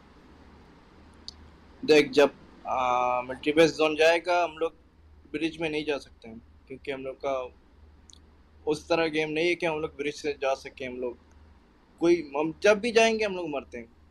हम लोगों ने सबने डिसाइड किया है कि हम लोग पानी से हर टाइम जाते हैं। सही पानी से ठीक है। और दूसरा मेरा सवाल आपसे ये है, सबसे पहले तो मैं आपको कंग्रेचुलेशंस कहूँगा जिस तरह से आपने कम बैक दिया है, बहुत ही खूबसूरत। दूसरा मेरा आपसे बहुत बड़ा सवाल है, काफ़ी बड़ा है, कि साउथ एशिया चैम्पियनशिप की कैसी आपकी तैयारी है? टपाटप होने वाला है सवाल। अरे अरे अरे, क्या बात है। कॉन्फिडेंस को मैं दाद दूंगा यार, कमाल बंदे हो। अलादीन, आप कुछ कहना चाहें तो? बस मैं बहुत शुक्रिया अदा करूँगा छोटू आपका कि आप यहाँ पर आए, आपने अपना टाइम दिया, इसी तरह से खेलते रहिए। Best of luck. हमें पूरी उम्मीद है आपसे कि साउथ एशिया चैंपियनशिप भी आप जाकर परफॉर्मेंस दिखाएंगे, और जिस तरह छोटू ने कहा कि टपा टप देंगे, तो देखते हैं अभी टपा टप होता है या क्या होता है। लेकिन खबर साथ छोटू को रुखसत करेंगे यहाँ से। Thank you so much for joining, बहुत बहुत शुक्रिया आपका यहाँ पर आने का। और आज के दिन का अख्ताम हो चुका है खबर साथ, इसी उम्मीद के साथ कि कल का Well, that was. Welcome back. Welcome back. Go ahead. Yeah, go ahead. Yeah. We should have discussed this. We were so focused on okay. the interview. Yeah, it was an interesting conversation between Adi, Aladdin, and Chotu, and there was a barrage of questions coming the way of Chotu, but the guy was just ducking those questions less like a professional cricketer, ducking ball bounces. But yeah, overall it was a good interview. He said, we were struggling with communication, that we were also mentioning through league plays that 52 Esports is really struggling with team communication, and that's what he just now mentioned as well. But overall, right now, it's just a change of mindset that he mentioned, and he is very hopeful that their team will perform likewise in South Asia Championship as well.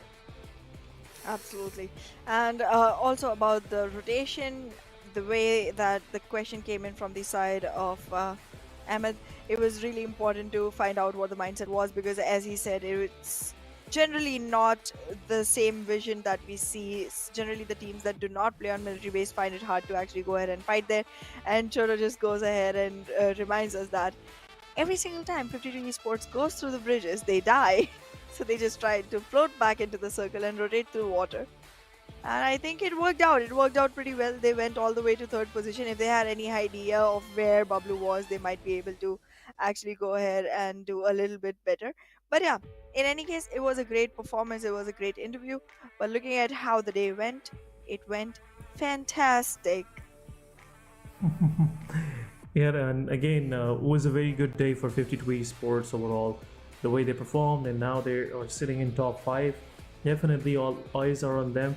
And if they keep on performing like this, even on the third day, no one can stop them acquiring the top 3 position. Could possibly be the winners of this PMPL this season. And what that mean? If you get the win, if you get the title, definitely you're going for PUBG Mobile World Invitational, happening once again in Riyadh, Saudi Arabia, which I'm also looking forward to, because it's a very unique tournament in itself. There's a big prize pool, and again, teams from all around the world will play PUBG Mobile on LAN for the third time around in PUBG Mobile Esports history, because we've been in the pandemic. There was a lot of online PUBG being played, and recently in PMGC was the only time when we have seen that PUBG Mobile Esports being conducted on LAN. And this time around, it will be the third time as well. But guys, make sure, if you want to stay updated with each and every development on PUBG Mobile Esports, make sure to follow us on YouTube, Facebook, and again YouTube on PUBG Mobile Esports, PUBG Mobile Esports Pakistan for Pakistan related news, and PUBG Mobile Esports Pakistan official on Facebook, so you stay updated for everything. But Ayana, it was another great day, and it's about to end. Sure was. And that's the sad part of it. The second day is about to end, and then just one day remains. I don't know how to feel. I don't know how to feel. I'll just hand it to you, Ehsan. You can go ahead with the following procedures. Yeah, definitely, guys. It was fun having you all here, and see you guys tomorrow, same time, same transmission. Me and Hana will come again and try to entertain you guys. But till then, take care of yourself and have a good day.